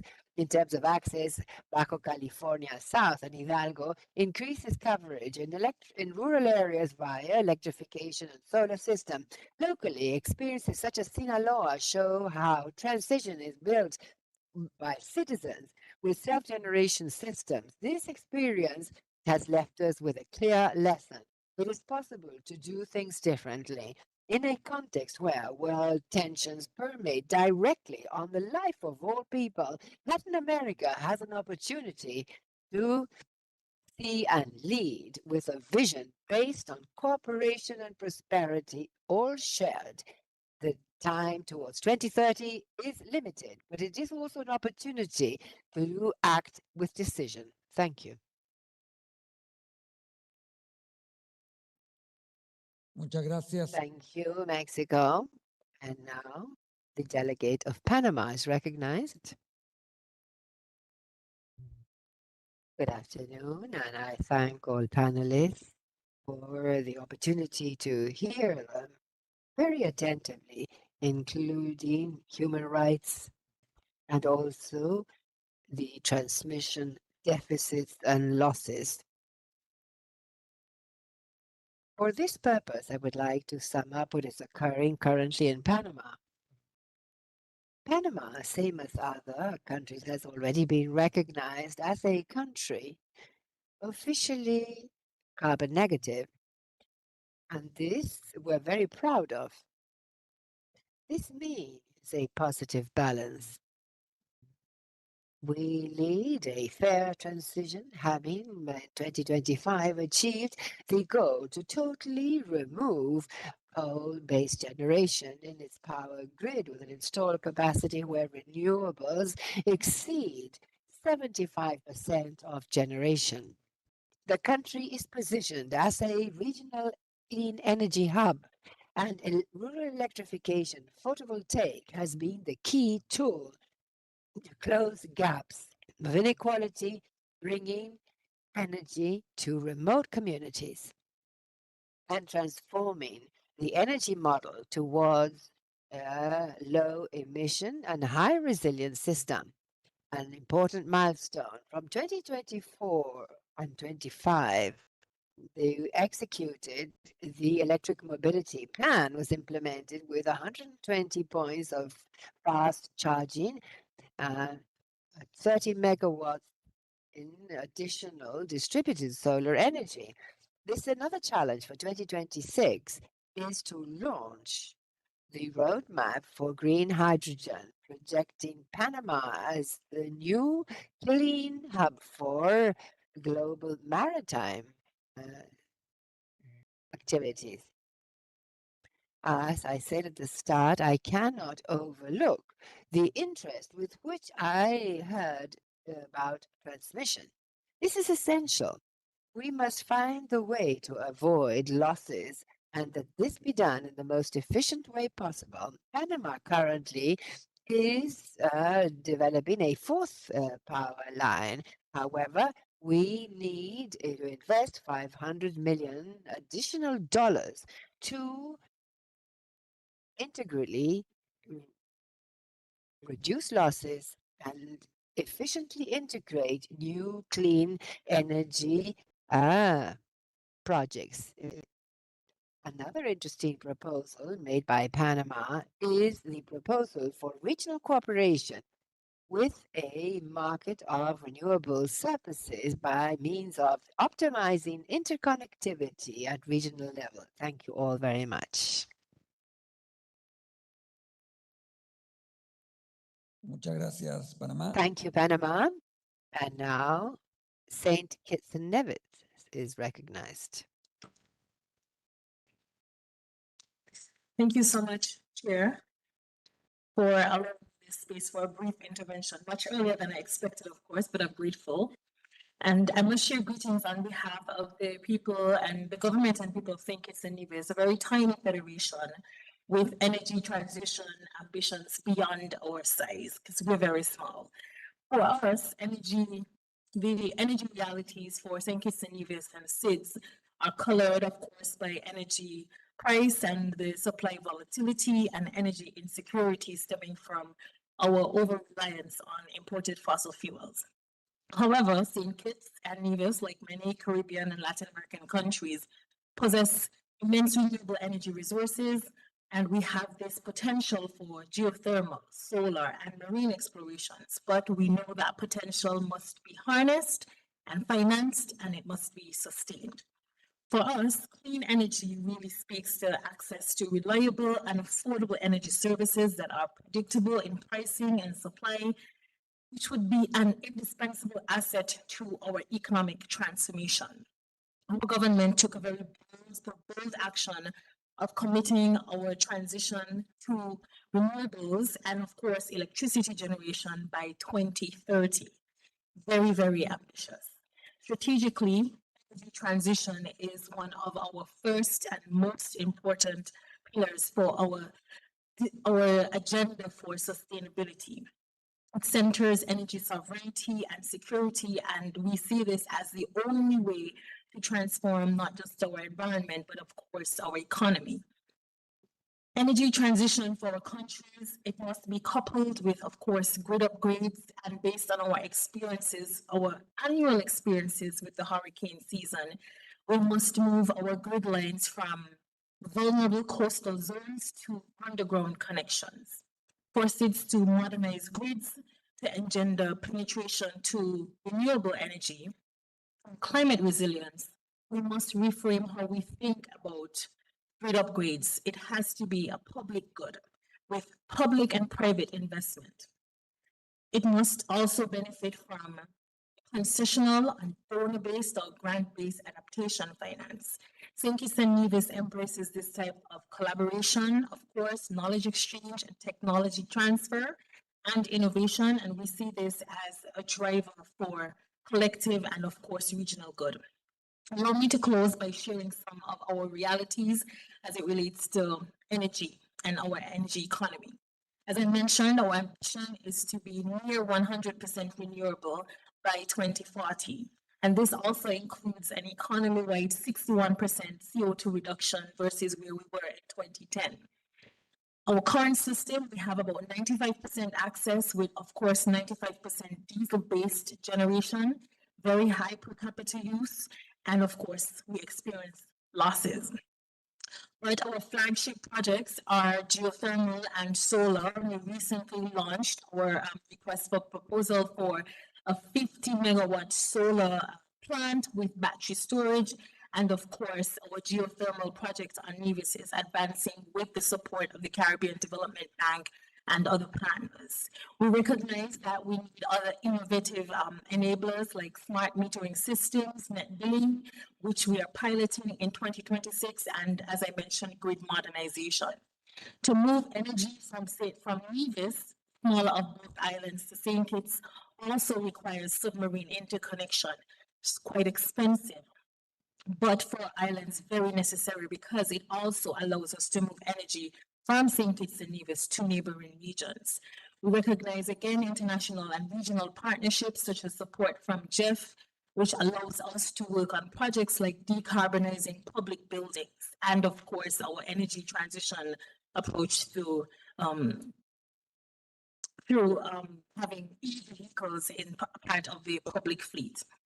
We also recognize that the energy transition for us speaks directly to economic transition, and we're working to shore-to-ship power strategy that enables more crews to home port in St. Kitts and Nevis from 2027. For all islands, energy and water happen to be life, and we have linked the provision of water, because we're an extremely water-scarce country, to reliable energy. Access to clean energy transforms not just our cruise sector, our food sector, and water sector, but the main consideration here is who are we doing this for?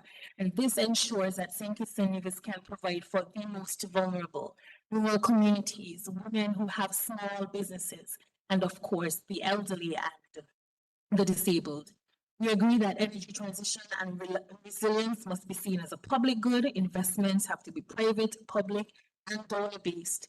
And we must ensure that as a region, we work to protect lives, livelihoods, and of course, the environment. Thank you.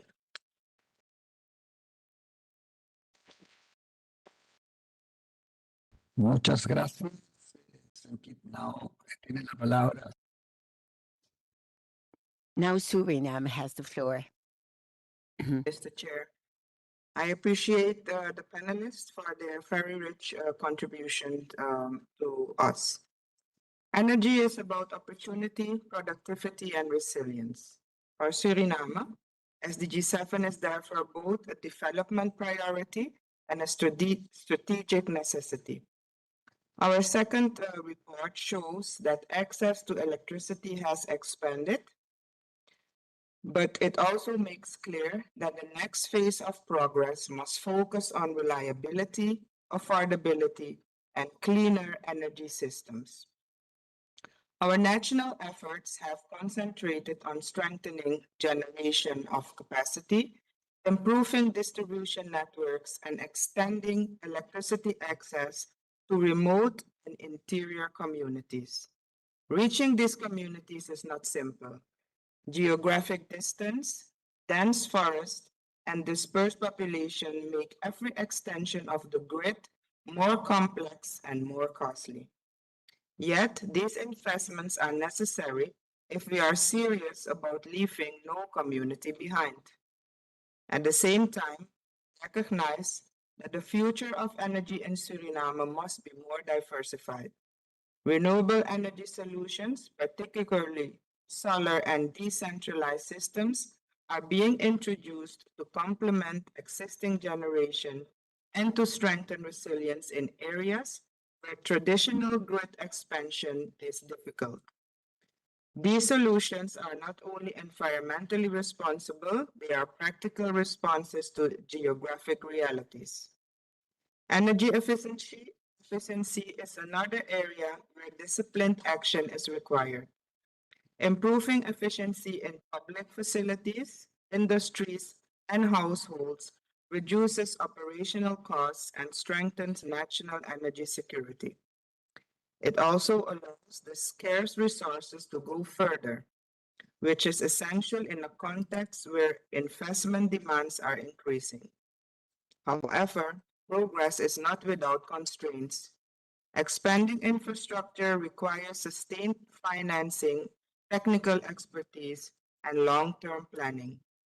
Transitioning towards cleaner energy also requires regulatory clarity, investment incentives, and consistent institutional coordination. Without these elements, progress slows and system becomes vulnerable. Looking ahead, our priorities are practical and focused. Expanding reliable energy access in underserved communities, increasing the share of renewable energy, strengthening efficiency measures, and investing in resilient modern infrastructure. SDG 7 is not only about powering homes, it is about powering development itself. Reliable and sustainable energy enables economic growth, improves livelihood, and strengthens national resilience. I thank you.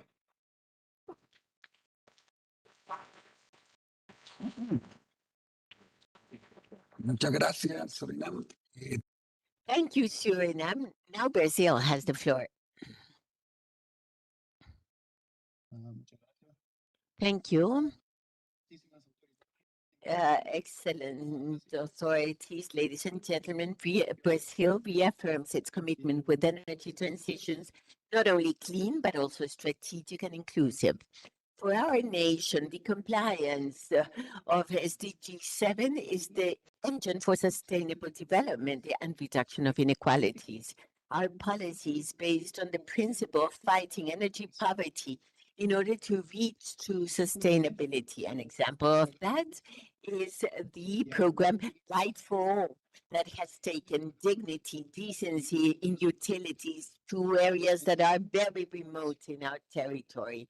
The expansion of renewable sources like wind, solar, and green hydrogen need to be responsible. All energy projects need to be protected by rigorous socio-environmental protection. And we cannot allow transition towards a sustainable future will reproduce older patterns of exclusion or territorial conflicts. Decarbonization should go hand in hand with social justice. Brazilian energy matrix is outstanding internationally for being one of the cleanest in the world, and as to the systematic incorporation of renewable sources. From the first decade of the 20th century, the country has developed the use of hydroelectric power and then bioenergy, particularly based on sugarcane. And that conferred Brazil an early trajectory in diversification of energy. This story allowed us to consolidate a clean matrix with hyper share of renewable sources as compared to global averages. In the global arena, Brazil leads with concrete actions in the global partnership against or for biofuels and the chair of G20, promoting symmetric international cooperation, ensuring financing and technology transfer. In COP30 in Belém do Pará, we ratified our vision. Energy transition needs to be just, humane, and sovereign. We will relentlessly work to massify access to clean energy with a firm process of leaving no one behind. Thank you very much. Thank you, Brazil. And now, Delegate of Cuba has the floor. Good afternoon. Your Excellencies, dear distinguished colleagues, affordable and clean energy is more than a technical objective. It's the basis on which climate justice is built, sustainable development and dignity of peoples. Latin America and the Caribbean have shown political will and commitment, but also face structural inequalities that demand collective solutions. In this context, Cuba affirms the principle of differences and the reality, international reality needs to recognize the reality of each nation. Energy transition cannot be uniform nor impose new dependencies. It needs to be just, inclusive, respectful of national priorities. However, we cannot ignore that external restrictions exacerbate our vulnerabilities. The economic and financial blockade imposed by the US for more than 6 decades is the main obstacle for the compliance of SDG 7 in Cuba.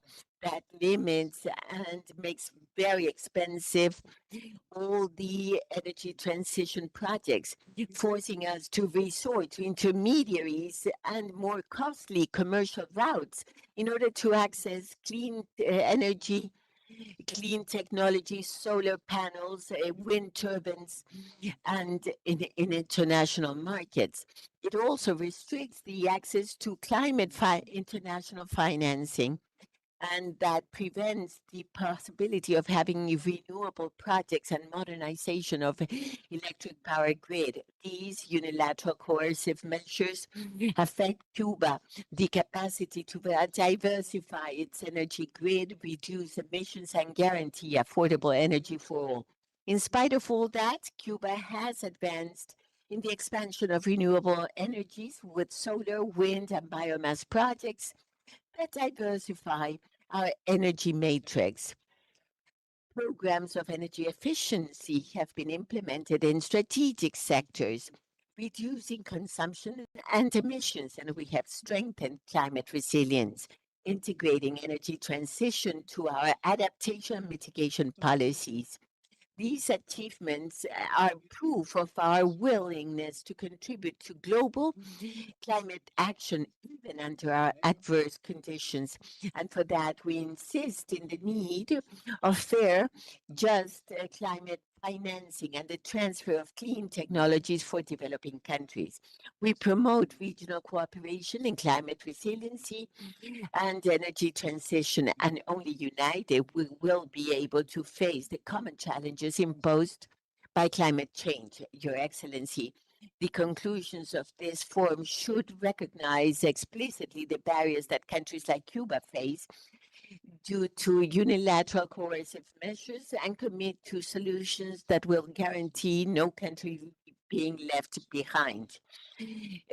International solidarity and commitment are indispensable for affordable and clean energy to be a reality in our region. Thank you very much. Thank you, Delegate of Cuba, and our support because you've lived energy difficult weeks. I now would like to give the floor to Delegate of Ecuador, who has raised, yes, her flag.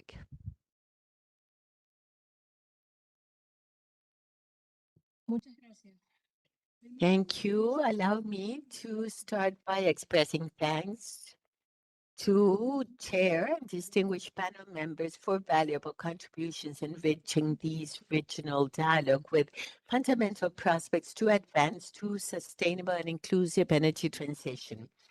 We ratify our commitment with SDG 7, designed to guarantee access to affordable, safe, sustainable, and modern energy for all, recognizing its enabling role for economic development and reduction of inequalities in line with the challenges already mentioned by ECLAC. Ecuador has registered progress in configuring its energy matrix with a high participation of renewable energy, mainly hydroelectric power. This structure evidences limitations insofar as diversification of sources and operational resilience in view of the hydrological variability, and thus we need to ensure security incorporating supplementary sources and greater flexibility of the system. During 2025, relevant progress has been evidenced in infrastructure and coverage. The hydroelectric complex at Toache Plateau has advanced with benefiting 18.4 million inhabitants with clean energy. Also, the national electric power system has been strengthened with more transmission reaching 7,106 megawatts. As to diversification, Ecuador has implemented measures designed to reduce more contaminant fuel dependency. Gas Vesuvio project has a possibility of 13.5 megawatts, replacing diesel for natural gas, and also monitoring of energy losses has established a baseline for the Reduce Plan 2026 to 29, identifying critical losses points in Guayaquil and in Manabí, 22.6%. That guiding focused interventions to improve the efficiency of the system. In spite of this progress, we recognize a central challenge: the high dependency on hydroelectric power generation. Although it is allowed to go to a matrix low in carbon, also there are risks for climate, and that demands energy diversification and increasing resilience of the system. We reaffirm our commitment with the exchange of experiences and promotion of a just energy transition, contributing to Latin America and the Caribbean. We reiterate the importance of strengthening financing, innovation, and strategic alliances to ensure the compliance of SDG 7 in consistency with the 2030 agenda. Thank you, Ecuador. And we have the last intervention, Colombia, country statements, that is, the last country statement, Colombia. Thank you, Secretary. Colombia reaffirms its commitment with the just energy transition as a pillar to advance to the achievement of SDG 7 and our climate objectives. We have proposed to reach a carbon neutrality in 2050 and reduce in 51% our emissions for 2030. Understanding that the transformation of the energy sector is central but not enough on itself. For us, just transition involves systemic transitions, transcending energy, addressing social, economic, and territorial dimensions, guaranteeing equity, inclusion, and social protection. And this involves including local communities, indigenous peoples, Afro-descending workers, youth, and ensuring no one left behind. In the energy area, we start from a sound foundation. Our electric power comes from 10% of non-conventional sources. We are promoting diversification of matrix, promoting solar, wind, geothermal, and green hydrogen energies. We have a potential in wind energy. In the Caribbean of Colombia, the it exceeds the 50 gigawatts, and we have the first round for projects offshore with great international interest as part of a long-term strategy to be consolidated as a relevant player in global energy transition. In green hydrogen, we see a strategic opportunity to promote reindustrialization, generate green employment, and clean energy providers internationally. But there are challenges. Energy security involves strengthening the resilience of our systems vis-a-vis climate variability, given our dependence on hydropower. And this means advancing in storage, technological diversification, and resilient infrastructure. Likewise, it is fundamental to close access gaps. We have micro networks and hydro systems in non-interconnected areas, strengthening autonomy, energy autonomy of communities. We would like to emphasize that for middle-income countries like Colombia, the access to financing is a critical challenge. Just energy transition calls for significant investments. We need to advance in innovative financial mechanisms, not increasing debt, reducing or broadening fiscal space.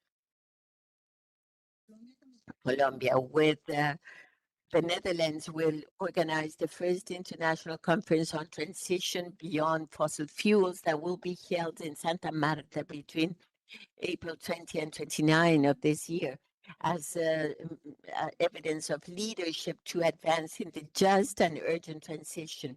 In spite of the recent international support to transition, still there is no forum to evaluate collectively and consistently the scenarios, requirements, and structural transformations to reach this objective. Although COP28 established a mandate to move forward in transition far from fossil fuels, no organization has made this mandate operational. This is concerning that if the extraction of fossil fuels represents 35% of greenhouse emissions according to the best scientific evidence, and the conference tries to be a point of inflection, moving in transition with practical routes and enablers that for the transition. The process explicitly recognizes the deep asymmetries among countries and places fair, just a transition in the center, addressing fiscal economic dependence, productive transformation, avoiding new forms of extractivism. And in conclusion, Colombia reiterates that to move towards SDG 7 calls for a just energy transition, inclusive, adequately financed, recognizing the reality of developing countries and strengthening international and regional cooperation. I need to refer to the rejection and energy blockade suffered by the people of Cuba, and in the perspective of leaving no one behind, our region cannot be tolerant with the situation of this population. Thank you very much.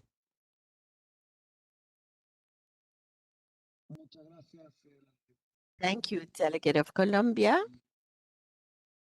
And as there is no other request, it would be then the agencies, and it is FAO who asks for the floor. Yes. Thank you, Chairman. With regard to SDG 7, we would like to mention the urgent need of expanding the use of renewable energy sources for agri-food systems to guarantee access to reliable energy for all. In this context, we underscore that the agri-food systems using smart, intelligent energy applications expand access to energy while also reducing emissions and boosting resilience and productivity, thereby contributing to food security and climate-related objectives. Likewise, FAO fosters the solution of agri-food systems under climate policies and emphasizes that the nationally determined contributions and energy policies and investment plans should be aligned with national strategies, thereby including specific and concrete actions for the agri-food system sector. Moreover, we would like to underscore the importance of expanding sustainable bioenergy using agricultural waste to heat and have clean cooking solutions. This reduces fossil fuel reliance and emissions, contributes to gender equality, and betters health. Likewise, we promote renewable energy sources for agriculture and fisheries, boosting, but also focusing on low energy, high energy efficient systems for cold chain. We also underscore the importance of expanding renewable energy and energy efficiency solutions to urban food supply systems such as retail and logistics systems and fuel systems with a view to reduce emissions and improve access to food in cities. Thank you.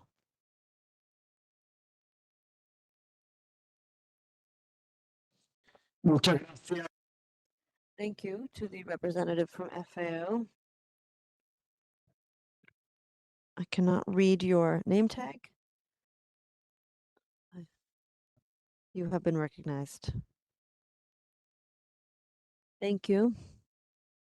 Distinguished panelists, delegates, and colleagues, the UN Human Rights Organization would like to address some aspects relative to SDG 7.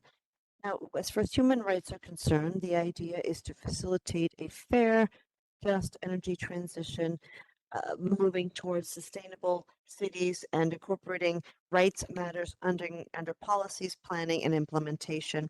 This approach helps to be ahead of and mitigate the potential negative impacts related to the technical aspects of some renewable energy projects that, if they are not properly managed, may undermine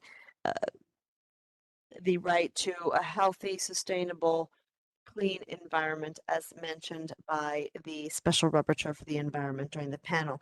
If human rights are located at the heart of project governance, it will be essential to securing equality. Otherwise, it may lead to discrimination and have an impact on marginal groups. There is one issue of major concern relative to SDG 7, and that is related to the critical minerals that are so essential for the energy transition. Critical minerals have become a core aspect related to investment, trade, and the industrial policies of countries nationally, globally, and governance of these is a key component for the economic transition we are experiencing. The way these elements are extracted, processed, and traded can bring about benefits for all or not, and again, could disproportionately affect the marginalized groups. In other words, if not done well, it would perpetuate a negative situation. This is key for our region, specifically relative to lithium. We just had a parallel event involving Argentina, Bolivia, and Chile, because this is crucial for storing energy for electromobility. Latin America and the lithium triangle, based on the information provided by ECLAC, account for more than 50% of the global resources. So this makes the region at the heart of other assessments, and it's important to have policies that would be aligned with human rights in order to ensure that the communities are protected. Those communities mostly directly affected by the activities, as well as the indigenous peoples living in the areas where we tend to find this mineral. The human rights approach is relevant, therefore, for conducting preliminary assessments, for public and participatory consultations. And even though we may use the best possible science available, as well as ancestral indigenous information and traditional information and women's information, we think it's important to work on designing solutions for waste management and what to do after the useful life. We also need to demand that the companies implement sound due diligence processes related to human rights and to guarantee access to justice and have effective recourse, as well as the guarantee for having situations not be repeated. Thank you.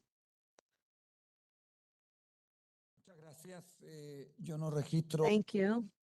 I do not see any additional requests for the floor. One moment, I will take a quick look around the room. Apparently no one else has requested the floor. No delegations and no one from civil society. Therefore, I would like to ask if the members of the table have any comments. If not, I will take a few minutes to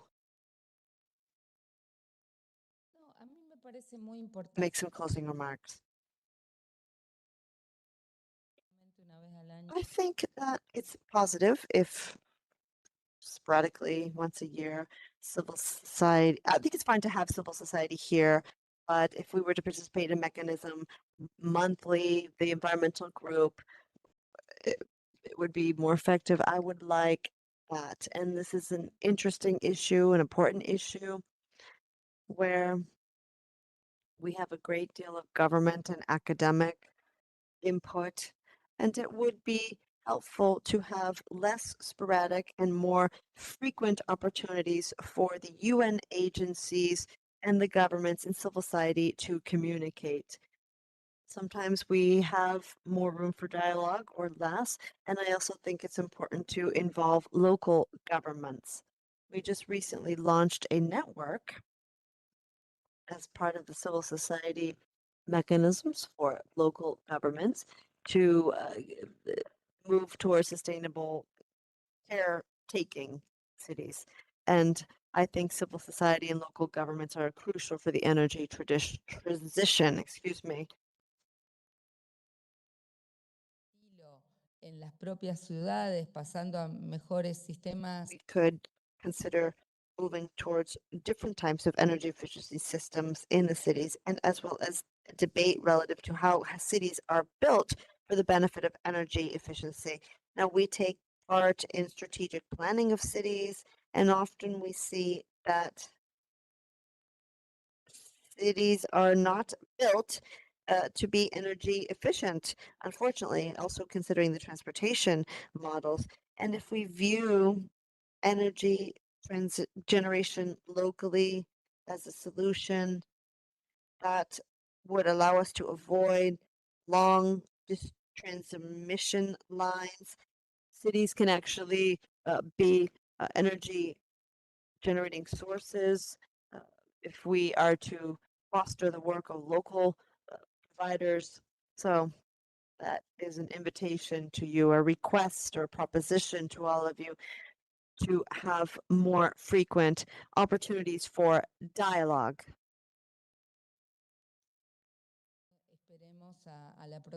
And let's not wait until the next forum to bring these topics back to the fore. Thank you.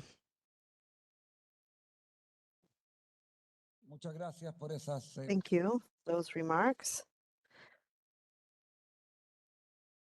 Javier. Thank you. I just wanted to refer to the importance of the challenge we face.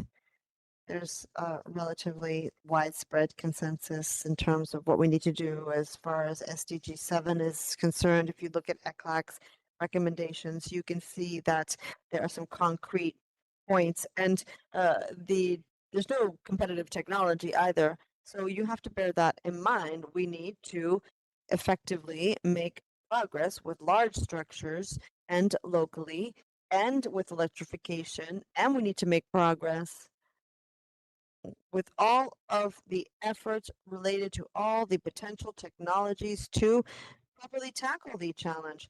Now, if our discussion is going to be what should we do first? Should we do something small first or large lines or distribution, or perhaps first we need to electrify transportation? If we do that, unfortunately, it's more than that. It's a public policy. It's a major public policy challenge, and so to rise to the occasion, we need to have to come up with huge, gigantic solutions.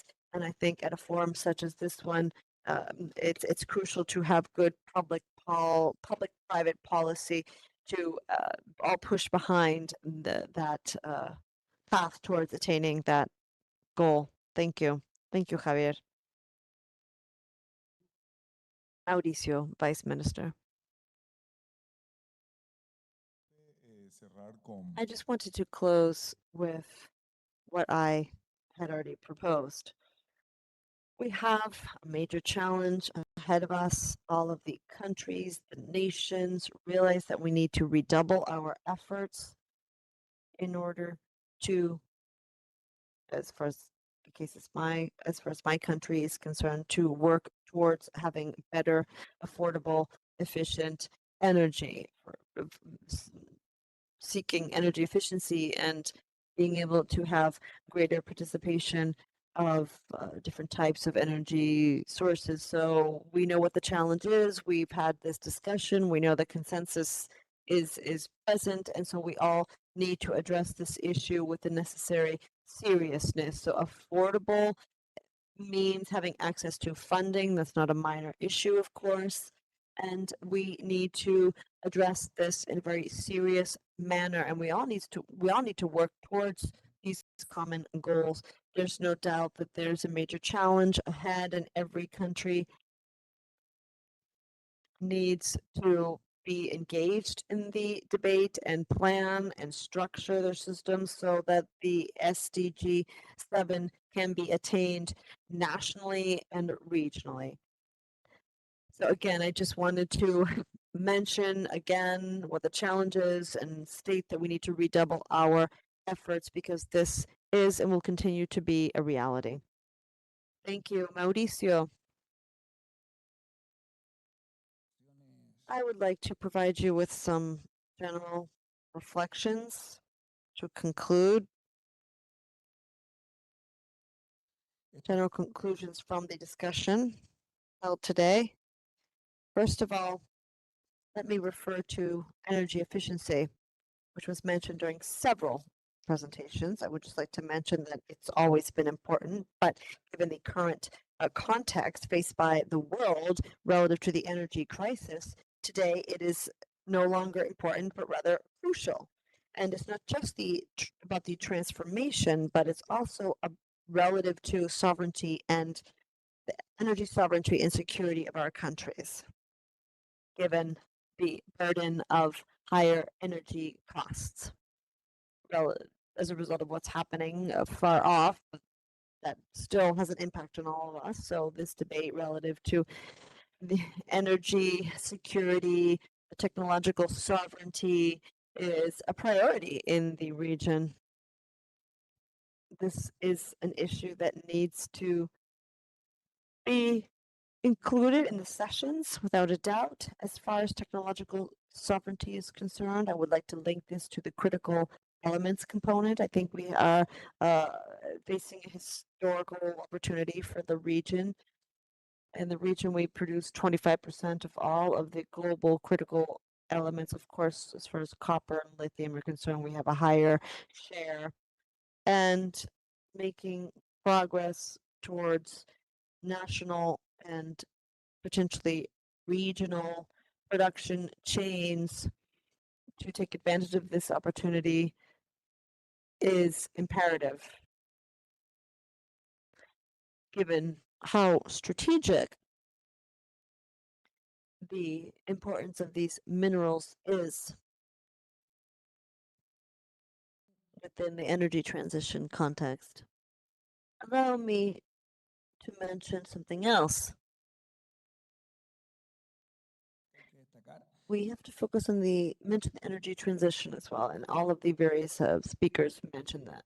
In Latin America and the Caribbean region is a very diverse, rich, complementary region, but above all, we see that there are different leaders in the region in terms of technology. Some countries spoke of hydropower, others wind and solar and critical minerals specifically. Therefore, I believe that we always have to understand that our region has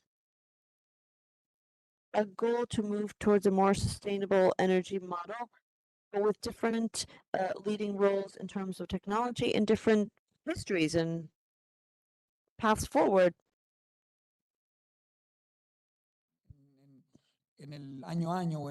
So on a daily basis and an annual basis, the energy transition in our country is not linear. This is a transition that meets challenges along the way. Now, as far as green hydrogen is concerned, and the economy relative to green hydrogen is not the same today as it was several years ago. Different decisions have been made, and we have to recognize that things evolve. And this is important to recognize as far as public policy decisions are concerned. It was also made quite clear here today that this challenge may be greater for our region, despite the fact that we are headed on the right path with regard to SDG attainment.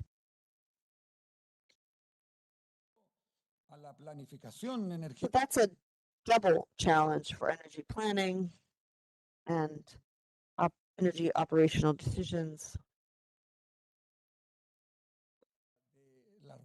As I mentioned, as far as the transformation pathways forward, we need to consider this. So we are transforming within this ongoing context of uncertainty. Now, the 27 ministers of the region address integration. That's one of the main aspects, but there are other specific aspects related to energy efficiency in specific countries. But there's a common vision that's been very helpful for all of our countries, and that is to come up with common regional targets for different themes. For example, by 2027, the idea is to have at least 95% of the population in our region having clean technology available. Someone talked about coal as well. There's another decision that the ministries took several years ago, and that is the commitment to not build any more coal electric power plants. So our role is to, from a policy perspective, agree to targets that can mobilize. We are working on a variety of different initiatives. I can share that with you if you would like. This has been part of our mission, and it's related to our organization's governance. So thank you very much for your participation. Thank you to ECLAC for providing this venue for a regional dialogue relative to the progress we're making in such an important area such as energy. And this is an issue related to development, geopolitical aspects, and that's it. Thank you. Thank you. And now we will begin. Industria, inversión e infraestructura. En la región continúan prevaleciendo factores estructurales asociados a bajos niveles de industrialización, innovación y, de manera más general, transformación productiva, para dialogar sobre los desafíos comunes y avances en estas materias. Dejo la palabra a Dinis, jefa de Alianzas y Relaciones Exteriores de la Oficina de América Latina y Caribe. Gracias, gracias. Gracias. Luego. Ah, y ahora vienen.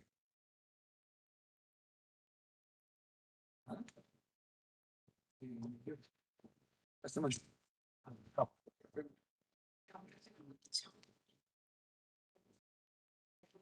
Dile entonces.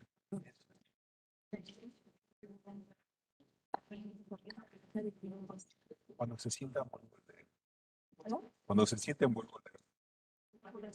Esto.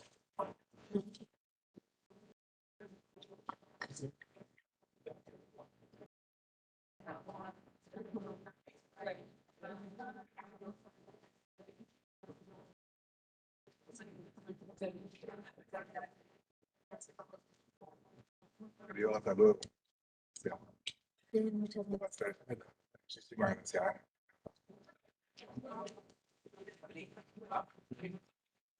No.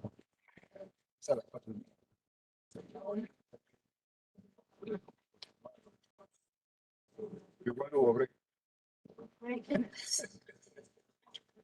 Tanto que hicimos el trabajo.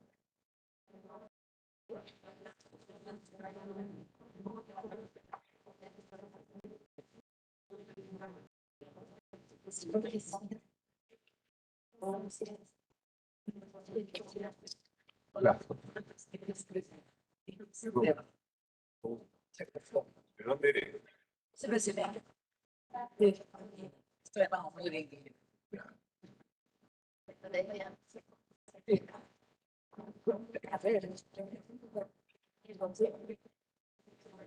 Esperemos.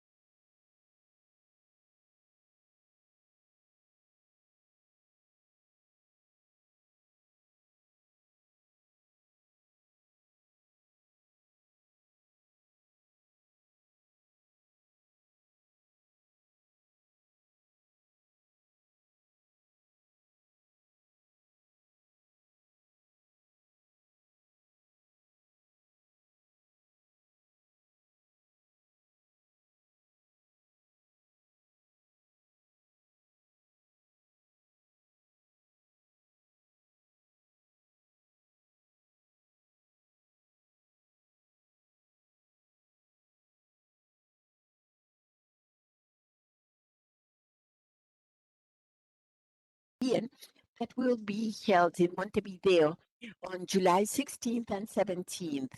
The conference will address comprehensively green industrialization, value chains, resiliency, digital transformation. It will be great, and this panel will be a great step for that conference. Without further ado, I would like now to have our panel members participating with the view in that this panel is an opportunity to reflect on how to strengthen capacities of innovation, technological transformation, relaunch productive transformation, and build resilient infrastructures without leaving anyone behind.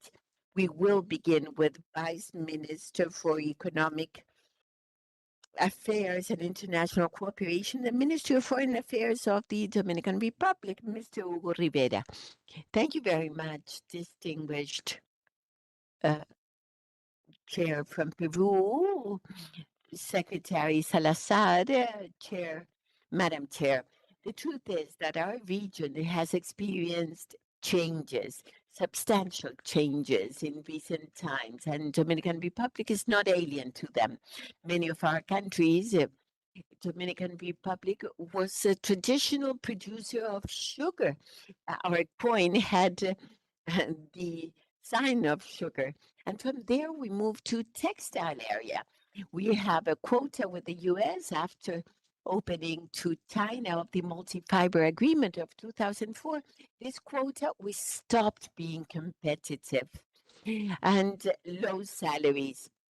And Dominican Republic moved its investment attraction, and we focused on medical devices. We are the most important exporters to the US.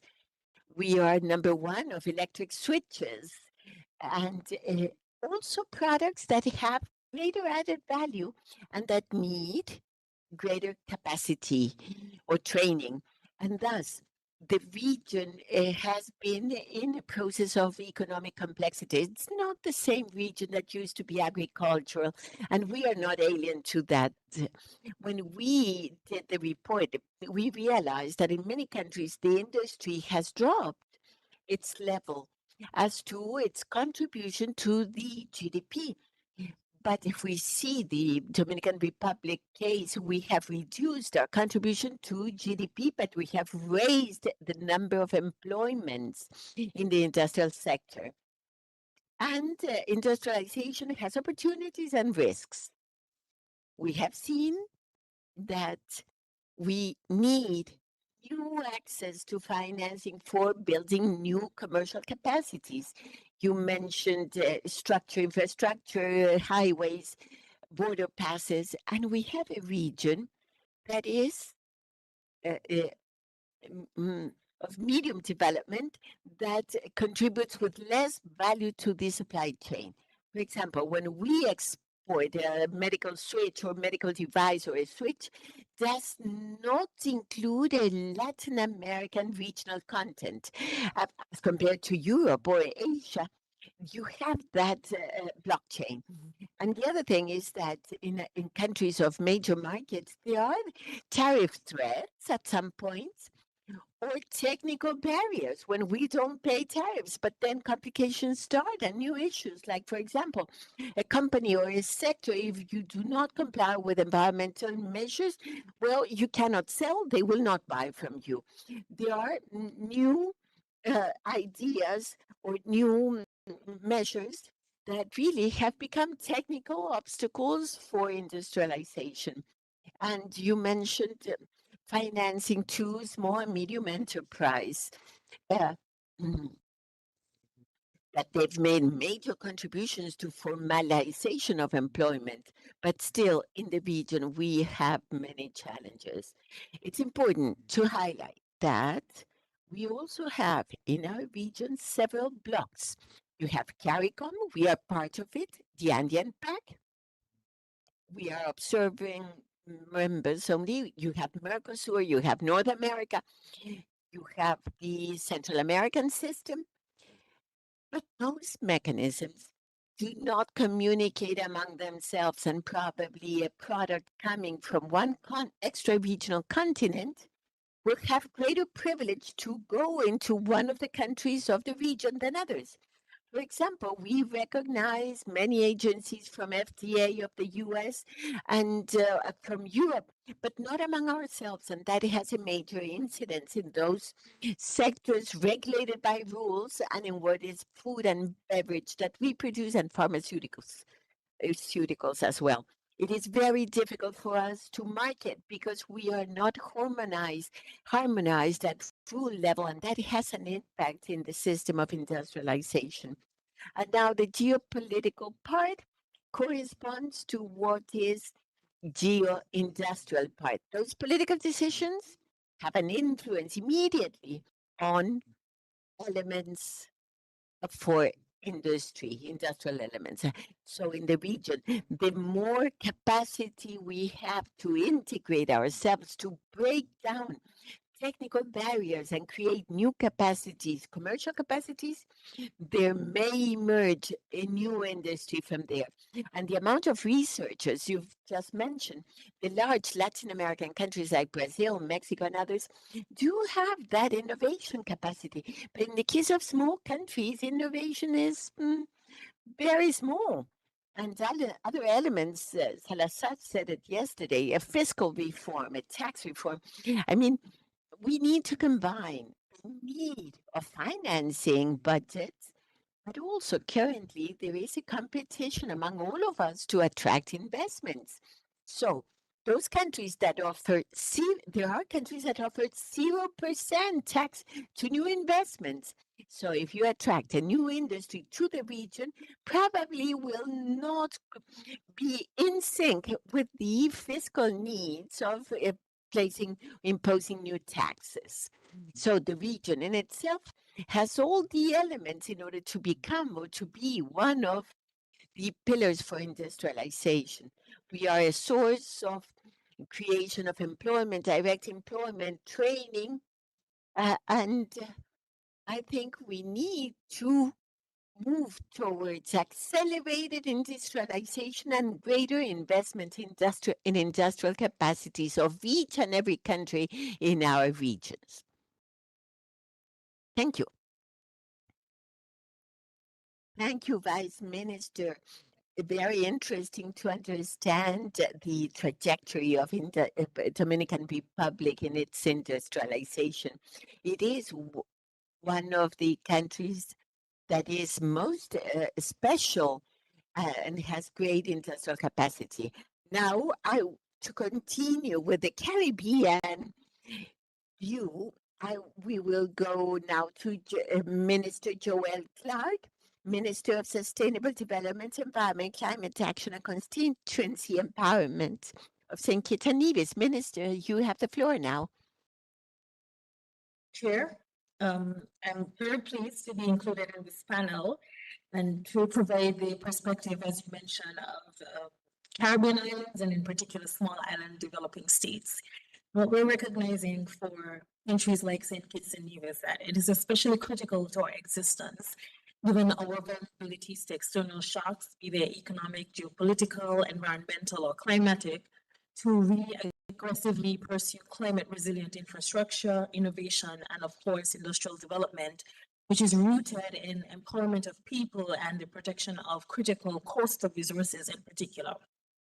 For us, Goal 9 is largely the way sustainability physically materializes. Primarily, it represents like brick and mortar it's the brick and mortar for our development, but it also includes the scaffolding of our progress and the engine of our institutional capacities through foresight, planning, and of course, strategic investments. Unfortunately, the national data, and in some cases across the region, indicates that there is a widening chasm between where we want to be, where we ought to be, and where we are.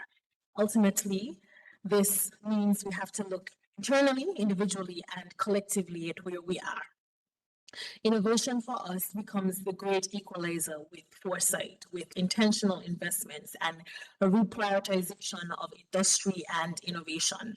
We can get closer to meeting the targets of Goal 9 in the context of St. Kitts and Nevis, where we're moving from an agrarian economy to a service-based economy to light manufacturing, investments in financial services, and now we have to consider again an economic shift, an industrial shift, which considers AI and of course big data.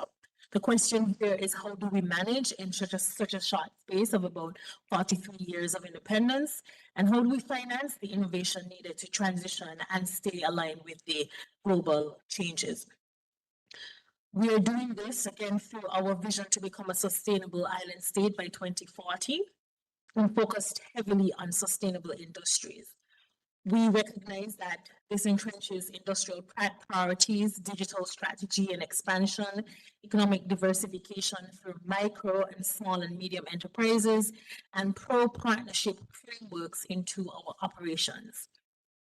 Allow me to reference some cases which we find are successful cases across the Ministry of Public Infrastructure, Physical Planning and Energy, which highlights how we're working towards the targets for Goal 9. We recognize that some of the key infrastructural challenges we face required heavy investments.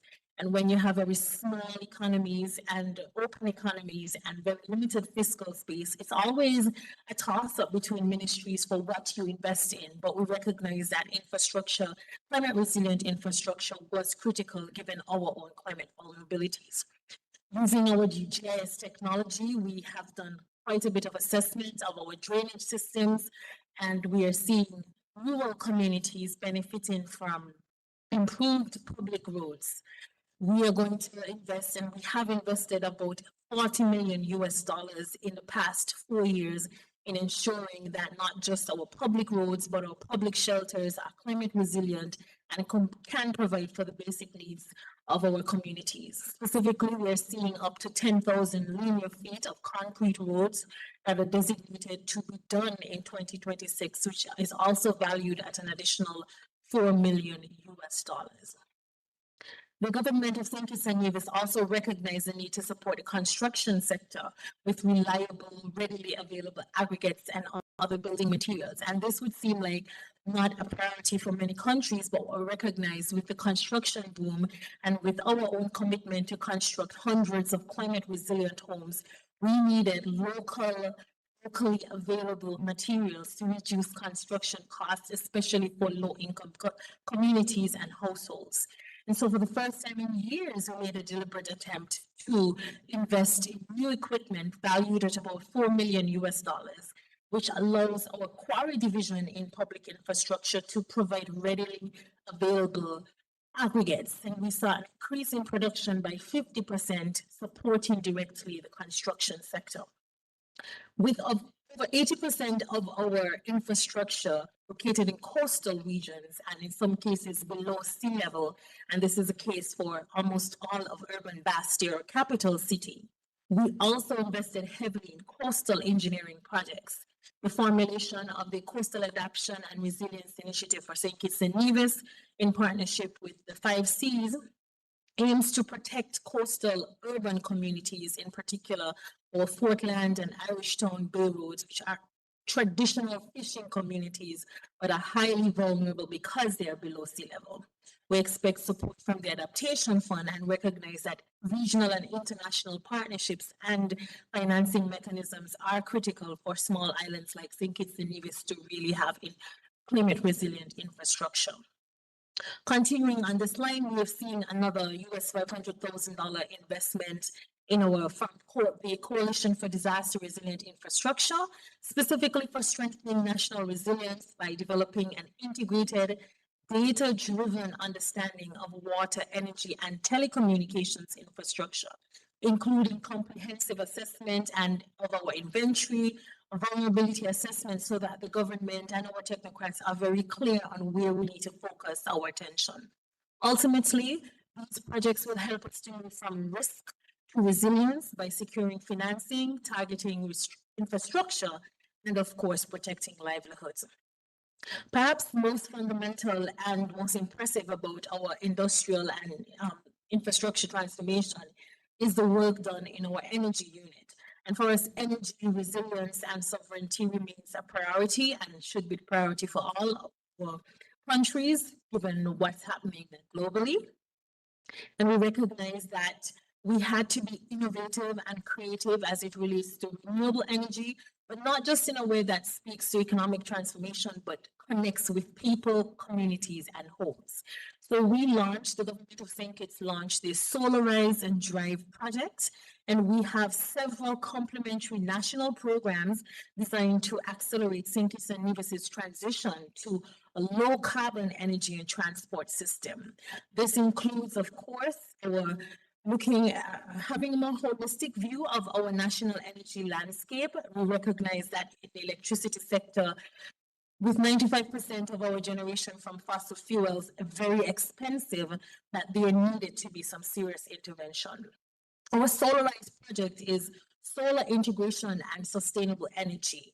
And a key feature of this project is it allows homeowners with solar panels to connect and do the net billing mechanism with our local energy producer. This allows for grid-connected solar PV and hybrid of whether it's solar and storage systems. We are seeing benefits in terms of reduced electricity bills for households, improved energy security, because one thing is true about energy generation in our country, at least every other month you're going to experience an outage, and this is something that we want to end. And of course, job creation and skills development. And final project, which is our DRIVE project, which is Decarbonized Roadway Initiative for Vehicle Electrification, also speaks to our national EV policy, transition policy, which is providing that regulatory framework for us to implement mandatory systems and standards for EV transition. And we're hoping to see similar benefits for road users, for vehicle users, a cut in fuel imports emissions, lower long-term energy and transport costs, and of course, it will position the Federation as a regional leader in clean energy and mobility. Industry, innovation, and of course, infrastructure remain our priority. However, I must close by reminding us that the aspirations on the Goal 9 are as much about modernization, economic transformation, as they are about ensuring stronger livelihoods and safer communities and climate resilient societies. Our region must share knowledge and experiences, hence the relevance of this particular space, and find ways to resource our own successes given the mercurial and volatile nature of global commitments. Thank you.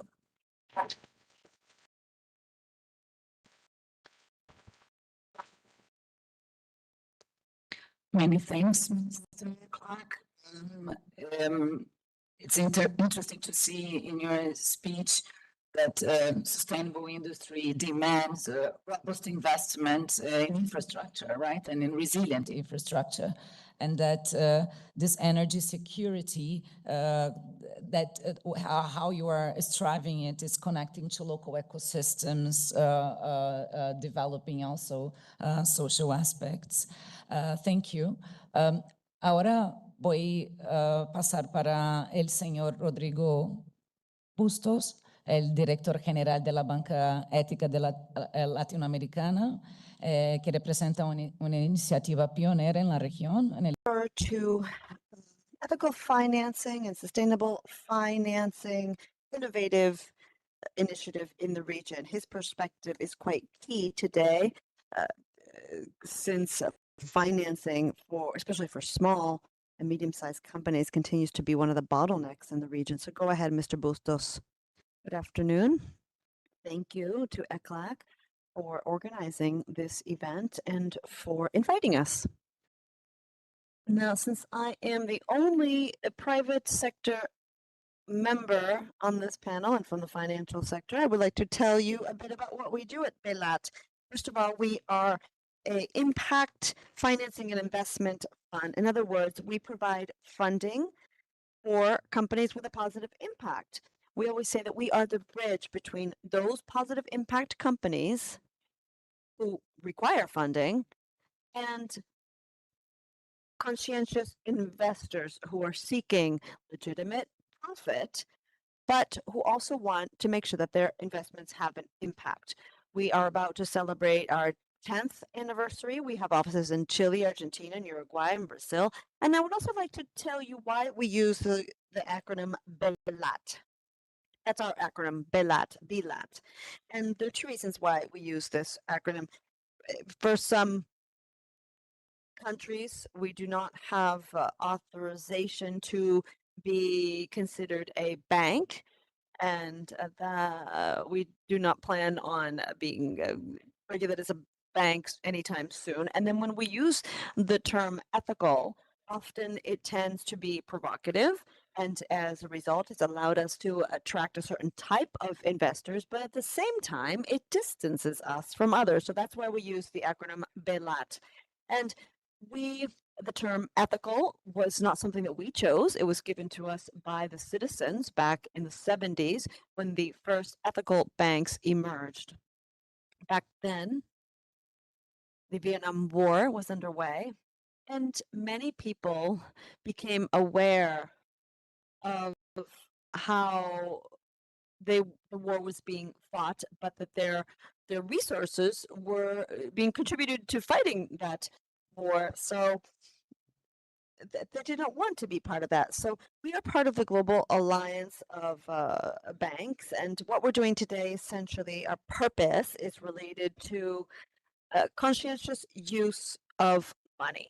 We know that if we as a society begin to become more aware of what we're doing with our money, we are going to be more ethical, one could say.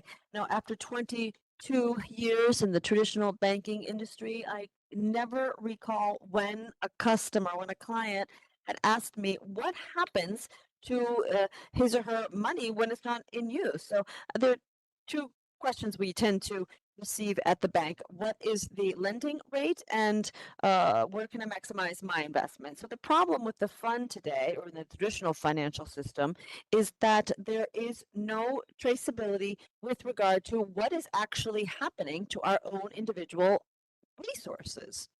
The funds don't have resources. It's our resources that we put into the funds. Let me provide you with an example. Chile exports fruit, blueberries, for example, as well as other products. And today, a cluster of blueberries could end up in Japan. And today, we can just take with the barcode, have the complete traceability of where the blueberry came from, who was the farmer who picked them, what was the cold chain, etc.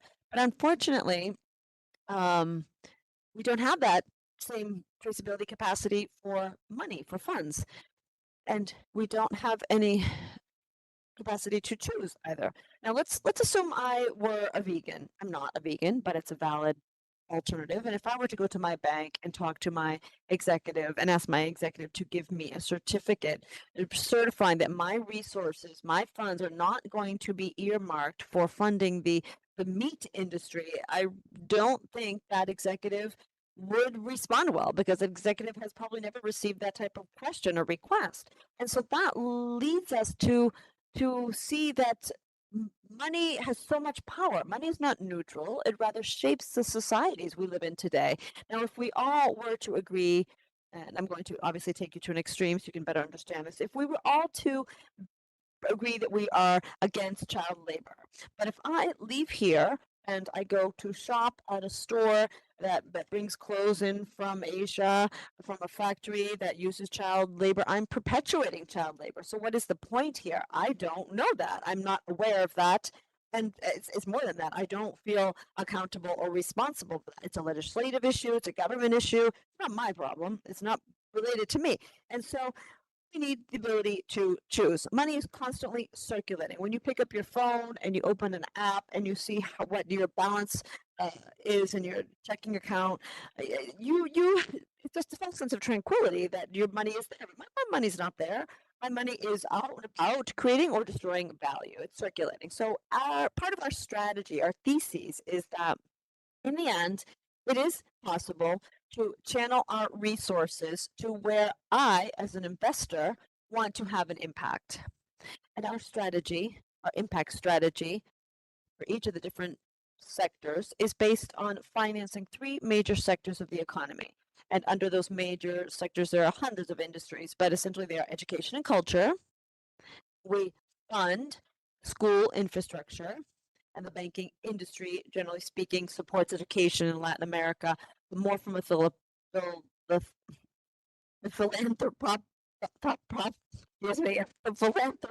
perspective. And so we fund culture, we fund audio visual projects. I would dare say that we are the top funder of the movie industry in Latin America. And they do not have a lot of alternatives. We're aware of that too. So our second area is related to social aspects, housing, health, and providing support for vulnerable sectors. The third area is the environment, where we serve the food industry, renewable energy industry, the agricultural industry, agribusiness, etc. Now, this is not something new topic. This is something that we are just doing. And again, we are about to have our 10th anniversary, and we have funded more than 1,500 credit operations for more than 300 companies for more than $3 billion in the 4 countries where we are present, we operate. And we have a network of conscientious investors amounting to more than 9,000 individuals in the region from 22 countries, from all the different continents. So they're investing in the region from 22 countries across the globe.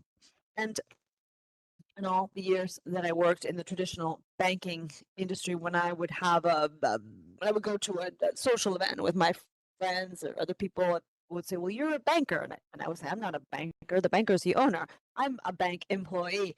So, well, after that, I have felt much more of a banker than I ever have, and we are convinced that profitability and impact can coexist. And we believe it's one of the keys to long-term sustainability. And we know that impact cannot be a fad, rather it needs to be a strategy for companies and for investors. Thank you very much.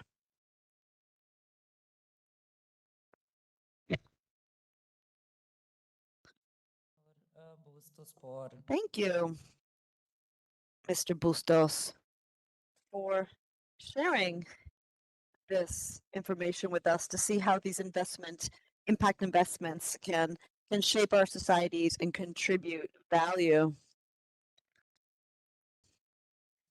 And it's interesting to see the different financial models that are available for accelerating attainment of SDG 9. Now we will go online to hear from Marco Antonio Moreno Barra, from the Undersecretary for Technological Development, Outreach, Innovation at Mexico. He is the director of the Research Computing section, and he's worked for other national institutes. He's also led up a variety of different technological development and research projects. Mexico is the second most important manufacturing economy in the region, and it's the most active in terms of technology innovation and in terms of reshoring and reconfiguring of global value chains. So we would like to hear about the Mexican model for this type of ecosystem. Perhaps you could talk to us about that, Mr. Ibarra. The floor is yours. Thank you. It's a pleasure to be here with you. I'm quite excited to witness this meeting among countries with similarities. And I would like to begin by saying that during the government, this present government, this new undersecretariat was developed, so it's focused on technological development. It's one of the current government's priority to provide significant input and impetus for technology and innovation. So also this country has ripe conditions for science and technology, and we have major projects underway. But prior to continuing, I would just like to mention that part of this government's goals involve Plan Mexico, and Plan Mexico aims to foster technological sovereignty. And how do we do that? How have we defined that? Well, through a variety of different strategic projects that in the end allowed to have import substitutes. And how are we doing that? Well, we have come up with a series of different strategic projects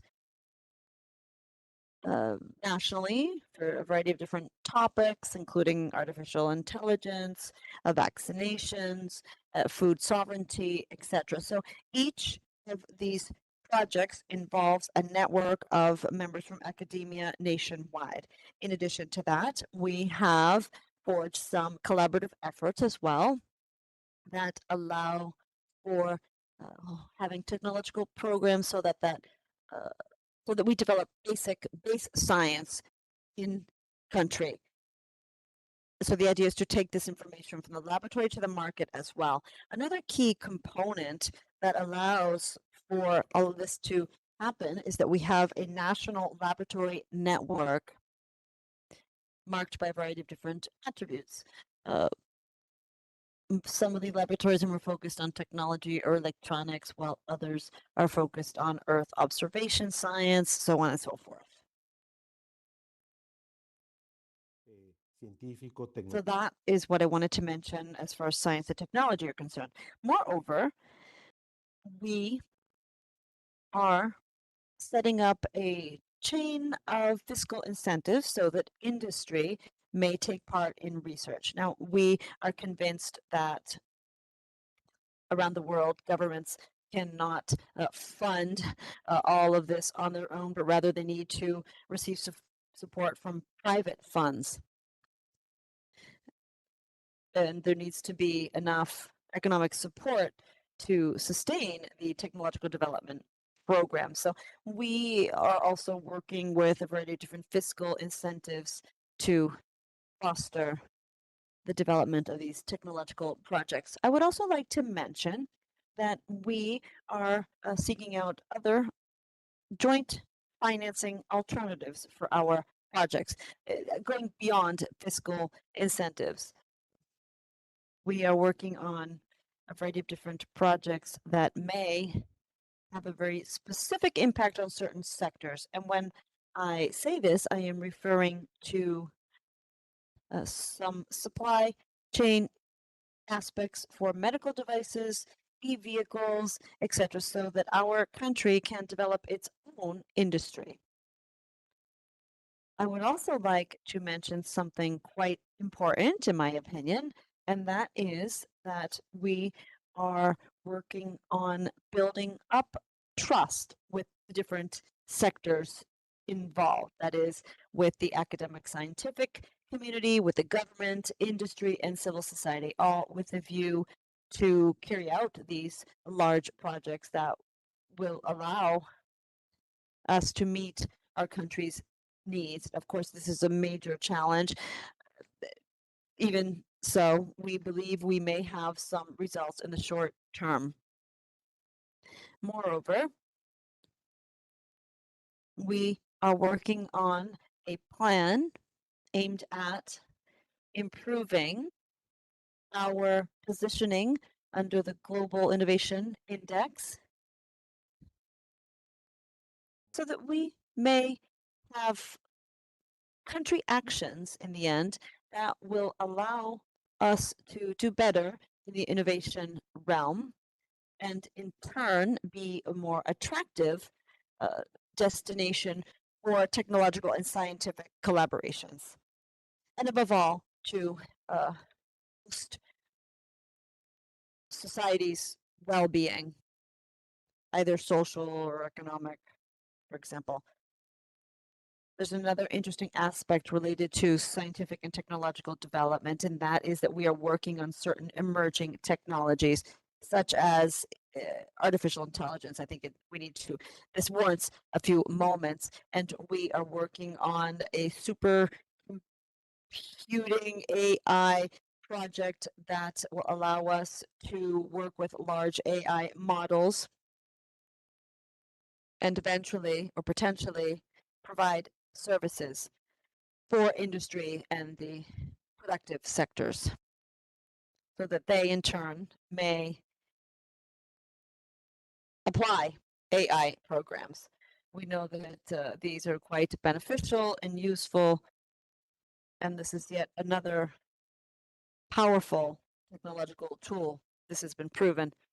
Now, we have also conducted some analyses that have shown that using this type of technology may have a truly significant economic impact on medical diagnoses. For example, we know that this may help us with pre-diagnostic stages and allow us to decongest, if you will, the health and healthcare medical services in our country. So in conclusion, that's what I wanted to mention with regard to what we are doing.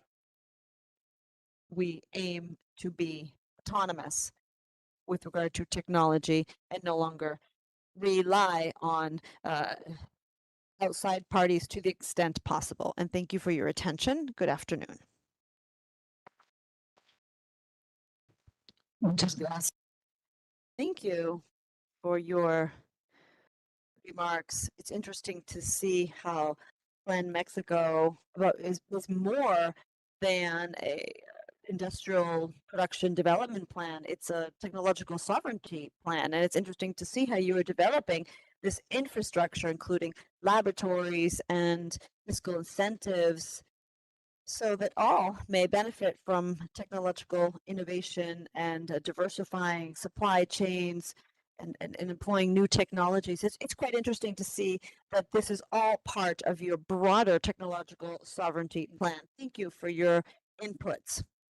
I am very appreciative of the remarks of each of our panelists. I would like to know if you have anything specific that you would like to remark on. If not, I would like to give the floor to the countries, the statements, the delegations for their statements, and to the agencies. Brazil, go ahead. Distinguished panelists and delegates, Brazil reaffirms its commitment with SDG 9 and knowing that this is not helpful unless it results in closing social gaps. Our industrial development strategy and the science and innovation technology strategy involves decarbonizing the economy, bioeconomy, and other aspects as the key pillars. Now, for our nation, building resilient infrastructure and industrial practices should be aligned with sustainable development in the economic, social, and environmental dimensions, thereby securing resources for future generations through a conscientious and human modernization. This development vision calls for absolute respect for diversity within our territory. Therefore, we condition the infrastructure innovation projects to rigorous social and environmental assessments and compliance with Convention 169 of the ILO. We recognize the prior and informed consent as a pillar of legitimacy to protect the rights of indigenous peoples and the traditional communities and populations. We underscore the ecological transformation plan announced during the framework of COP28 and the new Brazilian industry. These are industry policies that converge in terms of their sustainable development aspects. The plan guides us towards a low carbon economy, promoting the bioeconomy, promoting biodiversity protection and social inclusion. This also fosters reindustrialization from a sustainable perspective. It brings about decent work, and it allows for industry that is compatible with the 2030 agenda. One of the key components of this policy is innovation. It involves science, technology, and linking this to industry and trade. Now, the knowledge produced at universities and at think tanks is put at the service of reindustrializing the country. Through the Production Plus plan, we are able to fund a need, and Brazil from 23 to 2025 has funded over $100 million for many projects throughout the country. This is aligned with the 6 political industrial policy pillars. There are many of these involving defense, decarbonization, health, and digital transformation. This has resulted in plants, new technologies, and has helped all sizes of companies to produce in a more efficient and sustainable fashion.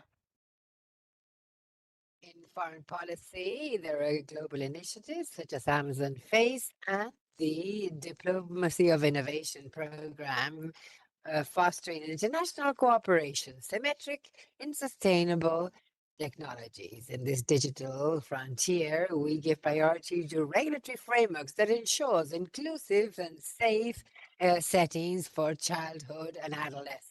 Before this assembly, we reaffirm that technology and industry should be tools to reduce inequalities and protect the most vulnerable. To build an infrastructure that's resilient is, above all, building a fairer future for everyone. Thank you. Thank you, Brazil. And now we move on to the delegate of Peru. Thank you, moderator. Peru would like to thank the speakers for their interventions. For our region, moving ahead in sustainable industrialization means facing shared structural challenges among countries, such as the dependence on primary sectors, limited technological knowledge, and restrictions in the access to financing in the long term at concessional rates. To this, we add global phenomena such as digitalization, energy transition, and the reorganization of value chains that require us to innovate and adapt fast. In recent years, Peru has seen progress made in infrastructure, industrialization, transformation, financing for SMEs, and scientific research. However, there is a persistent need to continue strengthening investment in research, technology, and industrial development to achieve a more sustainable and inclusive growth.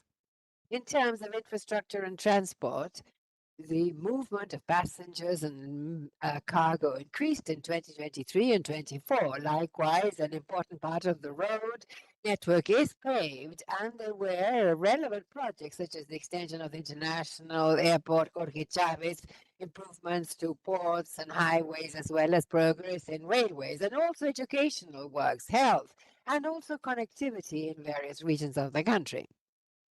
Industrialization, the manufacturing sector showed a slight growth in their share of GDP and in income per capita and employment, but thousands of companies received technical assistance, training, and support to strengthen their management, innovation, and productive quality.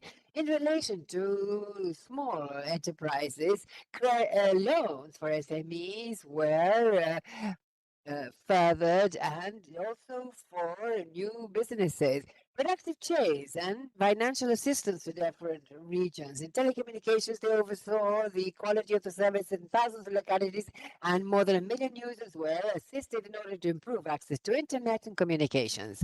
In terms of environmental sustainability, many environmental supervision, certification of enterprises, and actions to promote the circular economy and good industrial practices. Research, innovation, and technology increased spending in R&D and financing scientific projects, strengthening scientific infrastructure, and extended access to academic databases. Like thousands of companies receive support to digitalize and innovate. And lastly, I would like to highlight the experience of Peru with the program Alliance for Countries, implemented since 2015 with the support of the UN. I mean, the government and the private sector international partners were matched in order to further sustainable industrial parks, promoting the circular economy and strengthening productive capacities of the country. Thank you very much. Muchas gracias. Thank you very much, Peru. And now we move on to the delegate from Mexico. Yes, with your permission, Secretary. The progress of SDG 9 in the region shows progress, but we still have areas for opportunity in terms of infrastructure, financing for micro SMEs, and driving business share in innovation. This obliges us to act with a new vision. Industrial development is essential to create economies that resist unforeseen events, including climate-related ones, stimulates growth, generates more employment for all people, and improves wages and living conditions. And that is why industrial policies are essential to eradicate poverty while we protect natural resources and educate for transformation and innovation processes. In Mexico, we are convinced that productive transformation is not just a matter of growing, but growing with inclusion and well-being. There cannot be sustainability without well-being, nor growth without inclusion. And that is why, aside from the instruments, what is central is to change the approach. We do not address SDGs such as isolated public policies, but with a national integrated approach. Our president, Dr. Claudia Sheinbaum, through the Plan Mexico, furthers this view and integrates industrial policy and social development and environmental care, seeking to strengthen national value chains, award financing for micro SMEs, promoting investment with sustainability criteria with a territorial approach, and the training of our youth for the industry of the future. It also includes climate criteria via our core national contributions, which allows aligning competitiveness to climate action and move towards a more efficient industry. In parallel, also the national care system that recognizes care work and facilitates economic participation, especially for women. And so we strengthen our human capital that sustains productivity. This model is built at a local level up, with coordination among 3 levels of government and the participation of the private sector, academia, and society.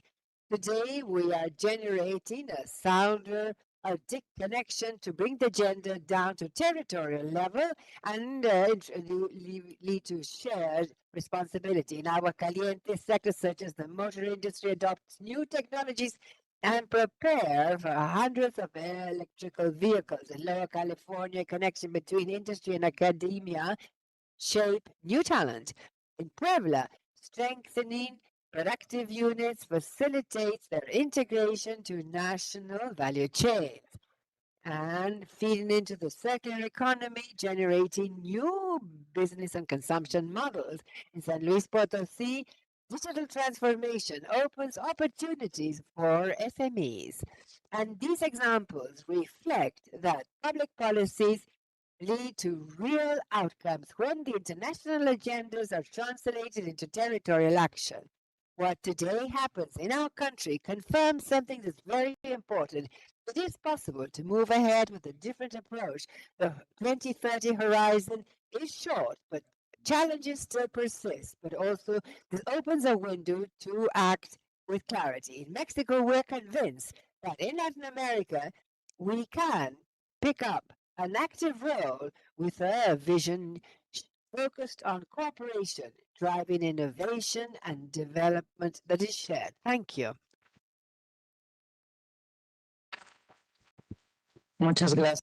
Thank you, Mexico. And now we hand over to Ecuador. Muchas gracias. Thank you.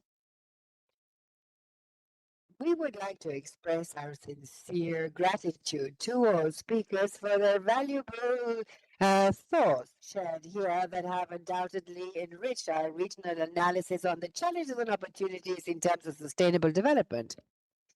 In particular, we've heard with great attention what is pointed out by the Latin American values banking and how financing can become a transformative tool and that channels resources towards high impact projects such as renewables, inclusive in settings, among others, showing that it is possible to prioritize the social environmental valuable with linking conscious financing with our other goals. And in this context, Ecuador maintains its commitment to SDG 9 to promote a resilient infrastructure, the sustainable industrialization and innovation. By 2025, the country has shown progress in terms of digital connectivity through 805 digital points free of charge that have reached 14 million visits and have provided more than 774,000 training in digital skills, favoring technological inclusion, access to knowledge. In terms of production, competitiveness has been driven via the national cluster agenda that has allowed the formation of 22 strategic sectors, promoting connection between private actors and the development of value chains. And in infrastructure, we highlight the maintenance of 45% of the existing road network, as well as progress of 17% in the construction of access to the Southern Viaduct in Guayaquil, a key project for logistical connectivity of the country. These efforts are supplemented with the modernization of the regulatory framework, including reforms of the telecommunication and mining in order to strengthen investment and sustainability. Despite the progress made, there are still structural challenges, in particular regarding levels of investment in R&D, as well as the need to strengthen the generation of greater added value in the national production.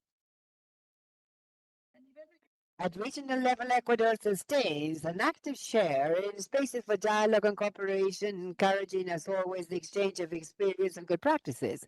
And in this context, progress in SDG 9 will depend on strengthening a connection between public and private and financial sectors, taken as a benchmark those that show the positive impact of innovative funding mechanisms in order to promote more inclusive and resilient development. Thank you.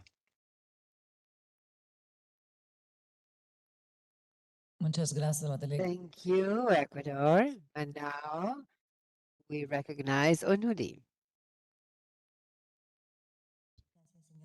Thank you, moderator, and I thank the panelists for their very interesting presentations. Delegates and colleagues, it is an honor to address you at UNIDO. In this case, in relation to SDG 9, industry, innovation, and infrastructure. As the specialized agency for industrial development, we are custodians of 6 indicators SDG 9,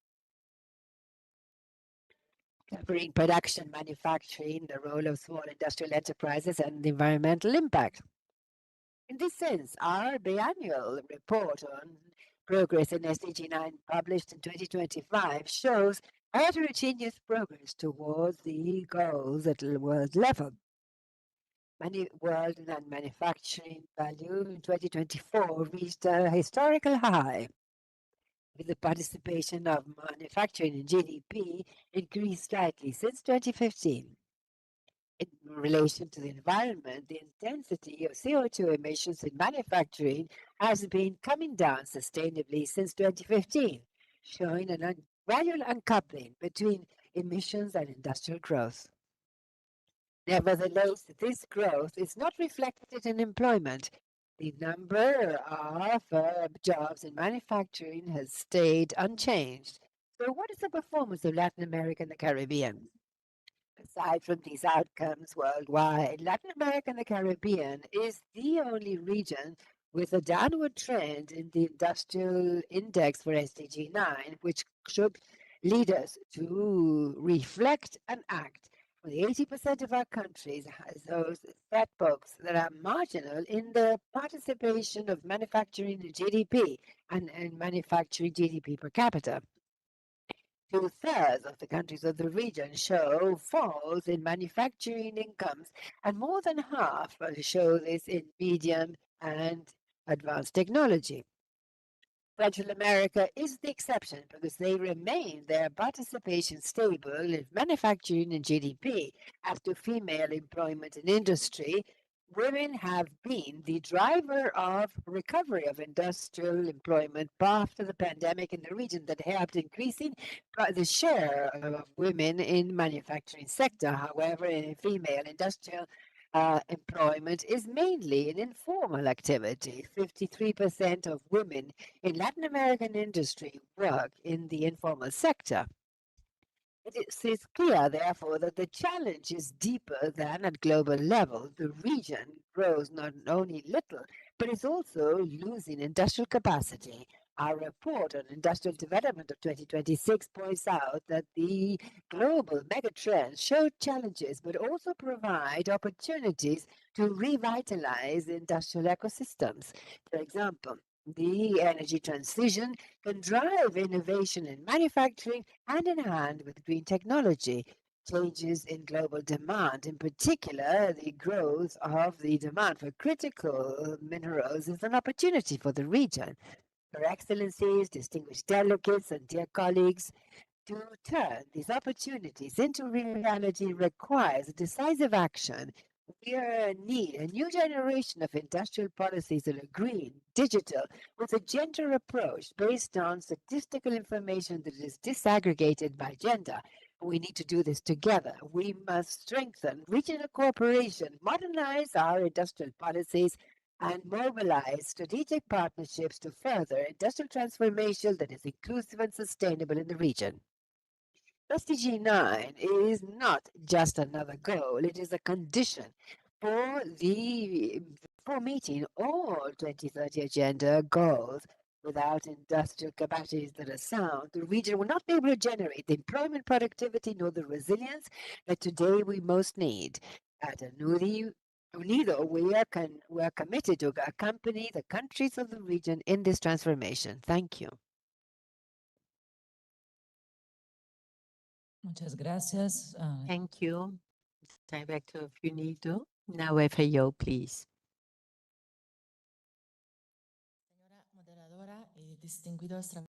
Madam Moderator, distinguished representatives of countries and stakeholders, I thank you for the floor once again and allow me to share 4 key areas of action on behalf of FAO.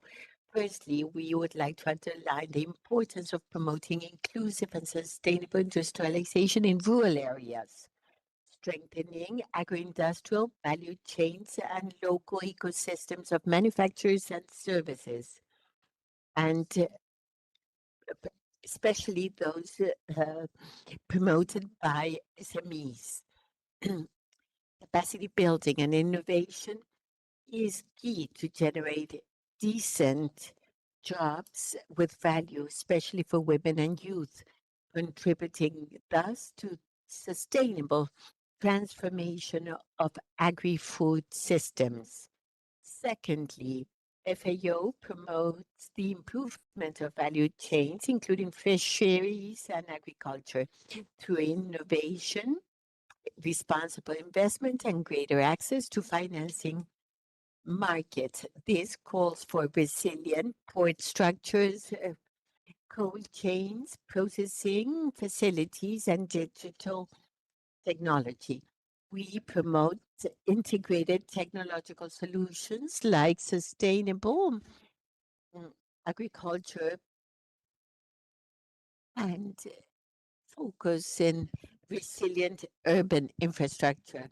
We underline the need of closing gaps of digital infrastructures through access to natural resources, energy, and digital activity. And in this way, we facilitate the adoption of solutions that are climatically intelligent, and to also finally expand the access to financial inclusive rural services, creating affordable credit value chains that will allow small growers and rural companies, especially those led by women and youth, to invest in modernization of agri-food systems. Thank you.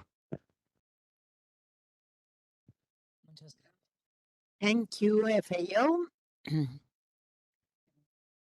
I see no other request.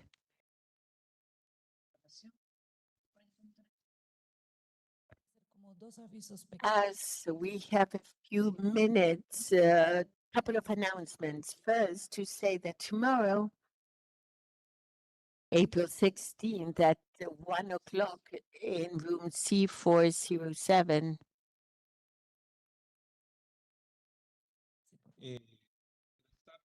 Good afternoon. I represent the mechanism of civil society. I'm Chilean, but I work in several countries.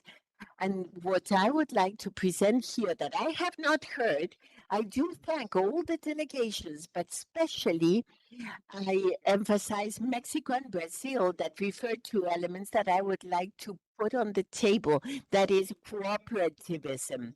When we only seek development and the approach of large industry or medium industry as the main solution to absorb the unemployment existing in our region, I think we are losing focus, because very often when we look for numbers, numbers come back to us against us in time.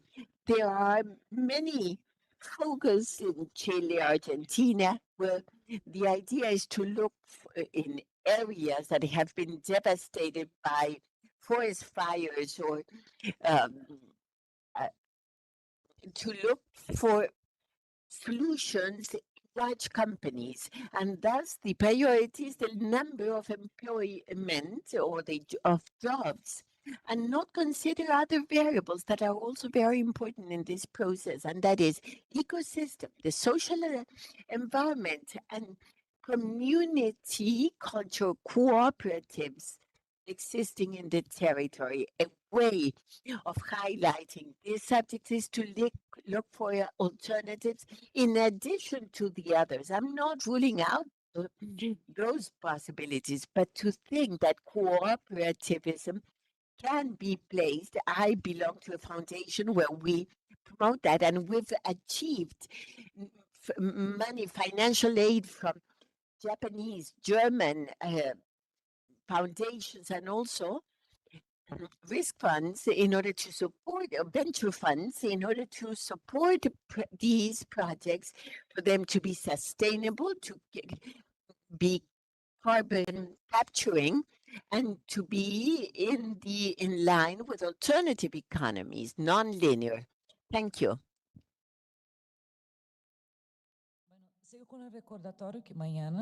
So tomorrow, organized by UNIDO and ECLAC, we'll have a side event at 1 o'clock in 6407 room that will continue with this discussion about industrial future, how is Latin America and Caribbean for sustainable development. All of you are invited at 1 o'clock tomorrow. Also mentioned that it's a major achievement in the last UNIDO conference, general conference, that will be held in April 21, next Tuesday, the first International Day of Women in Industry, and that was proclaimed in the resolution of all member states of UNIDO. We'll celebrate that day because women have a large role, an important role to play in industrial development. And only a few thoughts about what we've discussed today. These are a few points. To finance productive transformation calls for more creative, inclusive elements and impact-oriented. The financial sector is key. In green industrialization is not only an environmental response. It is an economic opportunity to diversify exports, create employment, and attract investments. Industrial policies and productive development policies are a tool for technological sovereignty, combating poverty, human and territorial development. And then finally, regional cooperation. Multilateral alliances are more necessary than ever in the very fragmented world we are living in. As ECLAC says, no country can move forward alone. So we need to strengthen multilateral cooperation, partnerships, and alliances. Is essential, all this, to achieve SDG 9. We close here. Thank you, everyone, and good afternoon. Now, the chair has the floor. Thank you, Mila. We thank the very valuable contributions during the debate. And with this, we close today's day of work, and we expect you tomorrow at 8:30 a.m. Thank you. We finished earlier.